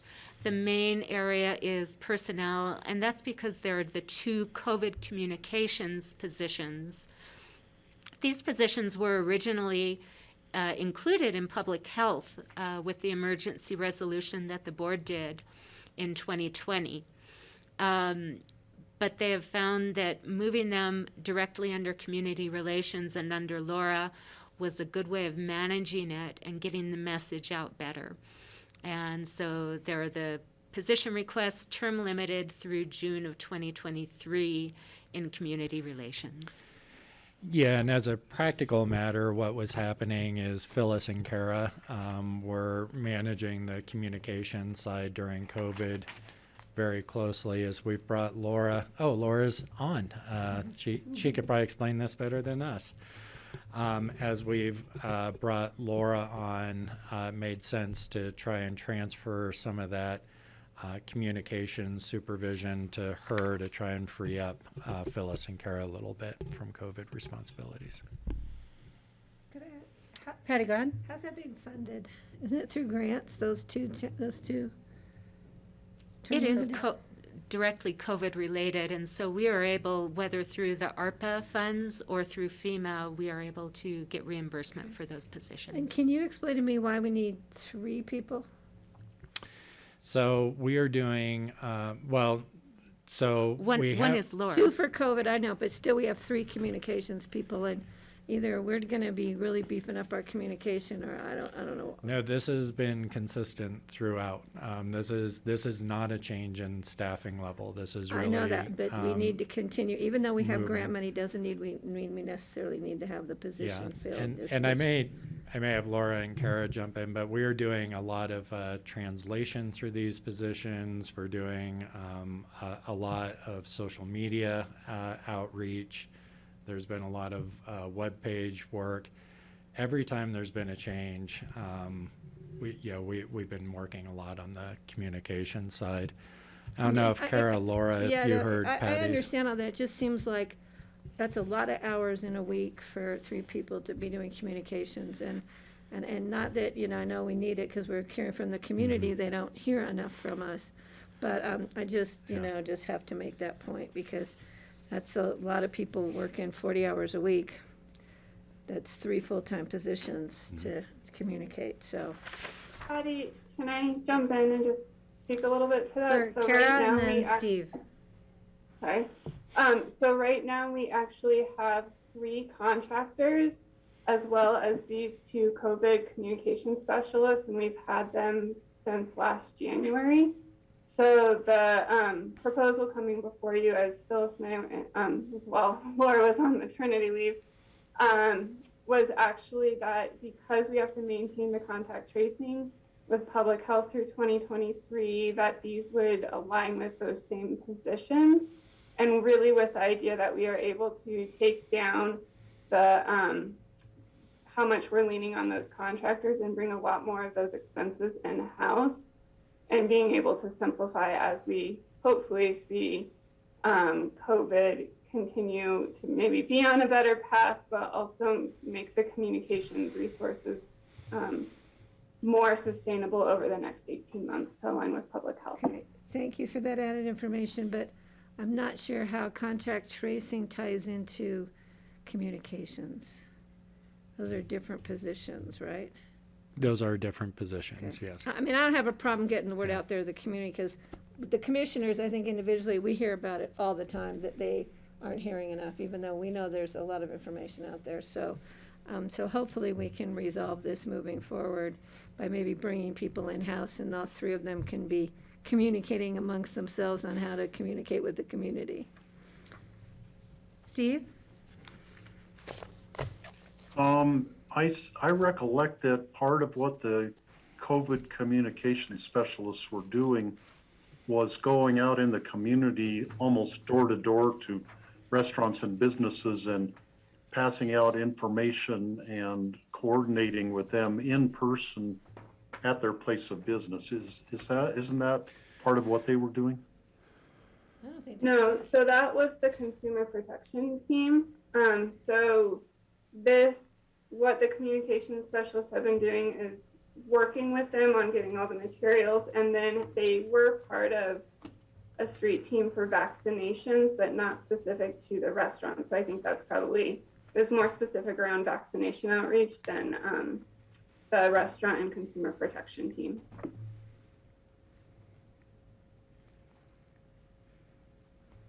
All right, I would like Kara and Phyllis back full-time in the manager's office so they can work on Phillips and childcare and other things. In the office, you heard that part. In the office. All right. Other questions on the community relations budget? All right, we're going to be done at 3 o'clock at the rate we're going. Okay. Okay, next is the Board of County Commissioners budget. And you will see there is an increase in the personnel line. That's because mid-year 2021, the clerk to the board position was added, and that it falls within the BOCC budget. You'll see a fairly sharp decrease in the professional and technical services line. And this is affected by the Board of Equalization, which is cyclical. Every other year, there's a large increase and then a large decrease in the costs. And then other expenditures includes our in-kind rent. And in-kind rent is also then equal amount in the revenue for the BOCC budget. And so the increase, the 9% there, is just changes in the different leases for the in-kind rent and the value that we are considering for that rent-free that the commissioners are giving to the different entities. Does the board have any questions on this budget?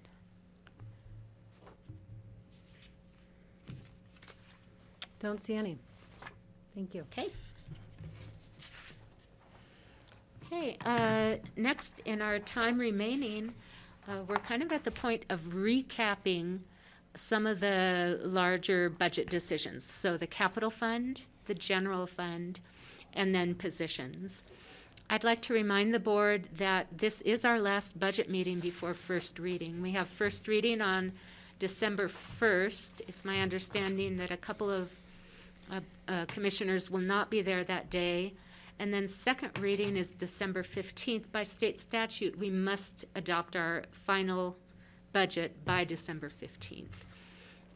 So depending on our conversations today, if the board needs extra work time between first and second reading, we'll need to see if we could schedule something on December 7th.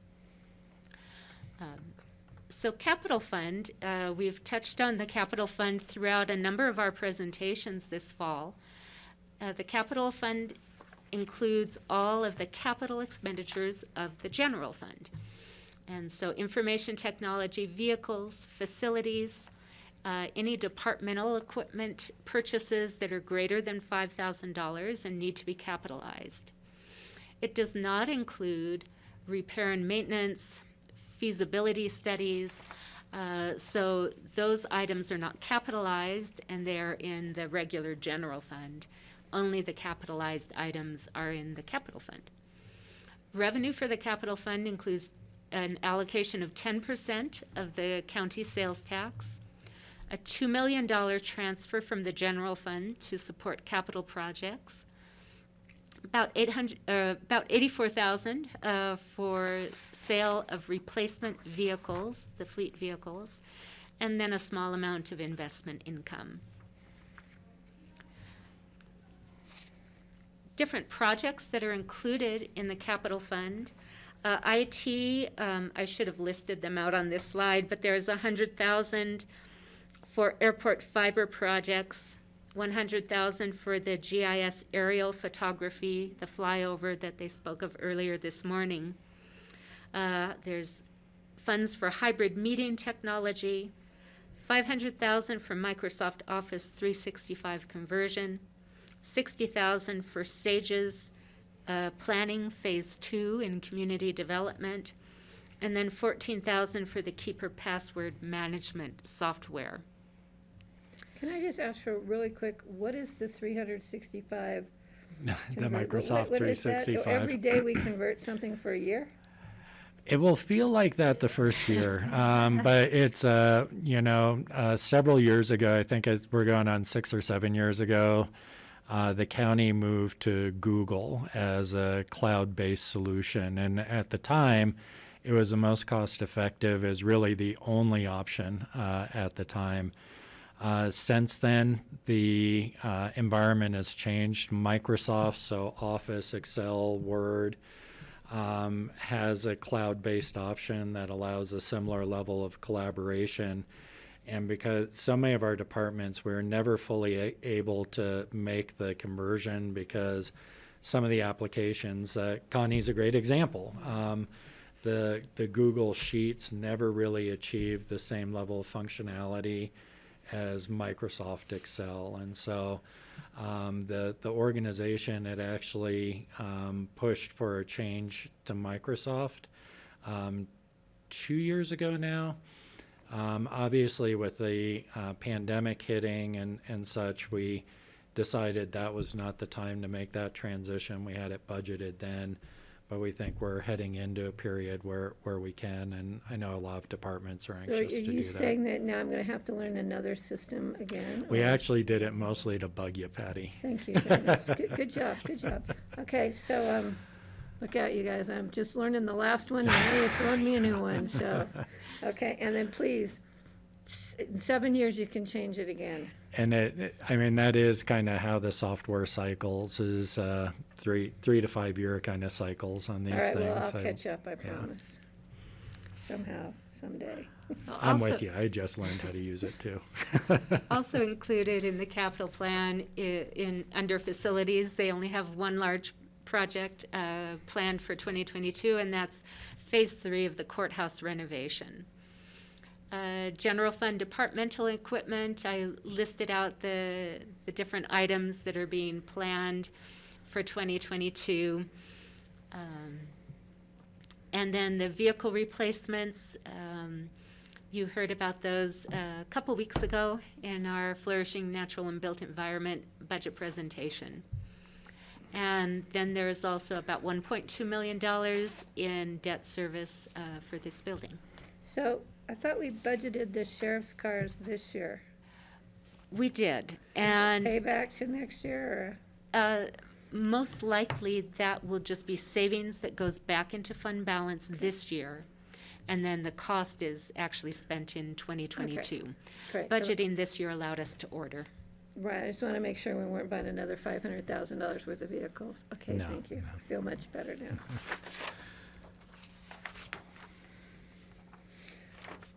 Okay, so this is the whole capital fund. I've walked you through the different items. We do have some fund balance in the capital fund. It is sustained by transfers from surplus general fund. And this would be our decision point on the capital fund. Questions, comments? I have a question. John, given our deep dive that we are embarking on regarding the jail and our justice programs, is there any effect on the courthouse for those types of programs? Like would we make space decisions differently if we're looking at diversion programs, for example? Not necessarily in the courthouse. That's pretty well allocated at this point. And the goal there was to get an additional courtroom. There's some office space there, so I wouldn't anticipate that would change. There could be, depending on what the final decision or what a final project looks like, by the board, there could be some changes based on how folks are transported and held for the courts that we haven't anticipated yet. But on the big swaths of what we are proposing for the redo of the courthouse, no, we're really focused on the courtroom space right now. Okay. Steve?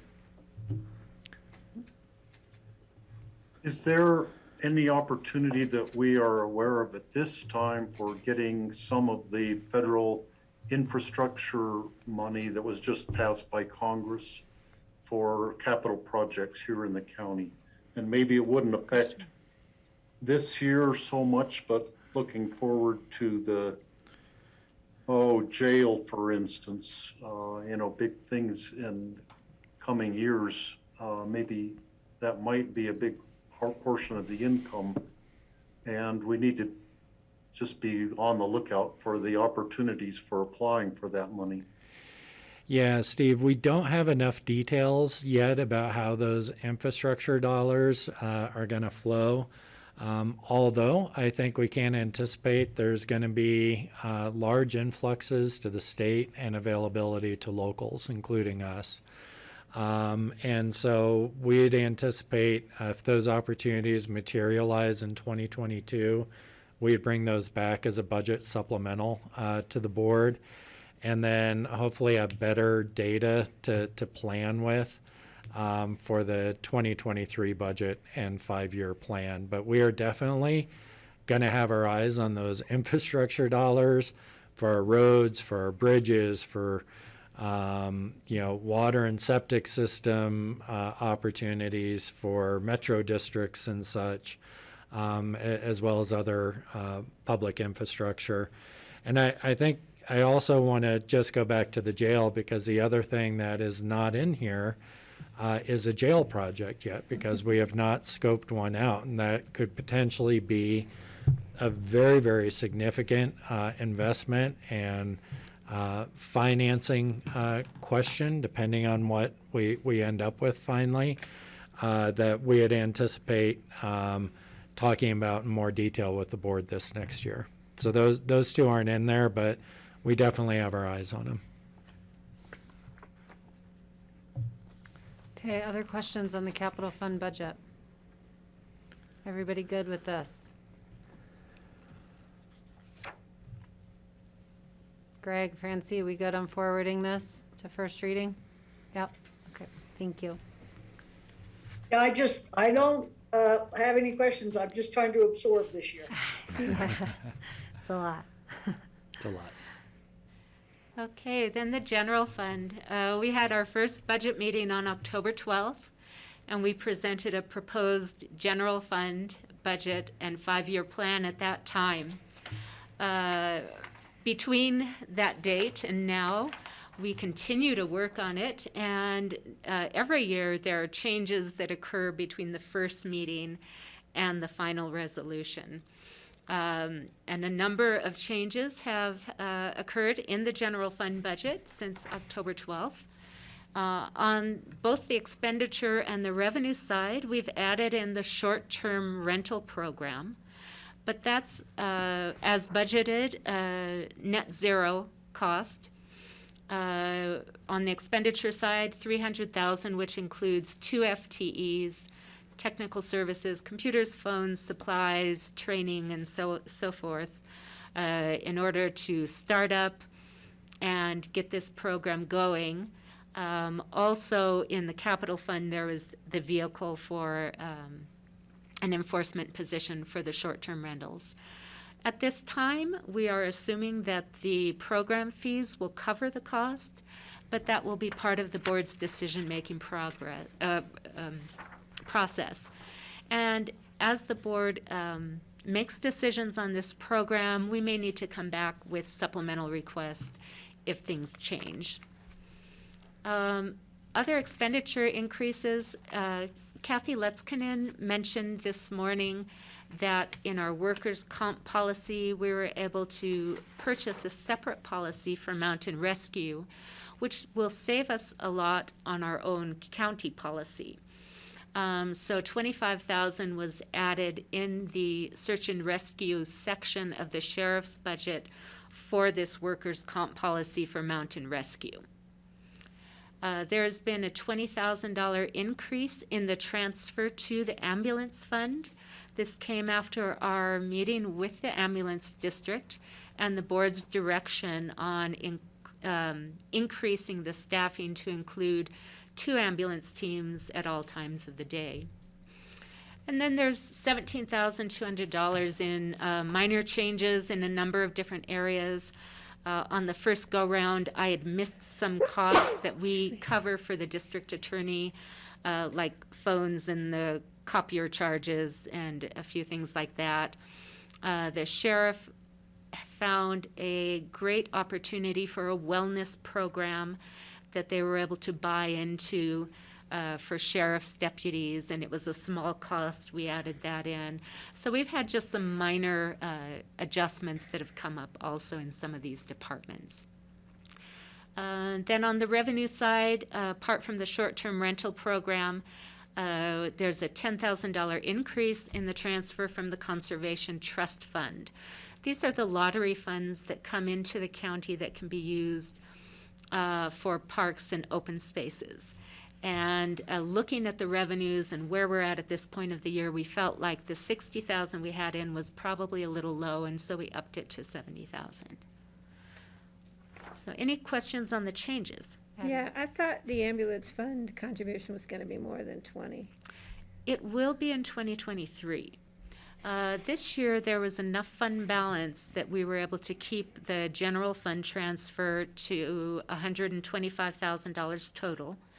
But next year it will be So this more. 20 just topped it off? Yes, Okay. that's correct. Just wanna make sure we don't want those guys to be short. Other questions on the Thank you. changes? Okay, so in summary, on the revenue for the general fund, we're proposing a total revenue of $41.9 million. Property taxes are the largest part of that revenue at $8.5 million, and property taxes are also our most stable revenue source. Sales tax is next. About 19% or $7.7 million is the general fund portion. That's 59% of our total sales tax from the 2% tax.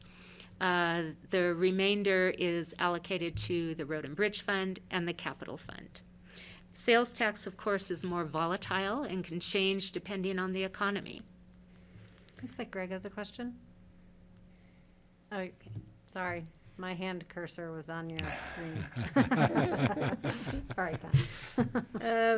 The third largest source of revenue for the general fund is indirect revenues. This is where you see the cost allocation plan change that we've talked about.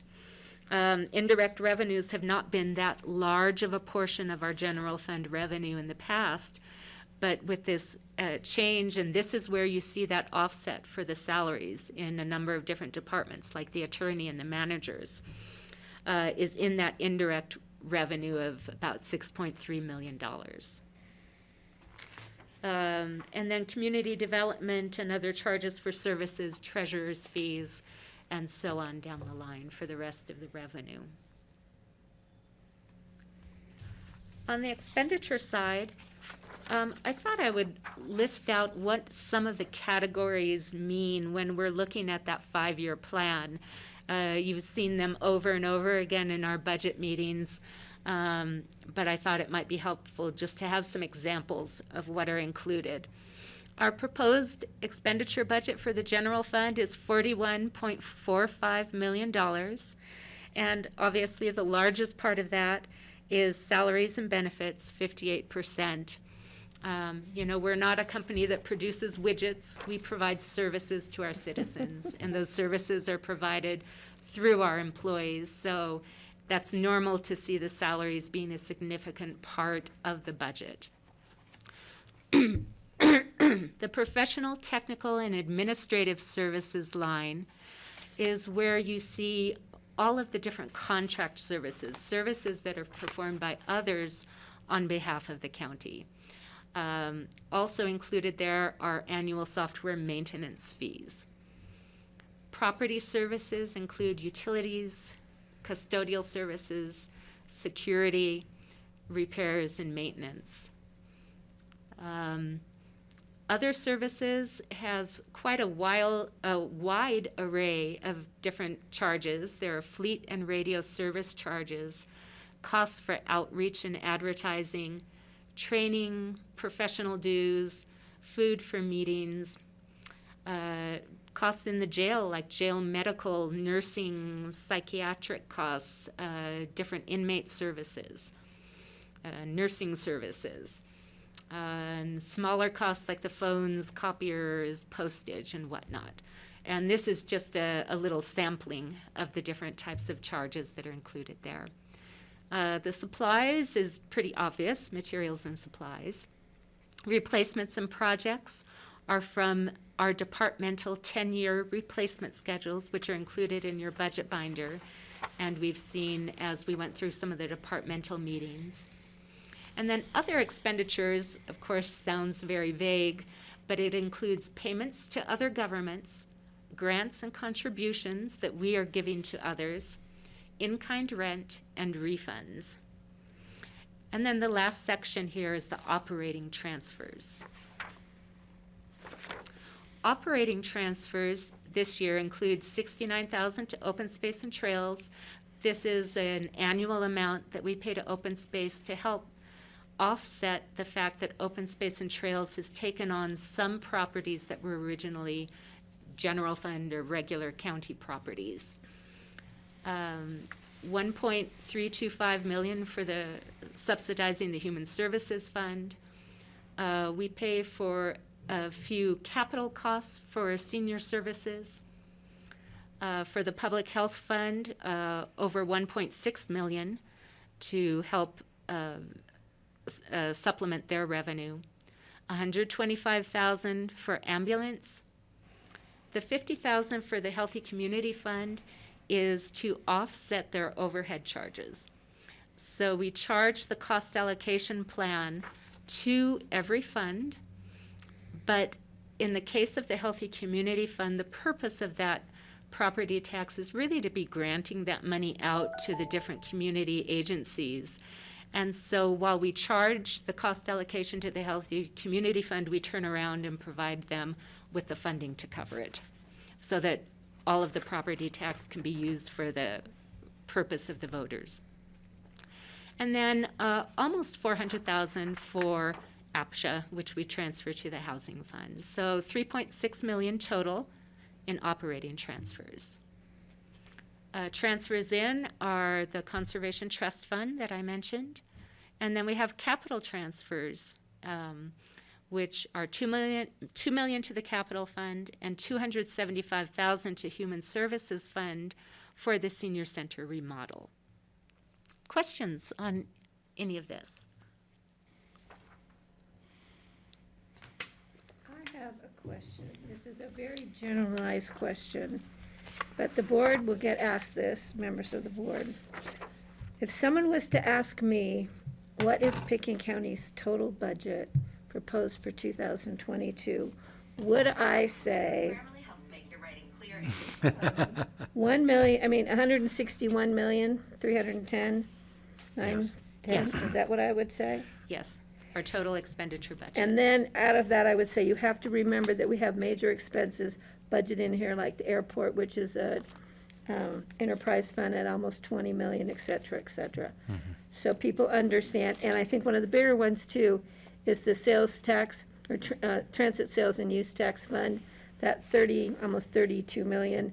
That's monies that go, they don't really come into Pickens County, they come in and go out. That's correct. So, because I know people are going to say, well, the city's only spending 141 million, and you're spending 161 million. And I think the public will ask us, what is your bottom line budget? What are you spending in 2022? Yeah, and the general fund, Patty, is a good example of general government services, right? That people are typically thinking of that we're going over at But there's a lot in here that we're passing through from other, so for other things that we just happen to be in charge of. That's correct. Just so I It's could public justify information, that. right? It is public information, but the public doesn't always read the information. They'll come to you and just want you to give them what the budget is, and then they'll go, my God, you're spending 161 million when the city's only spending 140 million. How come you're spending You that think much more? somebody's really going to say that? I thought it was 171 million. Us or the city? Well, on the bottom of this sheet, it says 191. But anyway, yeah, Francie, yeah, for the calls you don't get, I'll make sure they have your number. I'll refer them to public record. So on the general fund 2022 proposed budget and 5-year plan, I've gone through some of the details. Again, here you'll see the indirect revenue line is the last one there, since that came up earlier in our presentation. When we're looking at proposing the general fund budget, this is always one of the more difficult parts of our budgeting, because our revenues are limited and there are a lot of different demands from all of the general fund departments. And so there's a lot to balance. We go through quite a process before we even propose to the commissioners. A lot of back and forth with John and Ann and Rich and Phyllis and Kara and many others as we're looking at this. And for myself, I go through a number of questions because I have to feel comfortable with it myself before I can propose it to you. And I'm sure that John and Ann feel the same way. So I wanted to just share some of those questions that we go through when we're looking at it. Is it financially sound, first of all? And we feel that it is.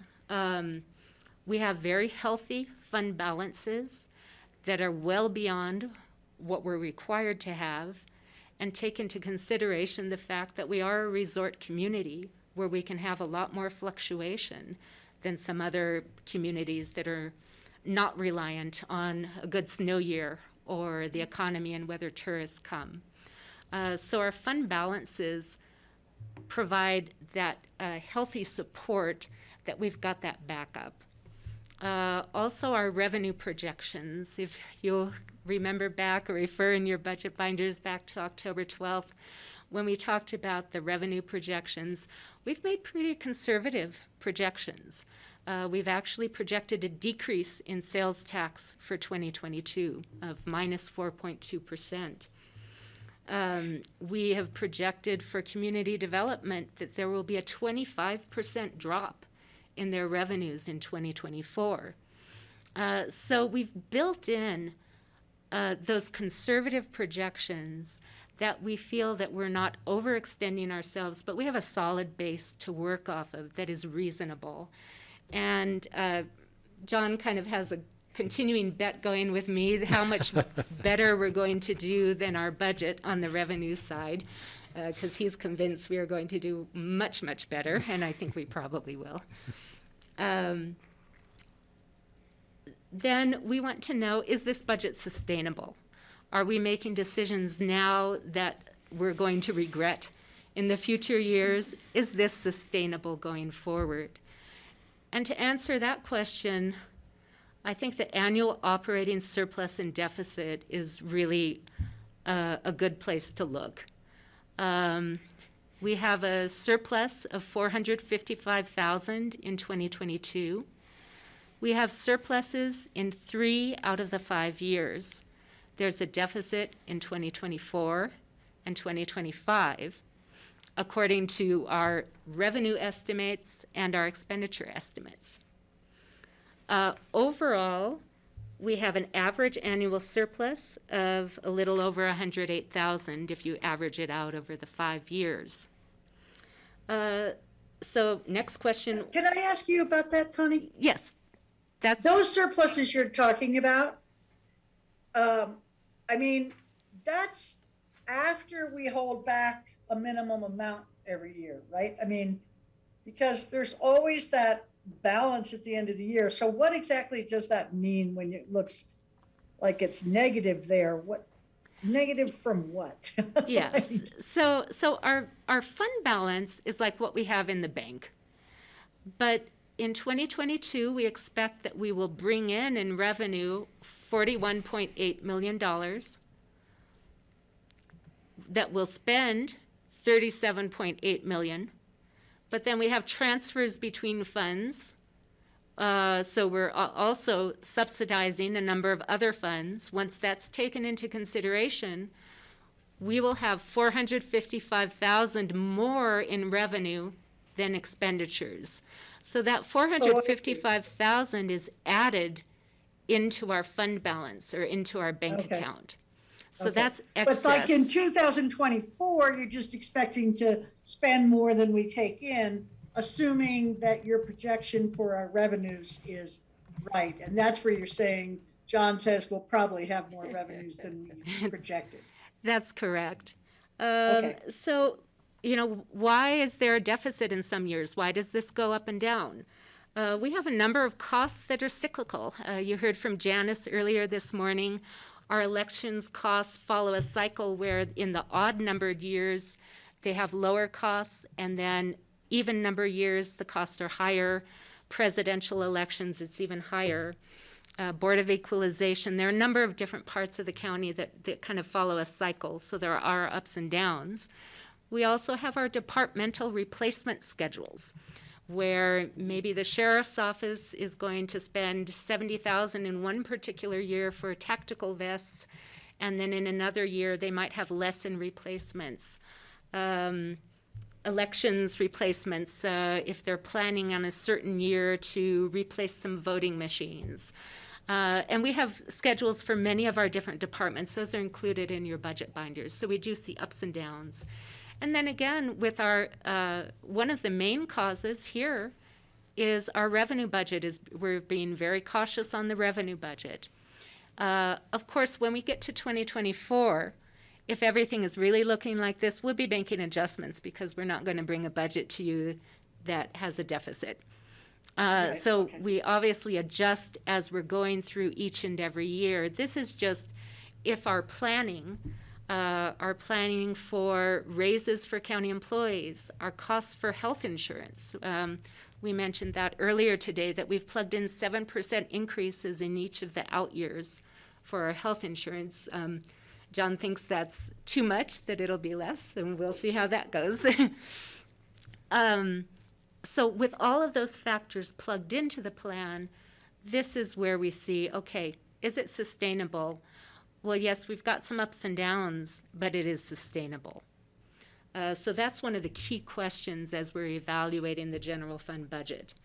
And then built into that is, what would it look like if suddenly the unexpected happens? And we've seen the unexpected happen a number of times. What happens then? How are we set up to handle that? And I think COVID is a great example.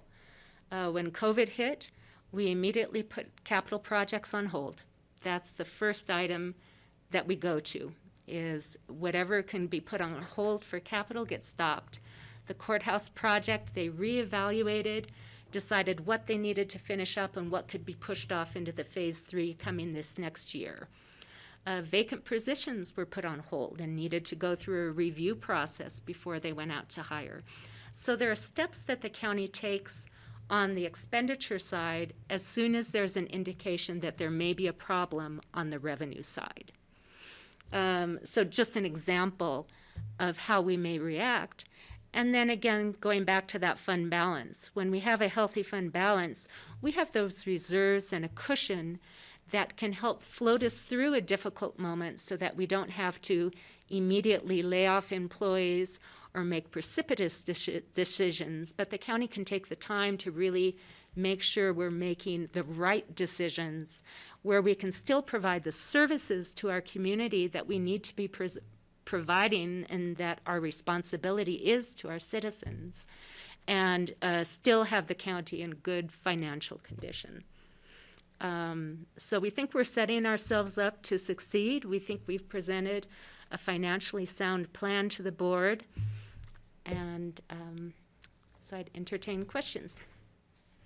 Okay, and questions for Connie on that, on the general fund budget in front of you right now? I mean, I guess I'll just say, and tell me how I'm wrong, because I'm sure I've got it wrong. But, you know, I'm looking at our 2021 initial budget and then our 2022, what will be our initial budget. You know, and we have $6 million increase. And when I add up, you know, salaries and wages and benefits, it seems like half of that increase is going to an increase in salaries, wages, and benefits. So I guess I'm wondering, am I interpreting that correctly? And then I recognize some of that will be divided in, you know, the benefit and wage increases for our current employees, and then the addition of the proposed new FTEs, and that there's a division of that 3 million among those two. And remember the change in the cost allocation plan of some salaries that originally were, last year were budgeted in the airport and public health and the risk funds. Okay. So what is the proportion for new FTEs that we're looking at for the general fund? Do you know that? Oh, let's see. I don't think I've got that number right here with me, but I can bring that back to you. Okay. And, yeah, that's fine. Yeah, I'd like to see that number too. Okay, and I'm thinking this is also the time where we need to check in on the proposed new positions. We don't have any time left, really. Do we need to do this decision point first? I think so, but I think this also is related, I mean, as with all of these decision I'm just points, looking at page you numbers. know. Yes, but we have to talk about the new positions. That's kind of Yeah. been how we've handled that. So I'm not sure if we're going to have to come back to that at open discussion, and if Connie's available to rejoin us then. Because we do need to either wrap up our discussions of the budget today or find time I just looked at the 7th. before the 15th to do that. And I think it would be helpful for everybody if we knew what the budget was going to look like before first reading.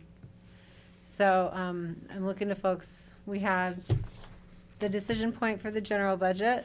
Is everyone okay with that, sort of pending the discussion on FTEs? And then is everyone okay with us talking about the FTEs and open discussion? Steve and then Greg, I saw your hands. So Kelly, on our agenda, we had all the time for the airport regulations, which we don't have to do today.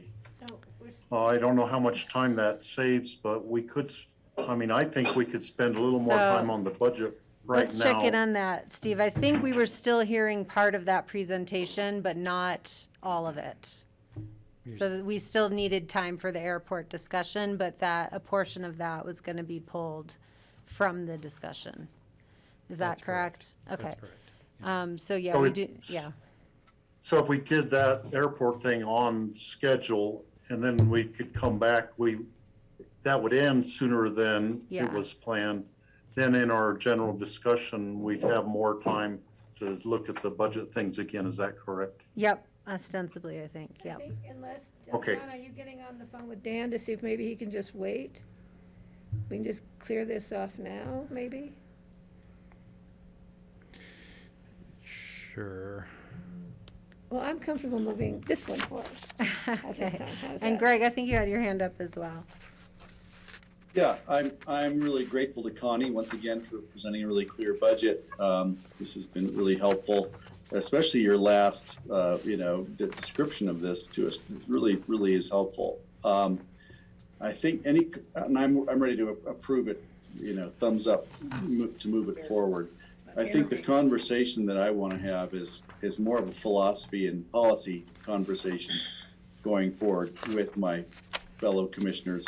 And the subject of that will be, we seem to have a workforce change afoot. And it seems like we have a lot of people leaving. There's a lot of turnover. Here, it's really hard to get employees. And so when we talk about adding people, I wonder just how hard that's going to be. In addition to even capturing them and getting them to come to work for us, we've got the housing issues. And I almost wish in every conversation with every department, I could ask them, what are you thinking about how we're going to house these people and where are they going to live? And, maybe that needs to be part of our conversation. And I know that's a philosophical discussion on how we approach this, but I'd love to see it across the board. We're talking about adding new people to our community. Okay, so where are they going to live? That's it for me. I approve this going forward. But once again, also just looking at how the workforce is changing with so many retirements, succession planning seems to be an undercurrent all the way through this. And I'm thinking about that. I'm a little nervous about it. Are we going to find and have a healthy, experienced stock of employees that can keep this big machine going? So those are the questions I'm thinking about, and I look forward to the future conversation. Thanks, Greg. I appreciate that. I'd like to have that conversation with you and the board as well. I feel like a question for me when I look at this budget is, and every budget is, are we, do we owe it to the community to be doing more? I'm looking at our fund balance and I want to spend it. And I feel like we owe it to the community to spend it. And I want to spend it on childcare and I want to spend it on Phillips to build more housing out there. So, I'm going to sort of push those thoughts more because if we're gaining, additional revenues year over year over year, like I also feel like we should be making progress on the really important community issues year over year over year. And our money has to show that. So that's how I'm. Good points, good material for conversation. Yeah, and I don't Thanks. disagree with that, but we also need to keep in mind, it's nice to have that cushion of some level if we have another disaster. Yeah. Be it fire, be it flood, be it pandemic continuing, be it whatever. So, but I think that's a great discussion we should have and make those critical decisions. Okay. When do we have those discussions? Francie, we would love to have them tomorrow. Are you available at 6 a.m. up here? Welcome. Up here, in the office. Is this something we're gonna talk about at the retreat or in 2 years? Or, it seems like we have a lot of things that we need to have a lot of discussion about. Well, we'll I'm get just it on wondering how- we'll get it on future work session agendas or special meetings or a retreat. But the fact is, we need to do it when we can have all board members present at the meetings, or that's what the discussion needs to be. It needs to be with all of us present. And that's not always easy to do, but Kelly and I have been trying, and Francie, you and I will continue to try next year, and you'll see it's not as easy as you might think. Oh, I don't think it's easy. I'm just wondering if we have any ideas about how we can fit all this in and why can't we? Isn't that our job to do that? Like Kelly says, we should be spending some of this 15 million extra dollars. Well, in order to spend it, we need to decide how to spend it. So I don't know. I don't know what to say. Steve knows my frustration with this, and I don't know. It just seems government's slow. Well, we need to have the discussion, and we need to have time for the discussion, and we need to have all parties there at the discussion. So we'll figure out times. And yeah, I think you absolutely yes, the retreat and also lots of other meeting time. Steve. When I heard from the Road and Bridge presentation that almost all of our employees who come up and plow roads in the wintertime are coming up from Rifle, Silt, Newcastle area, that put fear in my heart. What if they all decided, what if they all got jobs down there and didn't want to come up here anymore? We might end up not being able to even plow our roads adequately in the wintertime. And that made me think that we really need to be concentrating more on how affordable housing for our employees and trying to get people living closer to where they work and to improve their quality of life so they don't have a long commute every day, day after day to get up here to work. Sooner or later, a lot of people burn out on that. So in future discussions, I really want to see how we can put more resources into housing people more locally than farther away. And you know what, Steve, you're absolutely right on that, but ask a lot of the guys that work for Road and Bridge and ask our employees. A lot of them would rather live down valley and commute because they like the space and the land. So when they're not going to live in condos in downtown Aspen or even at Phillips for that matter. So that's got to be part of the discussion, which we're going to have, right, Kelly? Mm-hmm. All right. Okay, so we have fourth quarter budget supplementals before the airport conversation, but are we on schedule at 3:45 for airport? I'm just wondering how we should shift the rest of the afternoon. Rich? Yeah, I can certainly chime in. Dan has got Recondo lined up to help on this fee discussion. Okay. And I think to get a first and second reading in, we do need to stick with it, but I think he can reduce his time, so. Okay, thank you. So if it's okay with everyone, can we we'll stick to the agenda as is, and we will tag on the FTE discussion during open discussion. It works for hopefully earlier than 4:45. And that's okay with you, Connie, to come back? Okay. All right, so let's move on then to fourth quarter budget supplementals. It's easy, we're getting more Is that money right, than or we're did you want to do spending. fund balance first? What do we? No. Did I miss that? Okay. Supplementals. All right, thank you. All right, guys, we're going to move on to fourth quarter budget supplementals.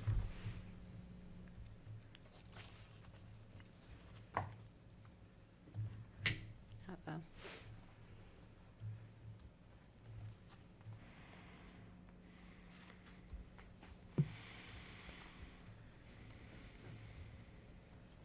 Okay.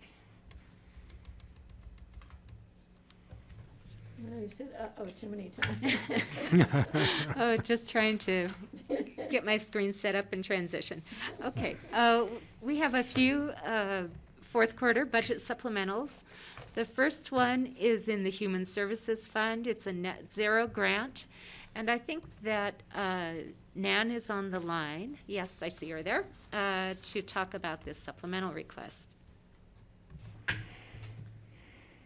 Hi, everybody. This is so easy. I'm going to make it really easy on you. We were able to secure extra money from the ESG to help us pay specifically for a family that we supported in Routt County for Morris time and for the cost of rental. And so this supplemental just asks for permission to spend that money, which we probably already have. So how easy was that? All right. Steve?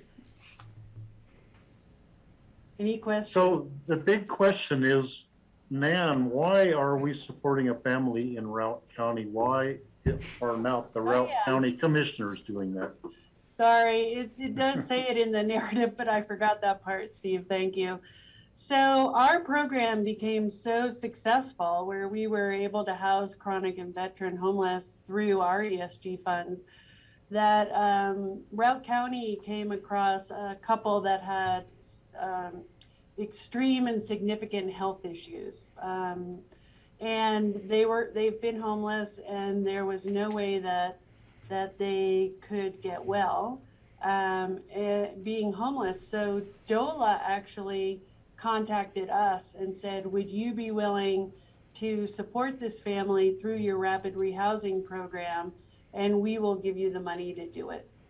You know, ideally it might have been Catholic Charities who did that work because they serve the region that includes Routt County, but they were not in a place to take on the work. And we wanted to be able to help DOLA. It's been in our best interest to be a friend to DOLA as well as a friend to Routt County. So I hope that explains why we did it. Okay, so that's really a feather in your cap for having such a good program and having DOLA trust us to, you know, do a good job in spending their money. That's really good. Yeah, thank you. Our team, the whole team has worked on this, and we've set up a good, solid program where people are getting case management every month. This family is doing better, even though their health condition is actually, you know, pretty significant. So we're happy to help. We got a call about a second person in Routt County who lost his housing due to a fire. DOLA asked us to support. We've actually said we would if DOLA would reimburse us, but we've also encouraged Routt County to use their local dollars first. So anyway, just a little, I thought it was going to be faster. Sorry. Well, actually, human stories are really welcome. All righty, there you go. You know, we're so lucky we got the extra money. It helps pay for Maura's time that she spent in Rapid, basically housing search and placement for this family in Routt, even though we have a case manager in Routt that's working with them directly. All right, great. I don't think anyone's saying no to that. Thank you, Nan. Let's keep going. Okay, the next request is in the Housing Fund for some safety improvements to one of the units. Rich is here for Jody. Yeah, Jody's not feeling well, so I thought I'd take this just real quickly. As you know, the Facilities Department has taken on the management of a number of our county-owned units. And in doing their typical inspections, they ran across a unit in Elk Run that needed some repairs. We didn't have it in the 2022 budget. They have spent some of their funds already doing some minor repairs already on some of these buildings. So this is a request for $30,000 to go in and really improve some of the needed safety aspects. There's some challenges in one of the restrooms where we're going to have to gut it and redo a restroom, probably replace the toilets in the other two. There's a need to replace the fire detectors and the CO detectors. Fireplace has some improvements that it needs. It needs a thorough cleaning. And then also there's a handrail on the outside of the staircase that really does need some improvement. So that's what that $30,000 is set aside if the board approves. Okay, any concerns? I think we're good. Thank you. Thank you. Okay, the next request is in our Public Safety Radio Fund. I think Jeff Kruger's not on the line, but He's Jeff. here, actually. Oh, he is. Okay. I'm on. Hi, Jeff. All right. Hey, good afternoon, everyone. My name is Jeff Kruger. I'm the Telecommunications Manager for Pickens County. This supplemental request is for the Public Safety Radio Fund. It's for an extension of our public safety microwave system to provide microwave links to two facilities that are within the Roaring Fork Fire and Rescue District. These two facilities include the Old Snowmass facility and the Thomasville facility. The Old Snowmass facility would be serviced off of our William Peak communication site, and the Thomasville fire station will be served off of the new Thomasville communication site that was just rebuilt this year. The purpose of this mainly is to improve incident management for both residential fires and wildfire mitigation within these areas. And it's going to provide a high-speed internet connections to both of these fire stations. The Roaring Fork Fire and Rescue is providing $40K for the extension. They're basically paying for it. So there is no net fiscal impact. This is pretty simple. We're increasing our expenses by $40K, but we are getting $40K in revenue by the Roaring Fork Fire and Rescue District. And that's it, pretty simple. Questions for Jeff? Do you have a question? Steve?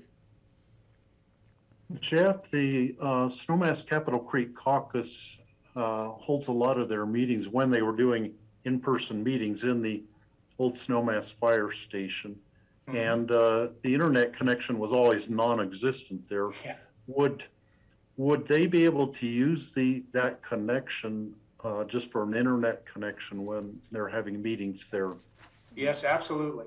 So that's the whole purpose of this, is to really get beyond what's capable from, a kind of a standard wireless network, which might have a maximum of 40 meg download. This is going to provide a high-speed connection for them. Okay, that will be good news. I'll pass that on to their board. Yeah.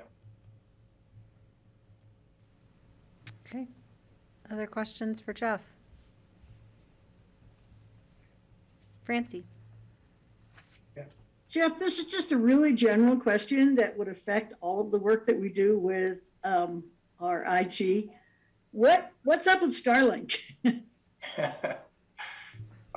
Starlink is launching satellites. They continue to launch satellites. They continue to expand the constellation of low Earth orbiting satellites. There is now the opportunity to get Starlink within Pickens County and also surrounding counties for that matter. You just have to put in your request. We've actually put in a request for one.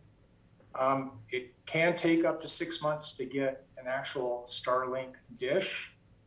But I would suggest to the public that is listening that may not have access to our wireless network or to any other type of service within the county to put in a request for Starlink.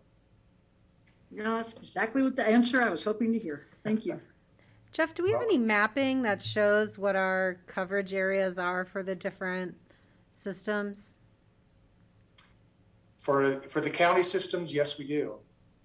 In fact, so we have two ISP or service providers within the Pickens County wireless network. When a potential user wants to try to get service, they basically need to call the ISPs. This information is on the website, and the ISPs will then tell them if they are within the service area or not. And so if they're not within service area, they then in turn would need to look to Starlink. Okay, but we don't have that sort of visually mapped anywhere that someone could look themselves? It's really, I would hate to really kind of put that out there for the public because right at the edge of some of these service areas, it can be deceiving. Sure. So what looks like an area that maybe have service actually does not. Okay. All right, thank you. So we really leave that to the ISPs for now. Okay, thank you. Sure. All right, folks support this? All right, looks good. Thanks, Jeff. Thank you, everyone. Hey, our next request is one that we often bring back at fourth quarter supplementals, and it's for the pass-through transit sales tax. The county sales tax is divided into a number of different segments. There's one that, as you've seen, supports the general fund, but we also have a total of 1.5% that is dedicated to mass transit. The 1% tax is passed through in its entirety. So everything that's collected is paid right through to RAFTA and the different municipalities. And then the half-cent mass transit tax, 81.04% is distributed to RAFTA, and the remaining balance is managed by the EOTC. If we are anticipating that we will receive more sales tax than budgeted, that means we will also be paying out more as we're passing it through than budgeted. So if we think we might get more revenue, we'll have to pay out more, and we need to increase our appropriations to cover those payments. The difficult thing is that we will not know our December sales tax until about the second week in February, and then it's too late, obviously, to do a supplemental. And December is normally our largest month for sales tax. So I try to estimate and overestimate a bit what we might be bringing in sales tax, so that if we happen to have a very large month in December, we have enough appropriated that we can pay out everything that needs to be paid out and not go crosswise in our audit by overexpending the fund. Any questions? Don't see any. We probably do this every fourth quarter. Okay. All right, let's keep going. The next request is for the ambulance service. You heard from them last week, and they're estimating that they will be about $20,000 to $30,000 more than budget, and so this request is just to cover that cost. Their actual expenditures are not over budget, they're under budget, but the revenues they're collecting are also under budget. And so the net difference there is about $20,000 to $30,000. So this request puts $30,000 in, and then again, we'll have a little bit of time after the end of the year waiting to get that true up from Aspen Valley Hospital. That sound good? All right, I'm seeing thumbs up. And then the last request is for the cost allocation plan.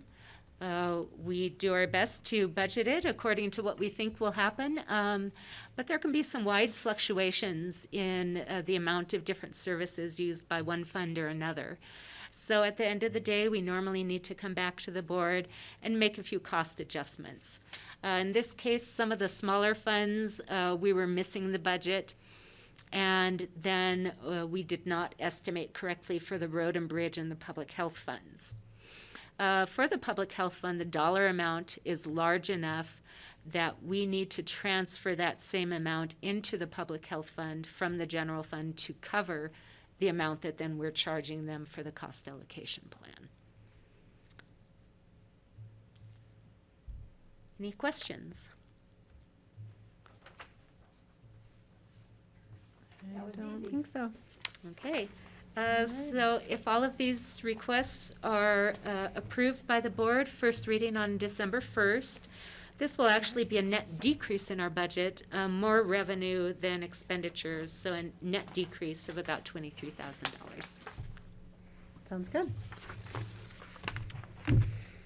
All right, thanks, Connie. Thank you. And we'll see you Now we're shortly, in an hour. 5 minutes ahead. This day has been wonky. All right, is the airport group ready to start 5 minutes early? Does anyone need a quick break? No breaks, okay. Okay, Be right back. They can start without me. got it. All right, Rich, I see you. I see the folks from Recondo. Hi, Brian. Yeah, hey Kelly, are you able to bring Dan over? Is he showing don't on your know. screen there? Let me see, I haven't looked. Oh, yeah, we got, yep. Okay, I think good. Sam and Kathy are just watching, I'll assume. They're not part of the airport discussion. Okay. So if Dan's on, I'll just kick it right to him. Did we get Dan? We got. Yeah, he's getting Oh, it. he's good. He's There he getting is. it. There he is. Getting together. All right.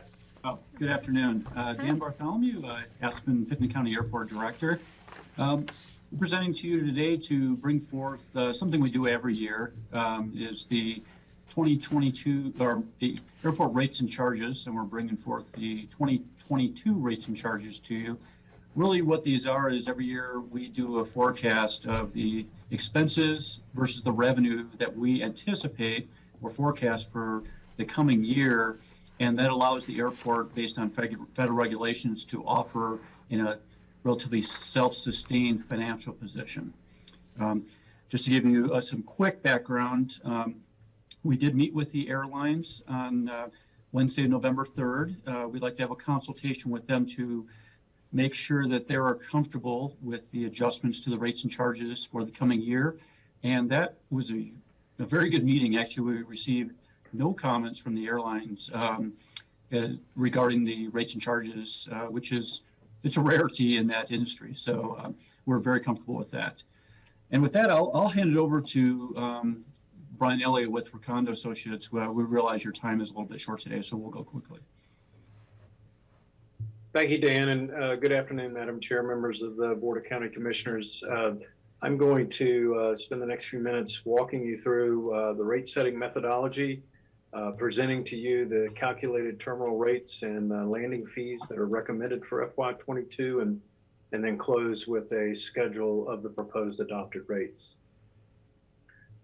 So Pitkin County establishes its airline rates and charges through what's referred to as a compensatory rate setting methodology. So we set those rates that are cost based in the airfield and terminal based on what the airlines actually use at the airport. The assumptions that go into this are quite a few. It's airport activity, and for FY 2022, we've assumed that airport activity related to the airlines comes close to returning to FY 2019 levels, which is very nice. Many airports are continue to lag that.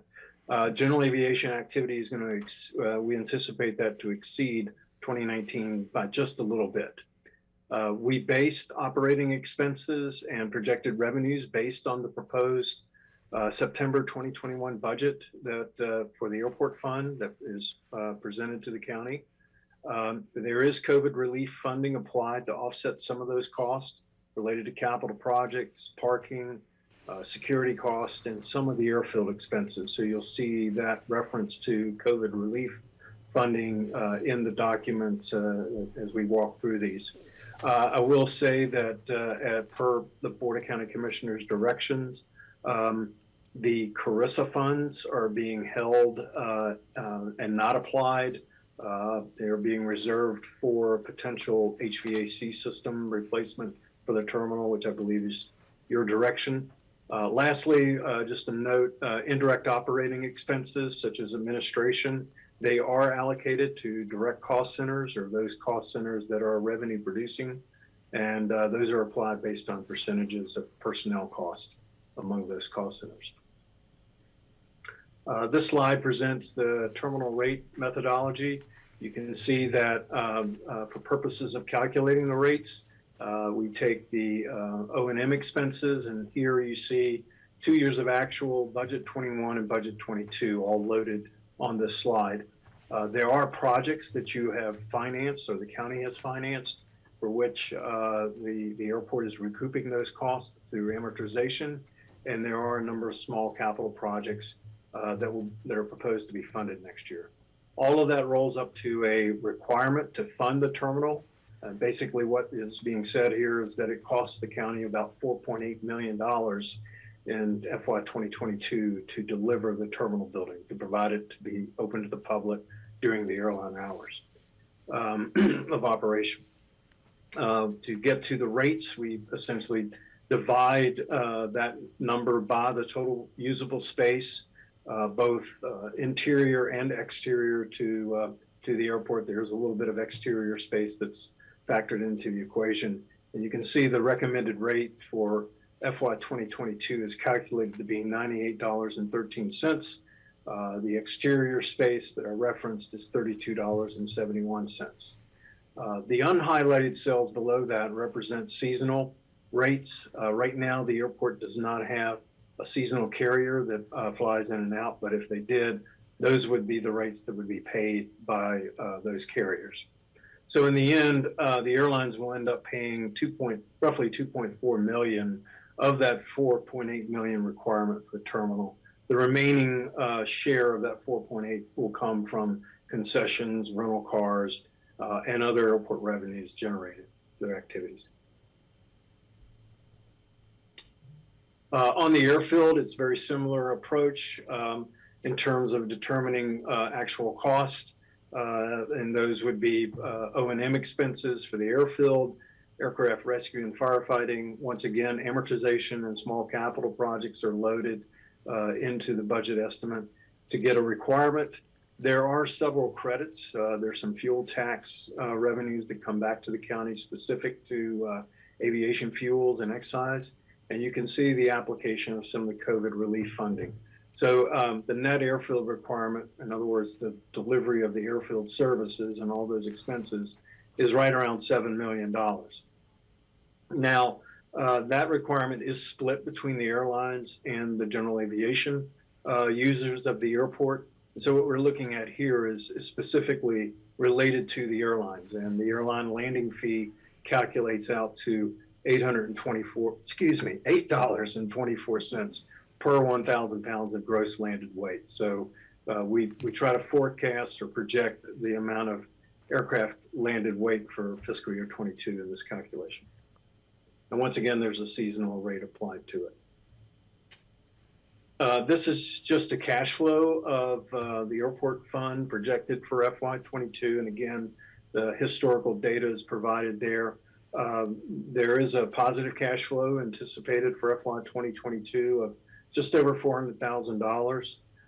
And what the airlines look at, and what Dan was referring to earlier, is that last line, effective airline cost base per enplaned passenger. So this is they're roughly paying about $19 per passenger that boards an airplane at the Aspen-Pitkin County Airport. And as you can see, that's down over previous budgeted years and actual for FY20. It is up a little bit from 2019, but again, you do not have the same level of passengers, or not anticipated to have the same level of passengers as in 2019. This sheet recommends the proposed rates and charges for FY 2022.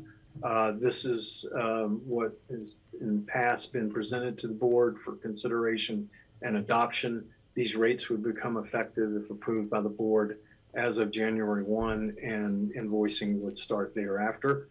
So $98.13 for those airlines signatory seasonal carriers, you can see on down the line, and then the outside space as well.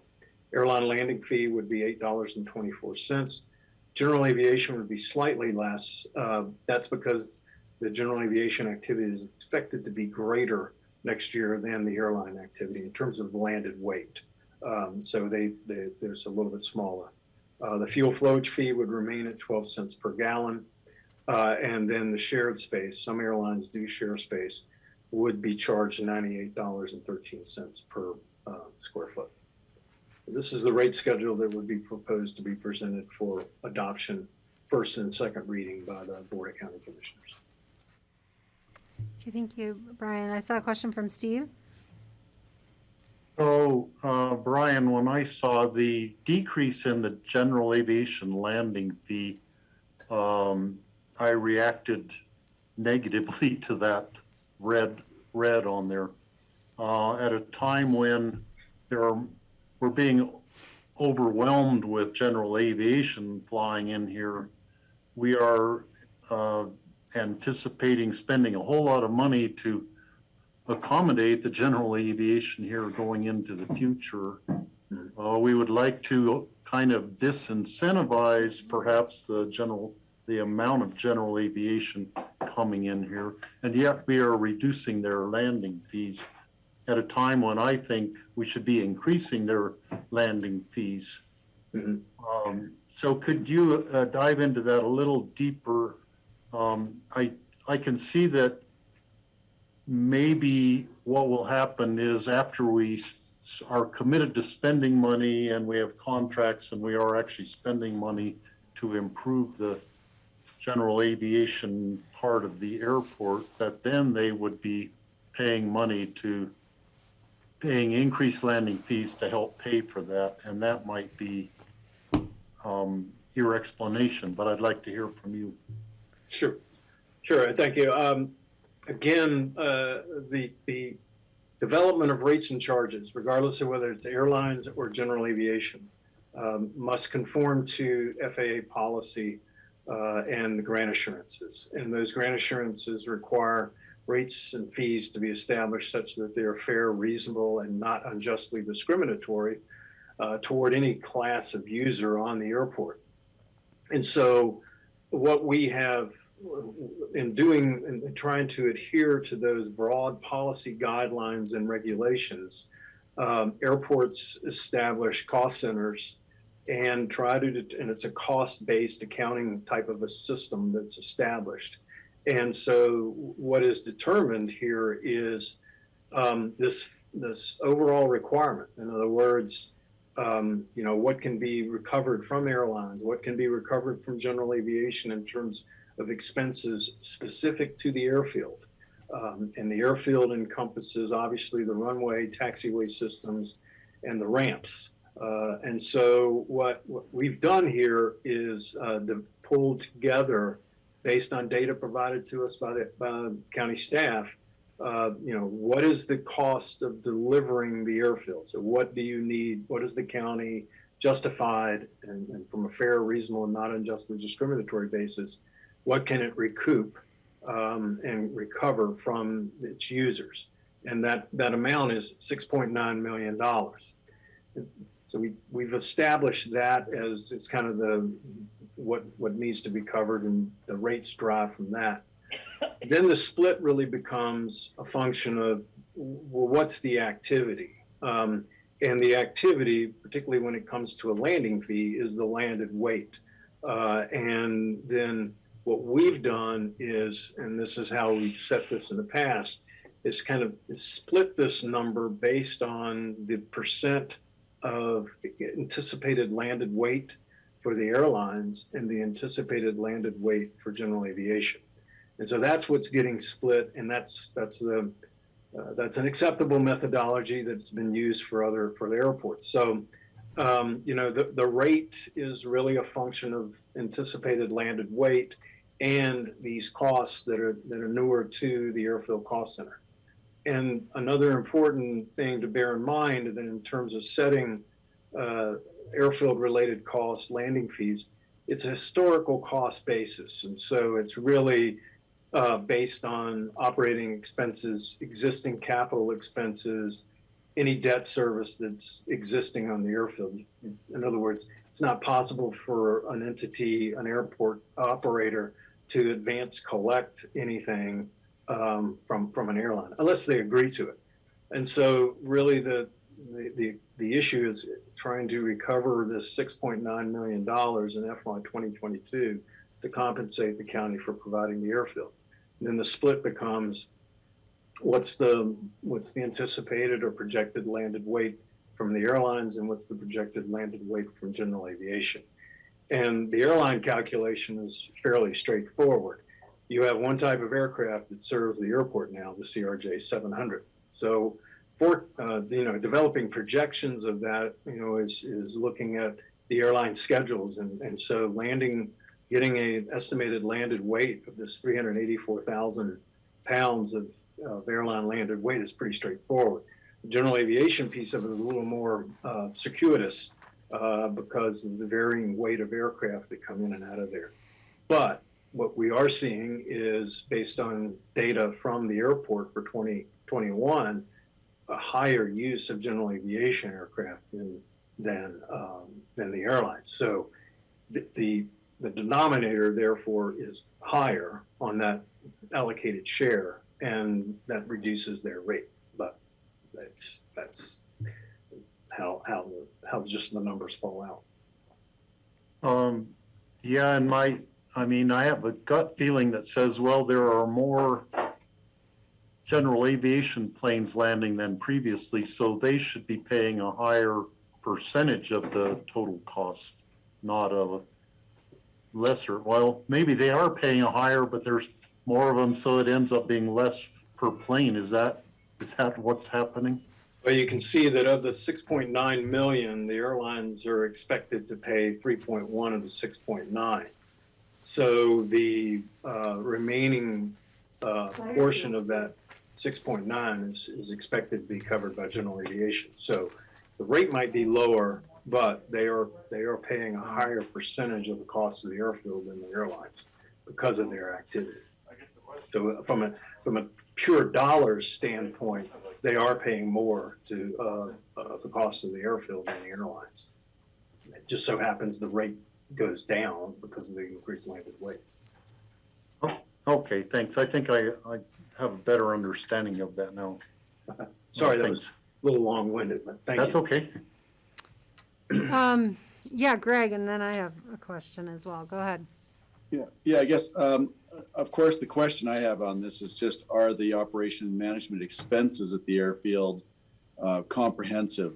And could we, I'm sure this has been looked into, but I'd love to hear the answer, could we calculate those to include mitigation of some of the environmental costs that we're considering, whether it's mitigation for noise or air quality or, other costs that may not be calculated in this? Is that something that we can consider, or is there an FAA standard that can and can't include certain categories?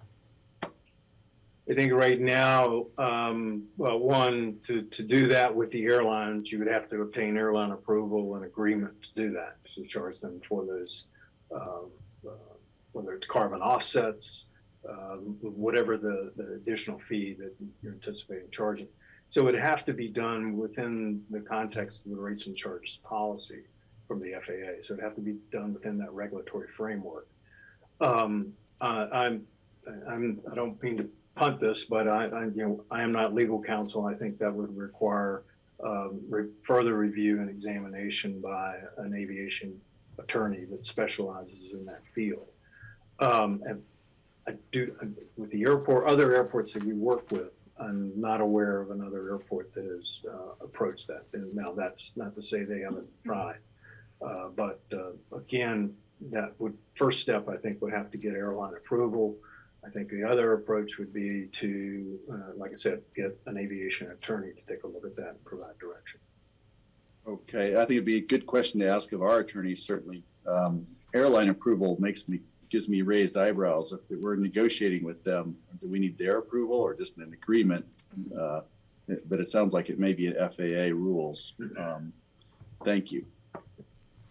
All right, and that was kind of my question, Greg. It was sort of, what are the bounds of what we can consider operating expenses for this cost compensation plan? So Brian has given his input, and I appreciate that. Other thoughts on this? How do these compare to similar airports?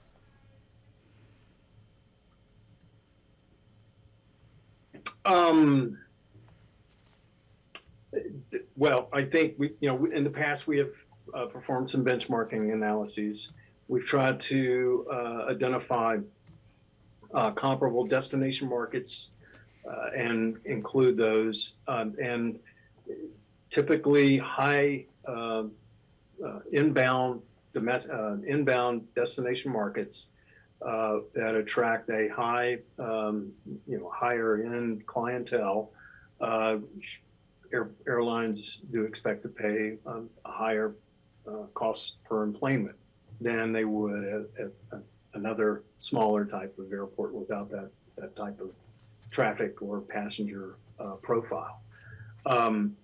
Dan, I think in his introduction remarks, it's interesting. We had some back and forth conversation about this $15.27 increase in the signatory rate in the terminal building, and we were both a little nervous about airline reaction. There was really no, two of the airlines were on the call, and only one made a comment about not this number, but is it just going to keep going up and up? There was not the blowback that we're a little fearful that we would get on these rates. I think that's an indication that the market is strong, and the return of Delta into the market is a further indication of the fact that the airlines are seeking to get the premium passenger and charge a higher airfare than they can in other markets to be profitable. Okay, and I guess I'll just follow up. Greg, your comment before about like housing sparked for me, like, if we allocated $100,000 in our operating budget at the airport for each employee, could we recover that as a, operational expense to house them or something along those lines? I'm sure we could brainstorm a million things that we could ask the attorneys for input on. But yeah, that's my curiosity. All right, other questions on this rate chart? Is this something that will, I keep saying that and then I keep asking more questions. Is this something that will be brought to the Airport Advisory Board in the future? Yes, Yeah, okay. it will be actually. So next year, before we bring this to you all, we'll be bringing it before the Airport Advisory Board to have their say in it. Okay, great. I think they'd have good input too. Thank you. All right, is everyone okay to forward this to first reading? So we took it off for first reading on the next two meetings, correct? Oh, did we? Remind me. That was a message I got. Yeah, so Dan or Rich, you might be able to explain. I think the question is the delay in the first reading, or is there a delay in the first reading? I don't think there's a delay in the first reading for this. As far as I'm aware, we have pulled the Title 10 amendments, but Okay. I believe this is going forward as is. Okay, so the rates and charges will come forward. It was there was a conversation about incorporating these into Title 10. That's going to require some more conversation. So rates, and I'm just looking because I want to make sure we have it correct on our agendas. So on the 1st of December, we will have resolution setting airport rates and charges, not the ordinance amending Title 10. Is that correct? Yes. So we just want to remove that one, not this one. Mhm. Okay. And the same thing for the 15th, and you'll let us know when the Title 10 is going to come on. Yes, we will do that. Okay. Thank you. Anything further, Steve?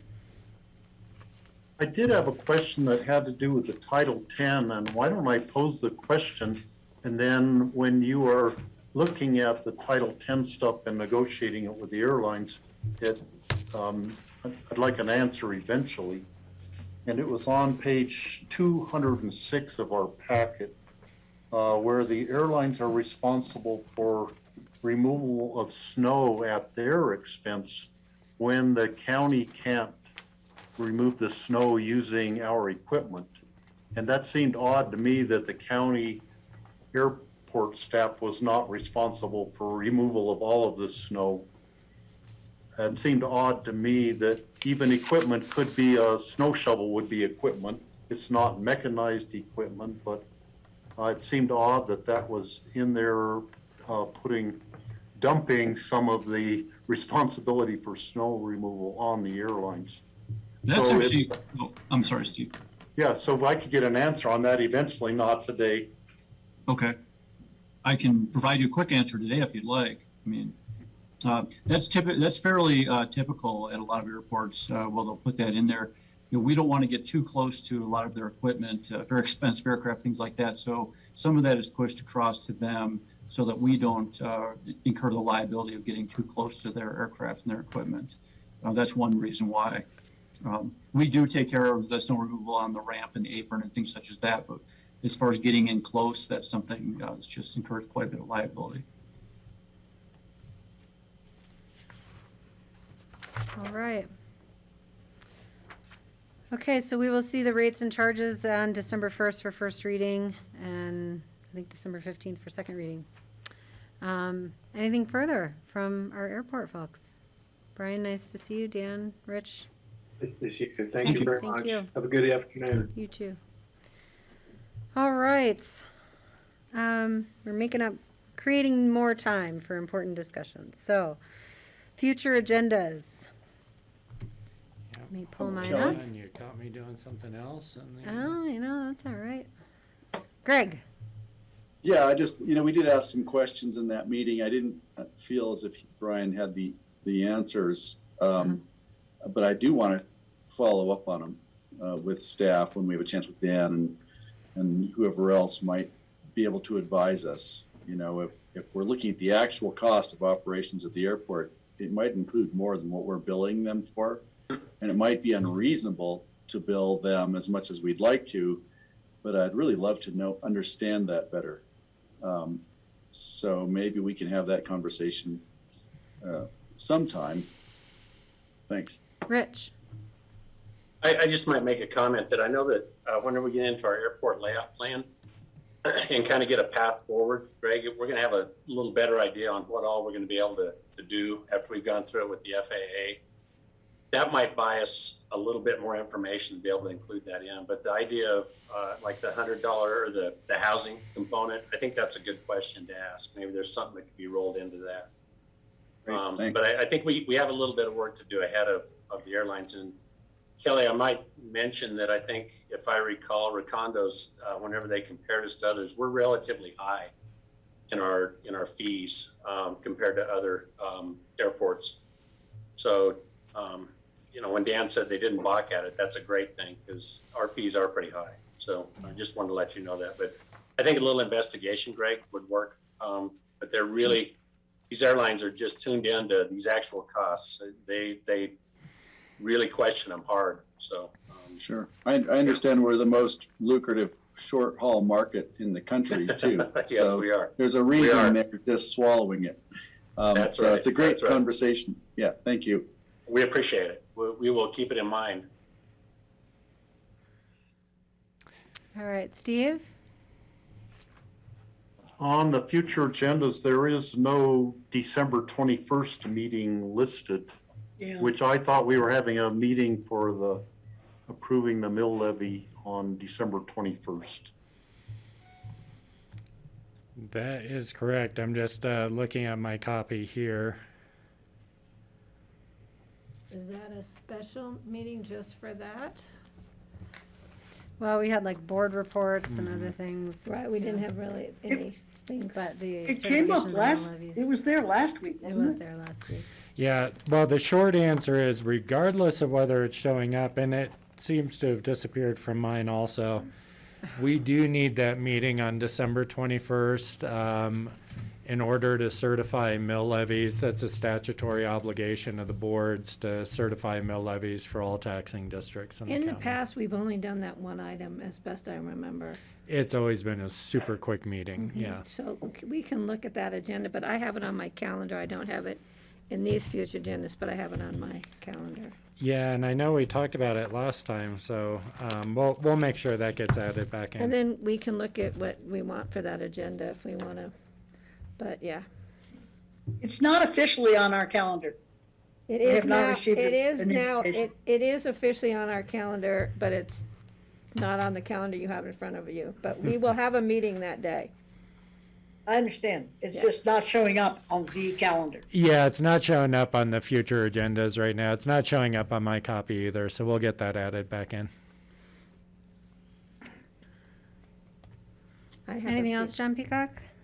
Only thing is, I know there is a ask on the discretionary fund, and Charlotte's pulling that together, and we'll get that in an open discussion for you. Perfect. I have a couple. Yes, Patty, go ahead. I need to know who else is going to be at the Open Space and Trails Board meeting. I think we've noticed it. Yeah. I am. Okay. Because it runs all day, and then, John, you're going to think of coming? Because then we'll escape early. Kelly, you'll be gone. Yeah, I can't attend. I'm planning on being there all day. Okay, I'll great. be 'cause- there in the afternoon. All right, I have because core in the morning. John and I'll have to leave because we have an agenda meeting that afternoon late, like 4 o'clock. And then Steve, on December 1st, will you be attending the meeting at all?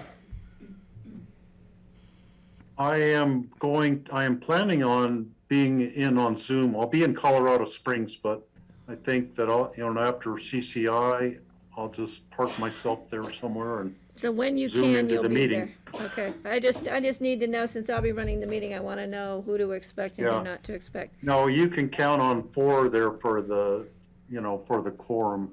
Okay. And It then, starts at 8:30 or something? what's What's that? that, Princey? It starts at 8:30, is that right? What starts at 8:30? Never mind, I'm sorry, I was just trying to look up the open space and trails, sorry. Oh, yeah, I don't know, I don't have it in front of me. 9, starts at 9, looks like. And then, we need to schedule some time for the airport advisory meeting group selection. Tuesday, Kelly, the 14th, but we need to make sure all board members can be participating. I don't think Francie will be there. Well, but we don't really have anything other than that before the end of the year.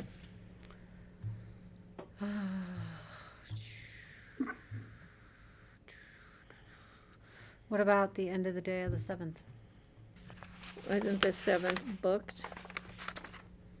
So 3:15 to 3:45, and then 3:45, we have agendas and open discussion. Do you want to put it in there? So we could do a half hour for advisory board and then 15 minutes for each board Yeah. open discussion and Okay, so future agendas. we'll try that, guys. We'll try to put the advisory board in on the end of the day on Tuesday, the 7th. That's next, when is that? A couple weeks. It's 3 not weeks. next week. 3 weeks. Okay. And you're reminding me, I forgot to send Rich my list. Yeah. I needed that extra time too. Don't forget, tonight at midnight is your Yeah. deadline, Kelly. Yeah, tonight at midnight. I didn't send my airport list yet, but I will. Has everybody sent theirs so far? Yeah. Right. And what was that date one more time, Penny? The Sorry. 7th, 7th. we're gonna add 7th. it to the end of our work session. And then our first reading for short-term rentals is on the 15th. Francie, I wanted to give you a heads up on that because you won't be at that regular meeting. Yeah, I know, it sucks. And we also have a TDR update at that same meeting. That sucks for me. Well, it is what it is, I guess. Yep. Sure is. I spoke with them yesterday or whenever I was there, Monday. That was yesterday, right? About their next year's schedule because they had been really clear that they wouldn't do the fourth Wednesday. It would be on Thursdays, and now they're asking us to be there Wednesday and Thursday. So I talked to both the head of CPW and the Wolf scheduling group and stuff, and they're looking at it. And I've told them, I might have to miss one day out of the 2 that you want us to be there. And anyway, trying to work it out. Does your absence fail to fill a quorum? No, it doesn't. So probably next year, if they keep it on Wednesdays, Wednesdays and Thursdays, I just will miss the Wednesdays. Okay. I'd love your participation in the short-term rental conversation if Yeah. possible. Well, so is that the 14th or the 15th? The 15th. And I can always text you when we're starting that, if that's. Yeah, that would be fine. I'll be in Denver and I can probably just find a room somewhere. And can't remember where we're meeting in Denver, but yeah, so text me and give me some warning. Sure. If you can give me enough time to actually leave the meeting, find a place to get set up, get on Zoom and all that kind of stuff, that'd be great. Sure thing. Good idea. Thank you. Okay, any other? Looking into 2022, which is crazy. Any other comments on future agendas? No, do we have our retreat set yet? Yes, we're looking at those 2 days in the first week of February, right, John? February, yeah. Okay. Charlotte's working on it. All right. If there is nothing else. Okay, let me just bring this up because I texted Eric Bergman and I said, does the BOCC have to certify mill levies or did we push that off to the treasurer? And he wrote me back and said, correct. Per the bill passed last year, the BOCC can authorize any staff to certify mill levies.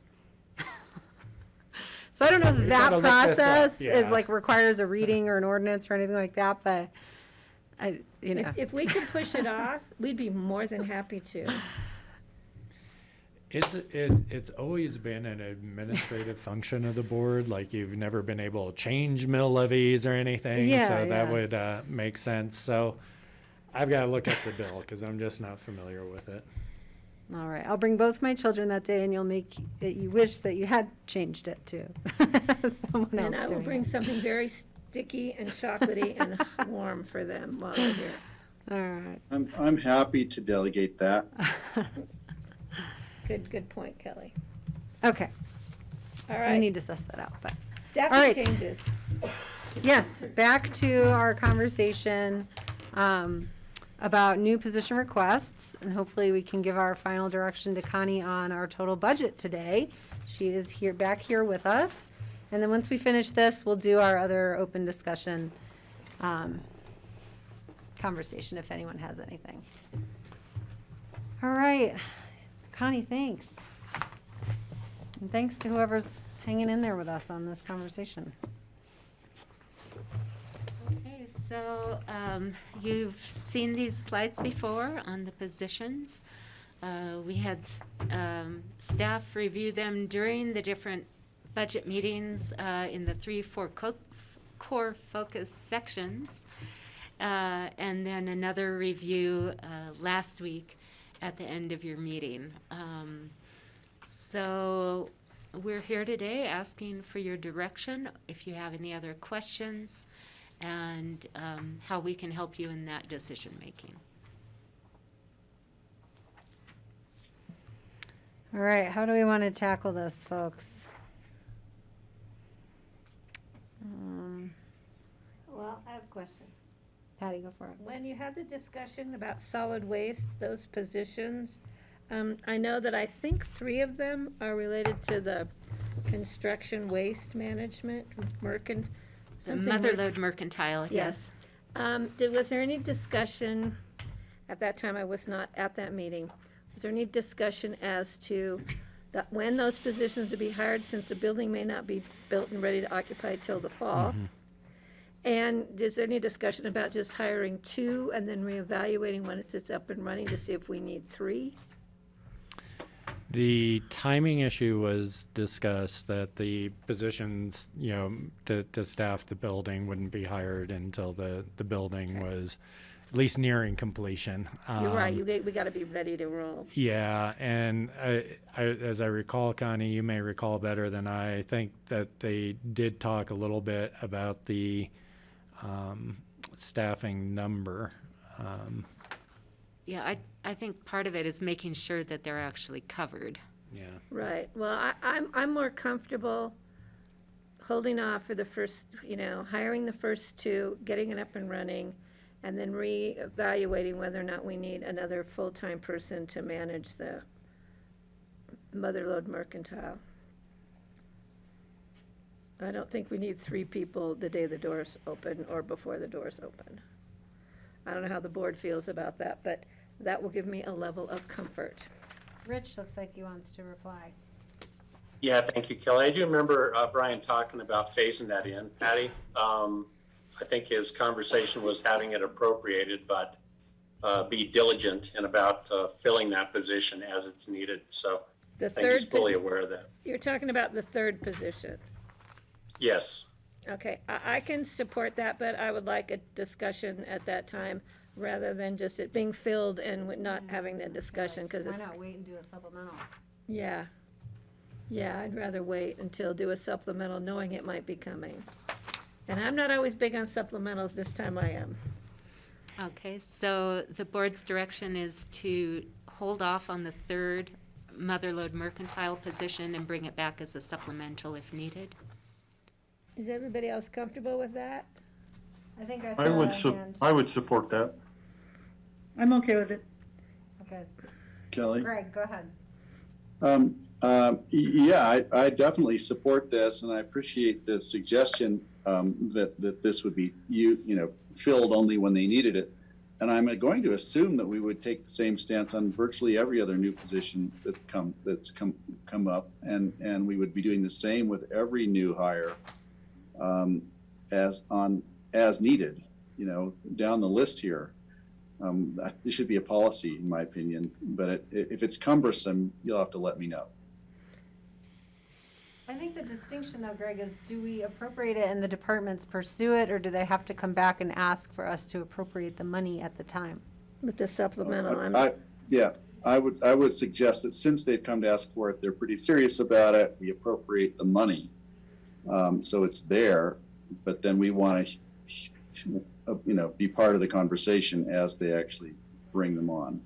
If that could be unnecessary, but I really like hearing what I've just heard about this position. So why not with all of the new hires? But what Patty has said is only appropriate the two, and if they really need a third, come and ask for it in a supplemental. But he's Oh, saying, got it. have them do it. Yeah. I think there's some on this list we can yay or nay without that, and I think most of them we can yay. I think there's a few that I'm still concerned about. But I don't know if you want me to go ahead or. Well, no, because I still have questions on this that you brought up, and Okay. Francie has her hand up. Go Okay. ahead, Francie. Well, it seems to me that this is a very different thing than all of the other requests, because all of the other requests are in doing things that are already being done, and we understand what the demand is, and they've thought about it really carefully. This, however, is a brand new thing. We have no idea how many customers there's going to be inside this building that isn't even built yet.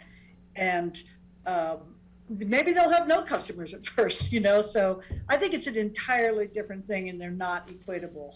So I would support Patty on the holding off on the third employee for the mercantile, but I wouldn't apply it to other positions. Okay. And then I'll bring us back to finalize that. But I do have a clarifying question, because when I'm looking at the new position request from Solid Waste Center, it says 2 point-of-sale specialists, a retail supervisor, and then a construction and diversion analyst. Yes, the Solid Waste Center has asked for that construction and demolition debris analyst to be as a pending. In other words, not to appropriate it. But if there are discussions with Snowmass Village or other municipalities come to fruition during the year, just know that they would be bringing it as a supplemental request at that time. So that would be the third. So right now they're just hiring. No, that would be the fourth. Okay. So your proposal would be to bring on the retail supervisor and 1 point-of-sale specialist. Right. And if the third point-of-sale specialist is needed, to come back. How's that sound? Come back in a supplemental. How's that sound to everybody? I think Francie and Patty and I agree. Yeah. Greg and Steve? Thanks for clarifying that. Greg is like, he's okay. Okay.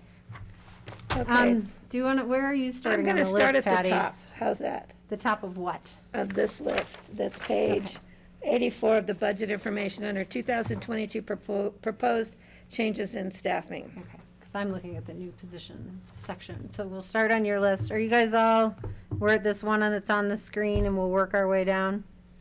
Yes. Is that cool? Well, my question is that first one, is that the 2 communications people, John, or? Yes, it is. Okay, so we know those are term limited to June of 2023. That's correct. So I think we're okay with that. All right, is that okay by folks? We support the grant-funded communications folks? And the next 2 are, Sorry. Where was that? We'll need to take this a little slower, I think. okay, sorry. Which one was that? We're looking at the admin manager line, Right, okay. and those 2 then- positions proposed are the communications specialist funded through the rescue plan Oh, okay, grant funds. thank you, yep. term limited? Okay. The next Okay. two in yellow were hired mid-year already, so we're good on those, right? Which Yes. ones? Hope so. The one for BOCC and the one in the five in Although finance. in finance, it shows no change in position, still 17 and 17. We are dropping off a term-limited position, but we do have the request for a grant specialist. Right. So our total number doesn't change, but we are asking For the something board's different. And approval for the I grant didn't see anybody specialist. not agreeing to a grant specialist, but I could be wrong. And we're extending a term limited for another year. Yes, Right. that's correct. Everyone okay with finance positions? All right, we look good? Now, I think the question might be the human resources and the risk. Do we do both? Do we do one, since they kind of do, I don't know. I'm not necessarily sold on either, but I don't know how anybody else feels. I'm not necessarily sold on either, though I do think risk probably pays like tons of dividends. Steve? I would support their request for what they're asking for. I think it's important. Right now, one person gets sick and the whole thing kind of grinds to a halt on the risk management. So having a second person there for the, redundancy and having another person trained in all the area, then that frees up Kathy for doing the bigger, deeper thinking on things. And what do you think about the HR technician position? Because they live in two different places. One's under HR and one is under risk. Yeah, and I was referring to the risk one there. I would support the one for HR also. I trust their judgment and the analysis for the amount of workload they have and how they feel best to fill it. I agree with Steve on that. Greg? Yeah, I agree with what Steve has said. I think my issues generally are, go for the, a broader issue. I think that I can be convinced, and I have been convinced, that all these positions are valuable and useful, and I don't want to second guess them. But I'm also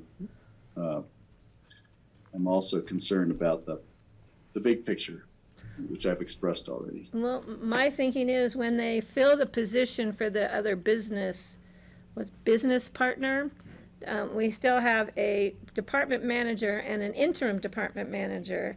So I'm wondering if they can't look at their workload when they get that position full and then make a decision if they need a technician in there to pick up any work. I mean, I think one of the problems I'm having overall with these staffing issues is that we're not looking at the positions that haven't been filled, number one, and how that, if we fill the positions that are already in the budget, how that may address some of the workload issues.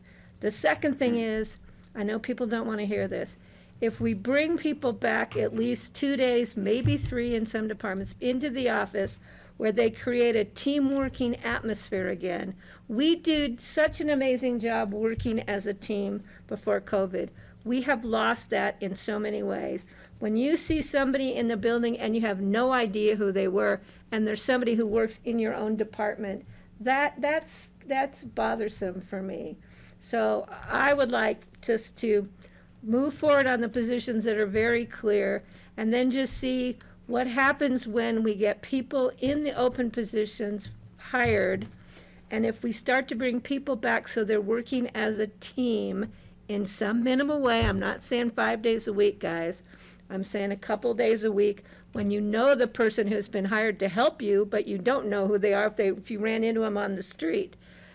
Before we just start hiring. That is not comfortable for me. Well, just so you know, that's true for me with almost all employees. I know a handful of employees by sight. Yeah, and, well, then you need to be in the office more. There's still more than a handful that are here, Francie. I'll take you around. I am there quite a bit. I'll but take you don't around and forget, introduce you. But that's how I feel about just hiring up some of these people who are, because we're too busy, we have a huge workload. We still have positions in these departments that aren't full. And my hope would be that if we fill those positions, we wouldn't need to hire another position or two more positions.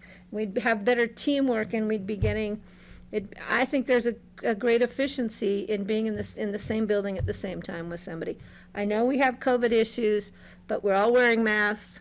We're all, for the most part, we have a huge percentage that are vaccinated. I think we're on the right track as an employer and as employees. So that being said, I'm going to lose some of this battle, but I had to get that out there. That is my position.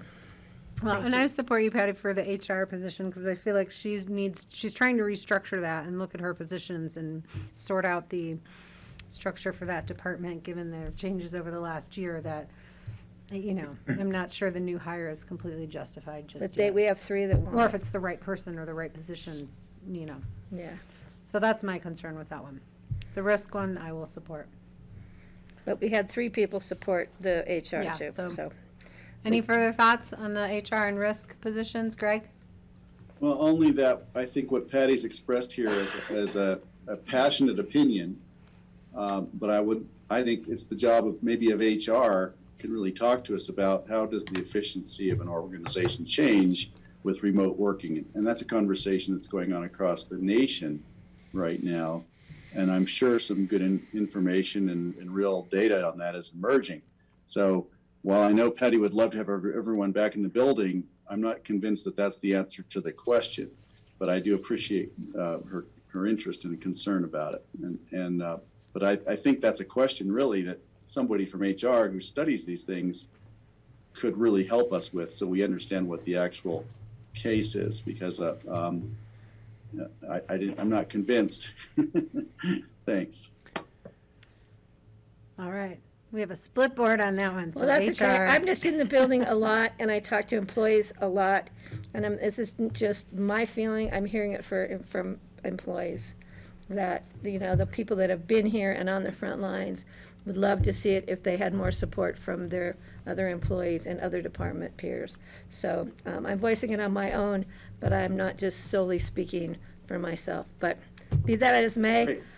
I had to get that off my chest, and I feel much better about it now. So Great. I would just want to request a report from HR on that topic. Thanks. And if I could just Sure, jump John, in go real ahead. quick, we do have a group working on this, so we will be coming back. It won't be till the first quarter to talk about the long term. We also, in the first quarter, will be sharing our employee survey with you that we conducted, and I think you'll see it represents a split not unlike the one that we're having in this conversation right now, even amongst our own employees. So we are paying attention to this. We are going to develop a set of recommendations for what do we keep in the long term, what do we bring back to normal, and ask for the board's guidance on that. right, and I know there's a lot of Thank you. employees that are very comfortable working from home and not having to commute, and I appreciate that.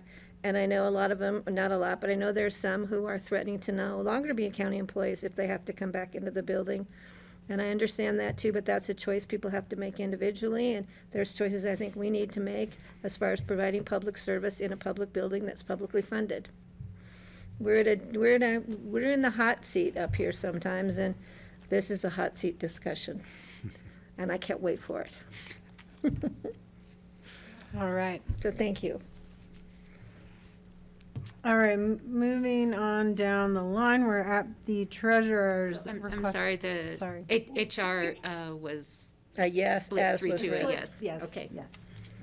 Treasurer, I'm very comfortable with. They need to scale that up. They have room, and those ladies are busy all the time. Yeah. I support the treasurer's request as well. Me too. Okay. All right. Building department and planning and zoning. Let's see, the building department, these change. Heck yes. So these Can we walk through these a little bit more? Because I know they structured a little bit differently from what we have in our. Yeah, I don't have the new. Yeah, it's the Let me same. pull it up. Yeah. Oh, thanks, Connie. Yeah, I have it somewhere, Connie, in my Well, last week's while Connie's presentation. pulling that up, I think what was in your budget packet had kind of deputy positions in both building and planning. Oh. And Yeah. Hold on. yeah, Connie's still looking. I'll just keep I'm talking seeing while she's pulling on it my up. screen. I'm not sharing. And we did do an organizational assessment with Barry Dunn. Oh, thank you. That's the organization that, thank you, Connie, that helped us both with the ERP and the SAGE's implementation. And so so what is proposed right now is a development services manager, which would have the plans examiners, the zoning planners, permit technicians, and front desk admin all under one manager. So instead of both the policy and the implementation being managed under one head for planning and one head for building inspection, you really have somebody who's responsible for the day-to-day operations of the permitting process. I know that's where I suspect the board, if it's like me, it probably is where you get most of your calls about what's happening in the permitting process. And right now, we have basically staff in planning and building split between land use code changes and building code changes and administration of the codes, as well as issuing the permits and running that process. So what you see is a development services manager. You have, and this is just probably not a great name, special projects manager, but that's really somebody that can take on a lot of the research and oversight of, whether it's different code issues or long-range planning. There's just a lot of research that's going on in ComDev right now. You have the long-range climate action planner. That's Zach's position that I believe has already.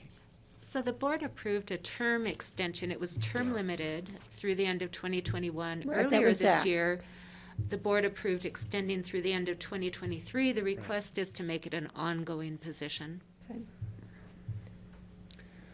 You know, I think I understand, and I like the restructuring of the restructure better. I just think that there's, as short-term rental, I think we've all kind of decided we need to do that. We need to prepare to do that. I just think there's some positions. I mean, we've got a new manager, we have another administrative, and we have a front desk administrative person. I think some of these, maybe if we could have a update in, well, we will for the next budget, I suppose, won't we? But, I hate to say either we can restructure again where the needs may change or the needs may be the same. It's just a lot to gear up for. I mean, that's a lot of new positions. But we know there's a need there because of the influx, because of COVID and the people that have come into, we all know the story. But again, we're hoping that story doesn't continue for the rest of our lives. So, I mean, I'd hate for us to have a department that's full of people that aren't in the office. Yeah, and Patty, this is a really fair point about, how do we manage this going It's tough. forward? And is this written in stone once you make these decisions? And one of the things I can tell you from a management perspective, particularly when we have vacancies and such, we are doing that analysis. We're asking that question. Do we still, that threshold question, do we still need this position? Is this serving the right function for the organization and community?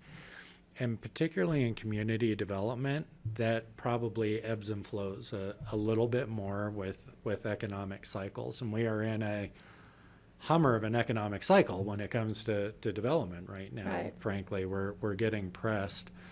Not that this is a good thing, but this is where having that regular turnover, which we do have as an organization, presents that opportunity to do exactly what you're talking about and periodically reevaluate positions and reevaluate need and structure. And during my time here, ComDev has gone up and down, or we've held positions open, and those sorts of things. And we would continue to manage that way because revenues are so closely tied. And I think that's true. That's kind of what I wanted to hear. Thank you. But I also think that any new hires need to hear that this is an ebb and flow department. And I mean, we could get people in there that train to take another position in that department as things change. I mean, people can be flexible, and we've seen a lot of flexibility within ComDev. And we've had a lot of success managing with attrition. So yeah.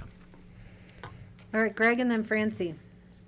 I was just going to say I support it given the workload, the demands on ComDev. Was it 55 outstanding applications waiting to get into the pipeline? They're in the weeds. So there's certainly an argument that they need to be able to process these applications in a more timely manner. STR manager, that's going to be huge, and those people are going to be necessary if we're going to go ahead. Long range climate planner, I think that's essential. So I'm going to bite the bullet and say I'm in favor of it. But anytime they're talking about a new hire, I want them to ask themselves where they're going to live. That's what I'm going to want to insert in any new hire conversation. Where are they going to live? How are we going to help them if that's what we're going to do? Thanks. All right, Greg, thanks. Francie, and then I have a comment. Well, I've lived here for 30 years and I have never heard anybody say, oh my God, the permitting process is going way too fast. So I don't think we have a problem of being overstaffed in this part of our county government. And I think we're going to be really lucky if we can fill these positions. So I think we need to make them look as attractive as possible and not warn them that they might be fired in a year because we don't need them. I mean, it's really hard to hire people right now. And so I would certainly approve all of these. And then I would say that we should get on it as soon as possible because there aren't very many people to hire out there right now. So I'm going to offer the different perspective and say nobody has also ever said we need more construction trucks on the road and longer construction seasons in the Roaring Fork Valley. So there is like a natural pacing that happens with these limiting factors that derive some kind of pacing effect for all of the impact and development that we are seeing as well. That's a good point. So, and I also I wonder about like our special events, do we need to have all the special events that people want to have in the world? Like, should we have a quota system? Should we have some sort of cap of like 30 a weekend? Again, like we're staffing up to this just exceptional demand that I think no one envisioned for our community ever, rather than kind of wondering, is this the right fit for the community? And should we be looking at this program more holistically? So when I'm looking at like the special projects manager, for me, I do wonder if that should be more of a term limited. If we get all caught up in code enforcement, or code language changes in 3 years, is there a permanent role for that person? And I will trust that there will be some attrition that allows, the readjustment of roles in the department. But again, I don't know, that part-time special events person, are we just creating more capacity for something that we're hearing, really negative feedback about all the impact on? So I'm not sure I support that. I'm not sure what the admin backfill is that can't already be done in the position. And then otherwise, I support the long-range climate action as a permanent position. And, I think the short-term positions won't be until mid to later year anyway. So those budget implications for next year will be less than future years for a program that should pay for itself. So I support those fully. So, and the development service manager, again, okay, hopefully as they work out the kinks that they're finding in the permitting system, that person can take on additional responsibilities elsewhere in the department. So I could eliminate the one admin and go for the rest, I think. Because I think the front desk admin might be able to step up a little bit maybe and help out. Yeah, I think that would make me more comfortable. Steve? That's kind of my thinking too. I would eliminate the part-time special event, half-time person, have the special project manager cover that when there are special events applications. That's part of their job description. When they're not doing that, they can work on the code, the code amendments and whatever.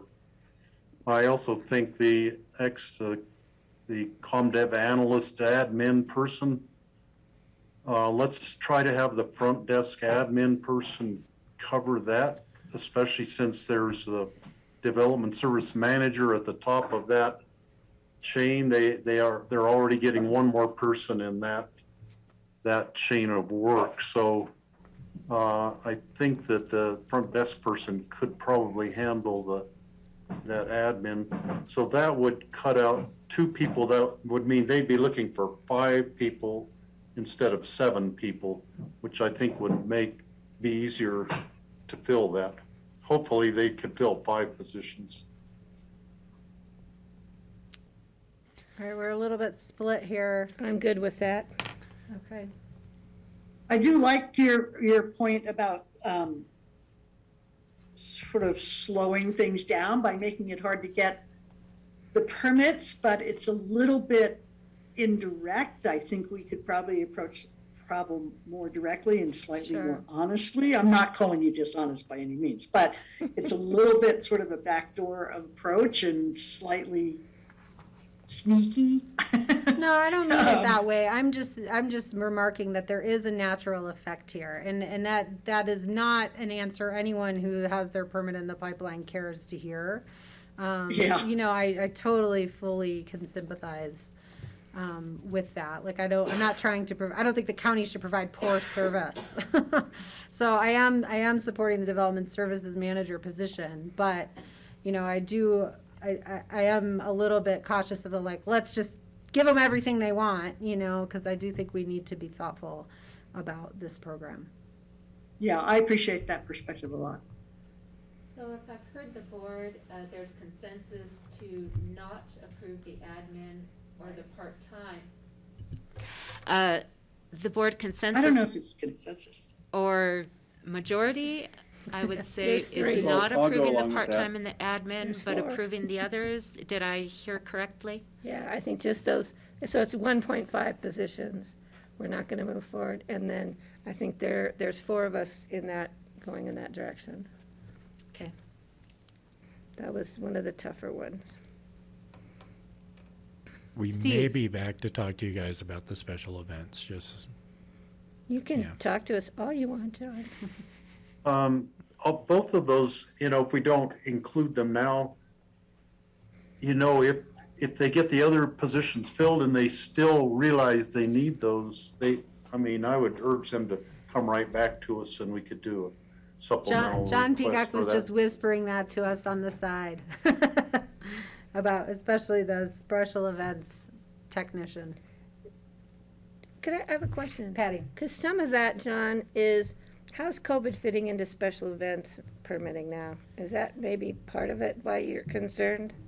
No, it's actually, it's very seasonal. And when the special events season is in, we get a lot of applications, I think, to Kelly's point. Right now, the board does not, we have a process for mitigating, so ensuring there are safety plans, coordinating calendars, transportation plans, all of those sorts of things that position is looking at. COVID actually reduced it quite a bit, right? Because we just didn't have as many special events. We had a temp position, I think.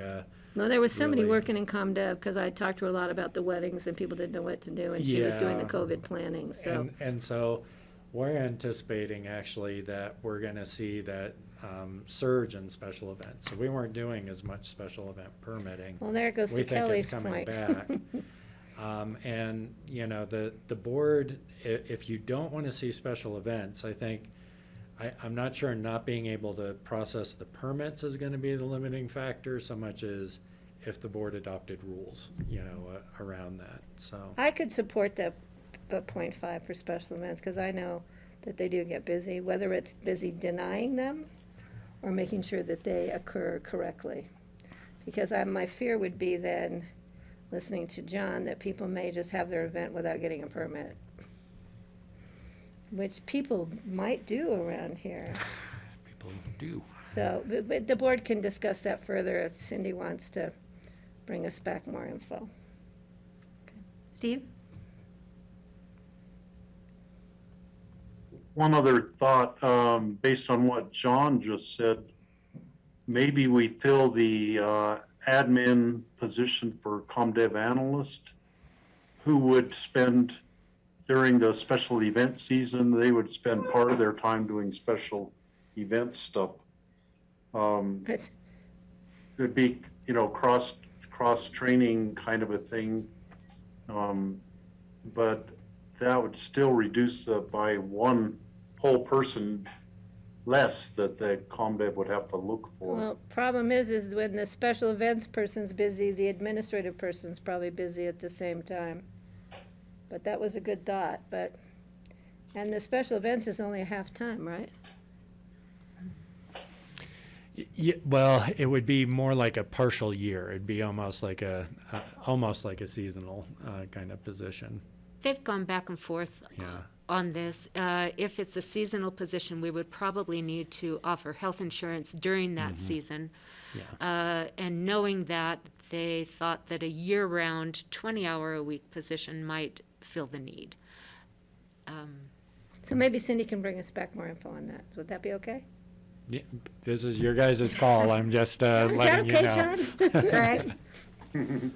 Yeah, so John, Cindy gave us I thought it was a pretty compelling argument, that without these positions, they don't have time to think. They don't have time to do the long-term planning, long-range planning.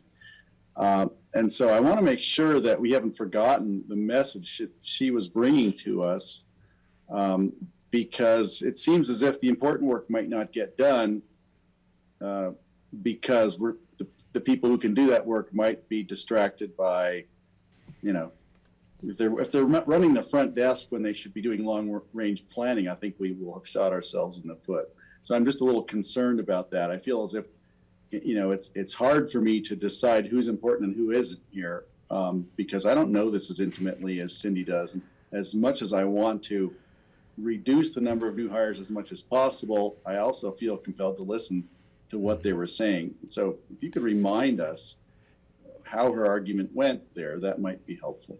Yeah, let me take a crack at it this way and see if this resonates. So you really have 3 levels of effort, right? You've got long-range planning, which I think is what you're referring to, Greg, creating space for that. And there's an expectation now that we're picking up again on the growth management discussions and that sort of thing. So there's a long-range planning and visioning kind of process that then goes into the codes. And the codes that would be changed would either be the land use code, which we already have identified a lot of smaller revisions that the board, I think, 130 always sticks in my head, but I think it's like it's a lot. It's a lot of code amendments that we've identified over the years during meetings that need to be made in addition to whatever changes occur from the long-range planning piece. Same with building code, right? Building codes may be implicated in there if there's additional energy or what have you, although we've done a lot of work there over the past couple of years. And then there's the third layer, I'd say, that we're talking about, which is just processing the applications that have come in pursuant to those plans and the land use codes. And we find ourselves behind in all three, right? That there's an expectation of a pretty major visioning discussion, picking that back up, and in a different way than we did it last time. There's, I think, a lot of energy on maintaining the codes and making adjustments to codes and having discussions, whether it be TDRs or those sorts of things. And then we get the calls like you do about, and gosh, I've followed the rules now and I can't get my permit through, or I can't get my special events permit or that sort of thing. And that is happening, I think, at a faster pace, right? We are seeing more, and that does generate more activity. But right now, with our current rules and such, we're behind in all three phases. And that's why we tried to make asks that address capacity in all those areas. Do we have 3 planners right now? I can only think of 2.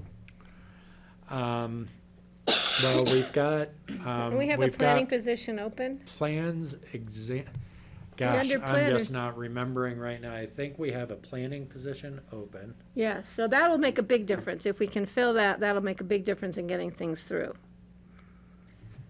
I want to see Francie's hand. Go ahead. I want to have people talk to me a little bit about the hesitation to hire more people, because we've talked a lot about the increase in population in general during COVID and how many more people we now have in the county and how many more jobs there are to do in the county to take care of all the people, not to mention the fact that we're expecting more revenues because we have more big houses being built. And so I'm kind of wondering where the hesitation is to try to meet these demands with more employees.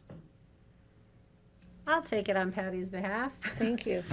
My concern about this department in particular, this department will pay for itself, pretty much, right? Like the fees will cover the employees, but it fluctuates so much over time that, in 2 or 3 years, we could really see us slowing down here, and then who gets fired, or are we lucky enough that people leave their jobs, or we don't have to refill vacancies or can't fill vacancies, that we can restructure to meet that slower demand. So that's why this conversation of should some of these be eliminated altogether? Should they be term limited? For me, comes into play in this department in particular. Other departments, I have much less concern along those lines. Greg. Well, I just think that in this department in particular, we've got some senior, people who are planning to retire fairly soon.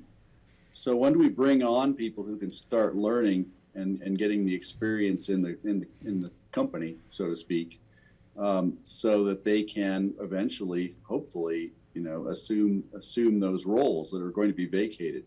So that once again, that's the undercurrent we're seeing here, is the succession plan. And I think this department, like most of the others, have issues there. And, it might be pretty wise to take care of their needs now so that when people start retiring, we can fill those positions. I think we're there. I think we're at the point where we need to make those calls.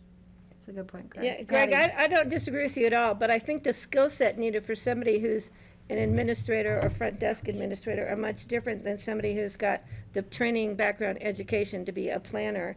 I think, so I'm going to be comfortable, and this is going to be the end of my telling you how comfortable I will or will not be. I will be comfortable keeping the 0.5 special event person, because it comes at a time when we have permits coming in, because it's just that time of year. So we have regular land use applications coming in because people are gearing up to build. and permitting. And then I think we need to reevaluate the job responsibilities of the front desk administrator and not hire another administrator at this time until we have filled the other positions, see how things are working, and then if they still feel they can justify a full-time, another administrator person, then they can come back to us. Leaving the door open. Thoughts? Steve? I'm good with Patty's suggestion to do that. It leaves the door open for, one, the other things are all filled. If they still need that person, then that would be the last one that would be filled. But Cindy would have to come back to us and ask for that. And also Greg's points about succession that is totally true. And, we're gonna probably be seeing quite a bit of turnover from people retiring in the not too distant future. I'm hoping maybe it's after I'm no longer commissioner. You're early. We'll hire you to work in that department. All right, other thoughts on Patty's proposal to eliminate the Eliminate the one one. FTE? The admin FTE. position. And keep the Yeah. 0.5. Okay. Could you do a quick little summary of what it is that we're either agreeing with or not agreeing with on terms of the whole picture here? So the proposal for discussion is to eliminate the one admin in the middle of the chart currently, and if they need, if they really can't adjust work responsibilities, Cindy can come back and present to us in the future. And we would consider it in a budget supplemental. I justify that by saying, once they get their positions filled, especially the third planner, et cetera, then maybe they will have worked it out with the front desk administrative person to be able to handle those administrative responsibilities in the department.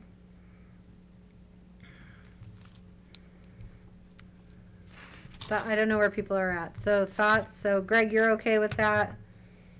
Steve, I think, is okay with that. Francie, you still support all of them, so. Well, I just don't know enough about how it works right there to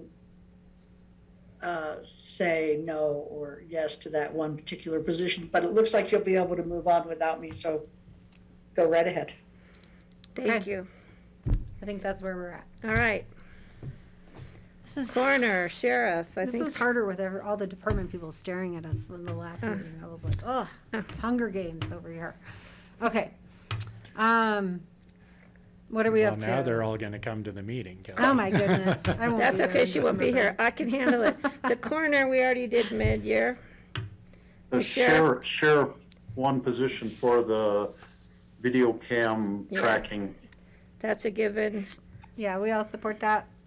Yeah, risk management, we said we were supporting. Yeah. Healthy Rivers, we already did mid-year. Human Services Now, is, Human Services, even though it's a -1 because the housing grant is dropping off, they are asking to have an eligibility technician who's been term limited continue on as an ongoing employee. right, and we know that's key, that's critical position. I don't have a problem with that. No, I argued for it. Is that okay with folks? Are you clear on what's happening in Human Services? Okay. Open space is the ag. Yeah.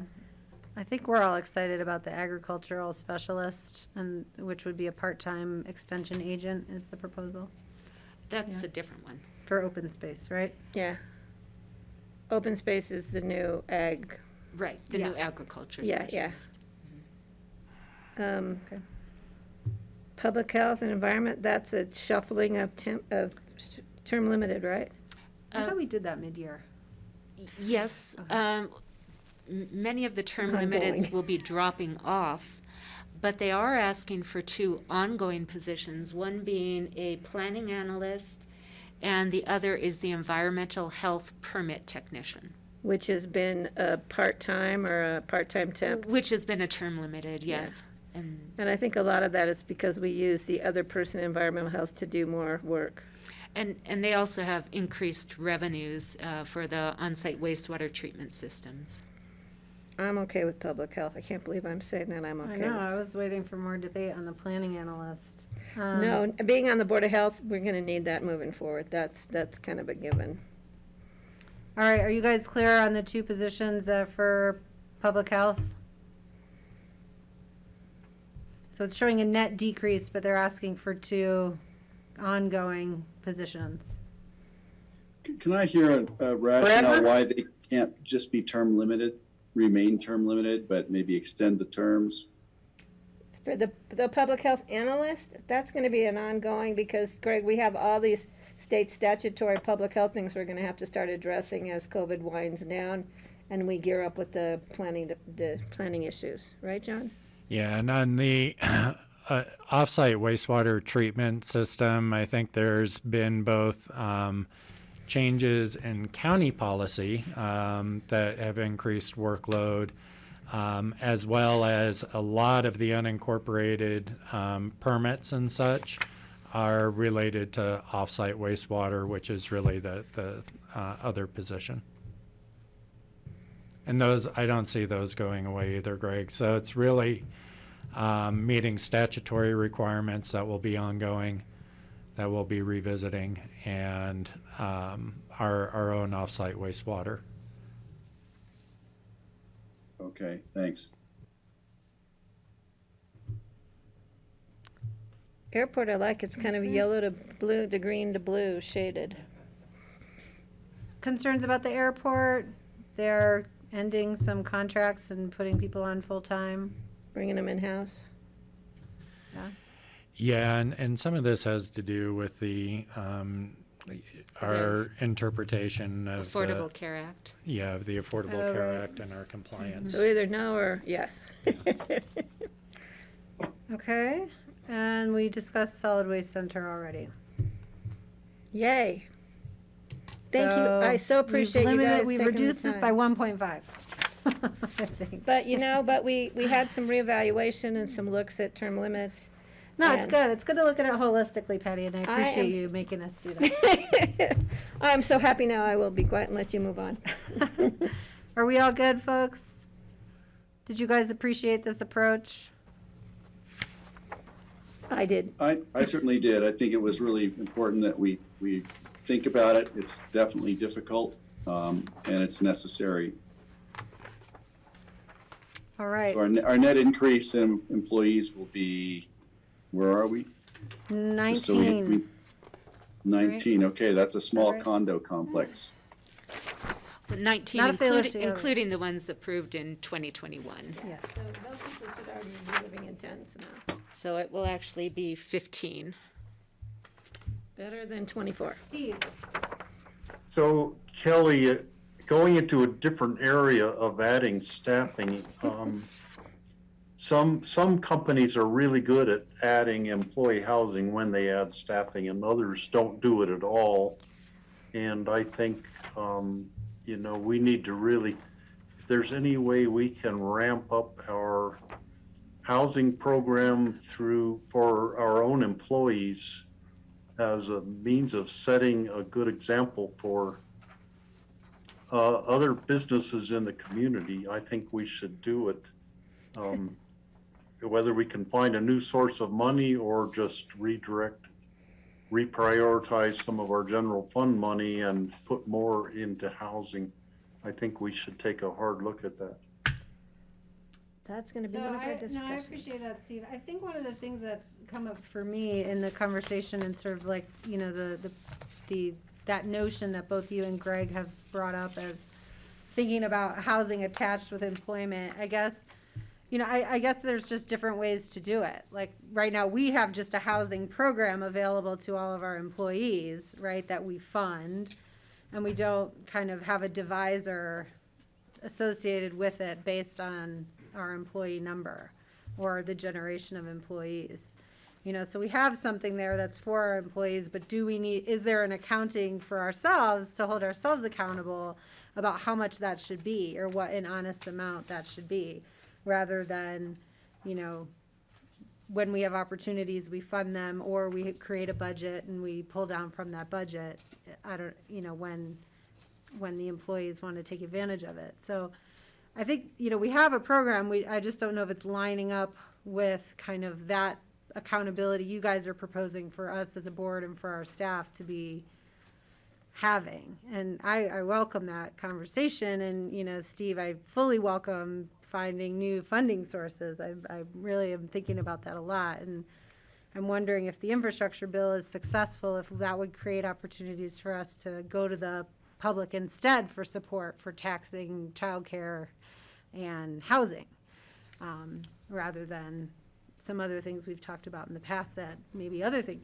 could come from other funding.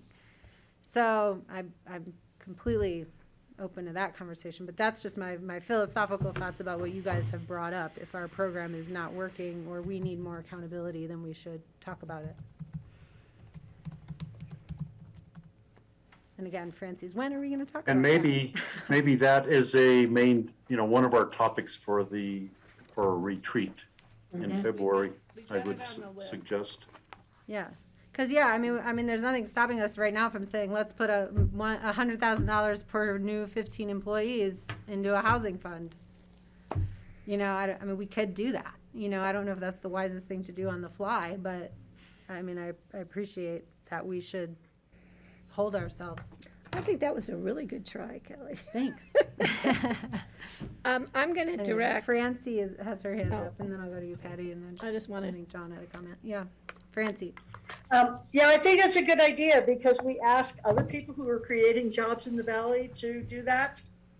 So I think it only makes sense that somehow we do that as well, hold ourselves accountable at the same level. Maybe not at the same amount or whatever, but that we have some kind of reflected similarity to what we ask other people to do.